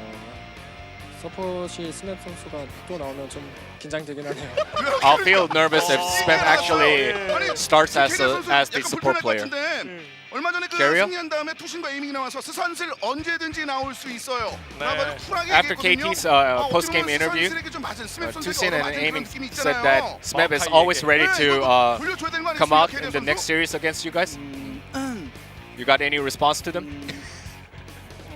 선배라서 조심스럽긴 하지만 이거는 프로 선수 대 프로 선수고 팀 대 팀이니까. 뭐 2라운드 As a professional. 중에서 KT 때 Well, every game in round 2 is very significant for us. 재밌게 상대해봤으면 좋겠네요. Just want to play a fun game against Smep, whether he comes out in our series or not. Alright, you guys were able to pick up another W here. So once again, congratulations on your victory. That will conclude the winners interview. Back to the casters. Thank you, Brian, as always, for the wonderful translation there. Good to hear from Carrier and Chovy, as they will move up to 9-1 now that they have played the same amount of games as everybody else. You guys can see that DRX are currently on the throne of the #1 team in the LCK. Yeah. Ooh. It feels like finally they're lining up. Yeah. At the right position, right? Stars are aligning. Yeah. DRX, Damwon Gaming, Genji, they are obviously top 3 right now, and I feel like T1 and Africa, they are middle pack of the team. Yeah. Because they need to prove against top 3 teams, but they couldn't, you know? So this can be actual the standings for the last season as well. But we'll see what's going to happen next week. Yeah, and starting next week, guys, by the way, we will not be having Wednesday broadcasts anymore. We have 5 weeks of 4 days more instead. So make sure to mark that on your calendars as well. DRX versus Genji, the obvious highlight match that's going to be Saturday night. Match 56, 8 p.m. Yeah, match of the week. And it's not predictable, I feel like. Genji finally through the wall. So I think they are really strong right now, you know? Oh yeah. For sure. Absolutely. Yeah. Genji are right up there with Damwon and DRX. Yeah, everyone was doubting about the Genji's performance because otherwise, like even though they have really great performance, they couldn't win against T1, you know? But last night, they did it finally. So there's nothing that it can stop Genji. Yeah, for sure. I mean, that's going to be a pretty insane matchup. I hope you guys are joining us for that one and for the rest of them that week. We're going to be having fun here on the LCK 4 nights a week starting from next week. So make sure you keep that in mind and you don't show up on Wednesday. But either way, guys, we'll see you next week for more LCK. Thank you so much for watching. Have a good night.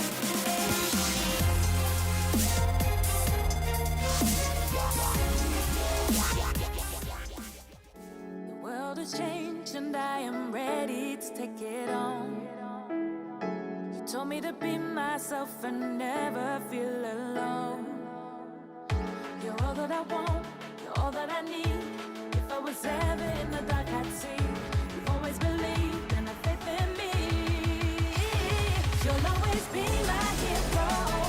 I love you for everything you've done. You'll always be my hero. Faith in you like the rising sun. I've been so strong, I feel the freedom to be who I can be. You'll always be my hero. You give me everything I need.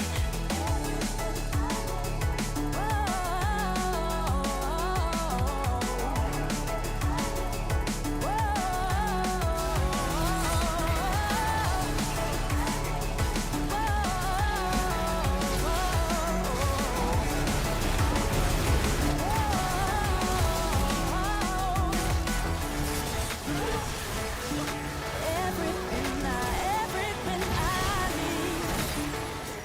You have faith in me. You're all that I want, you're all that I need.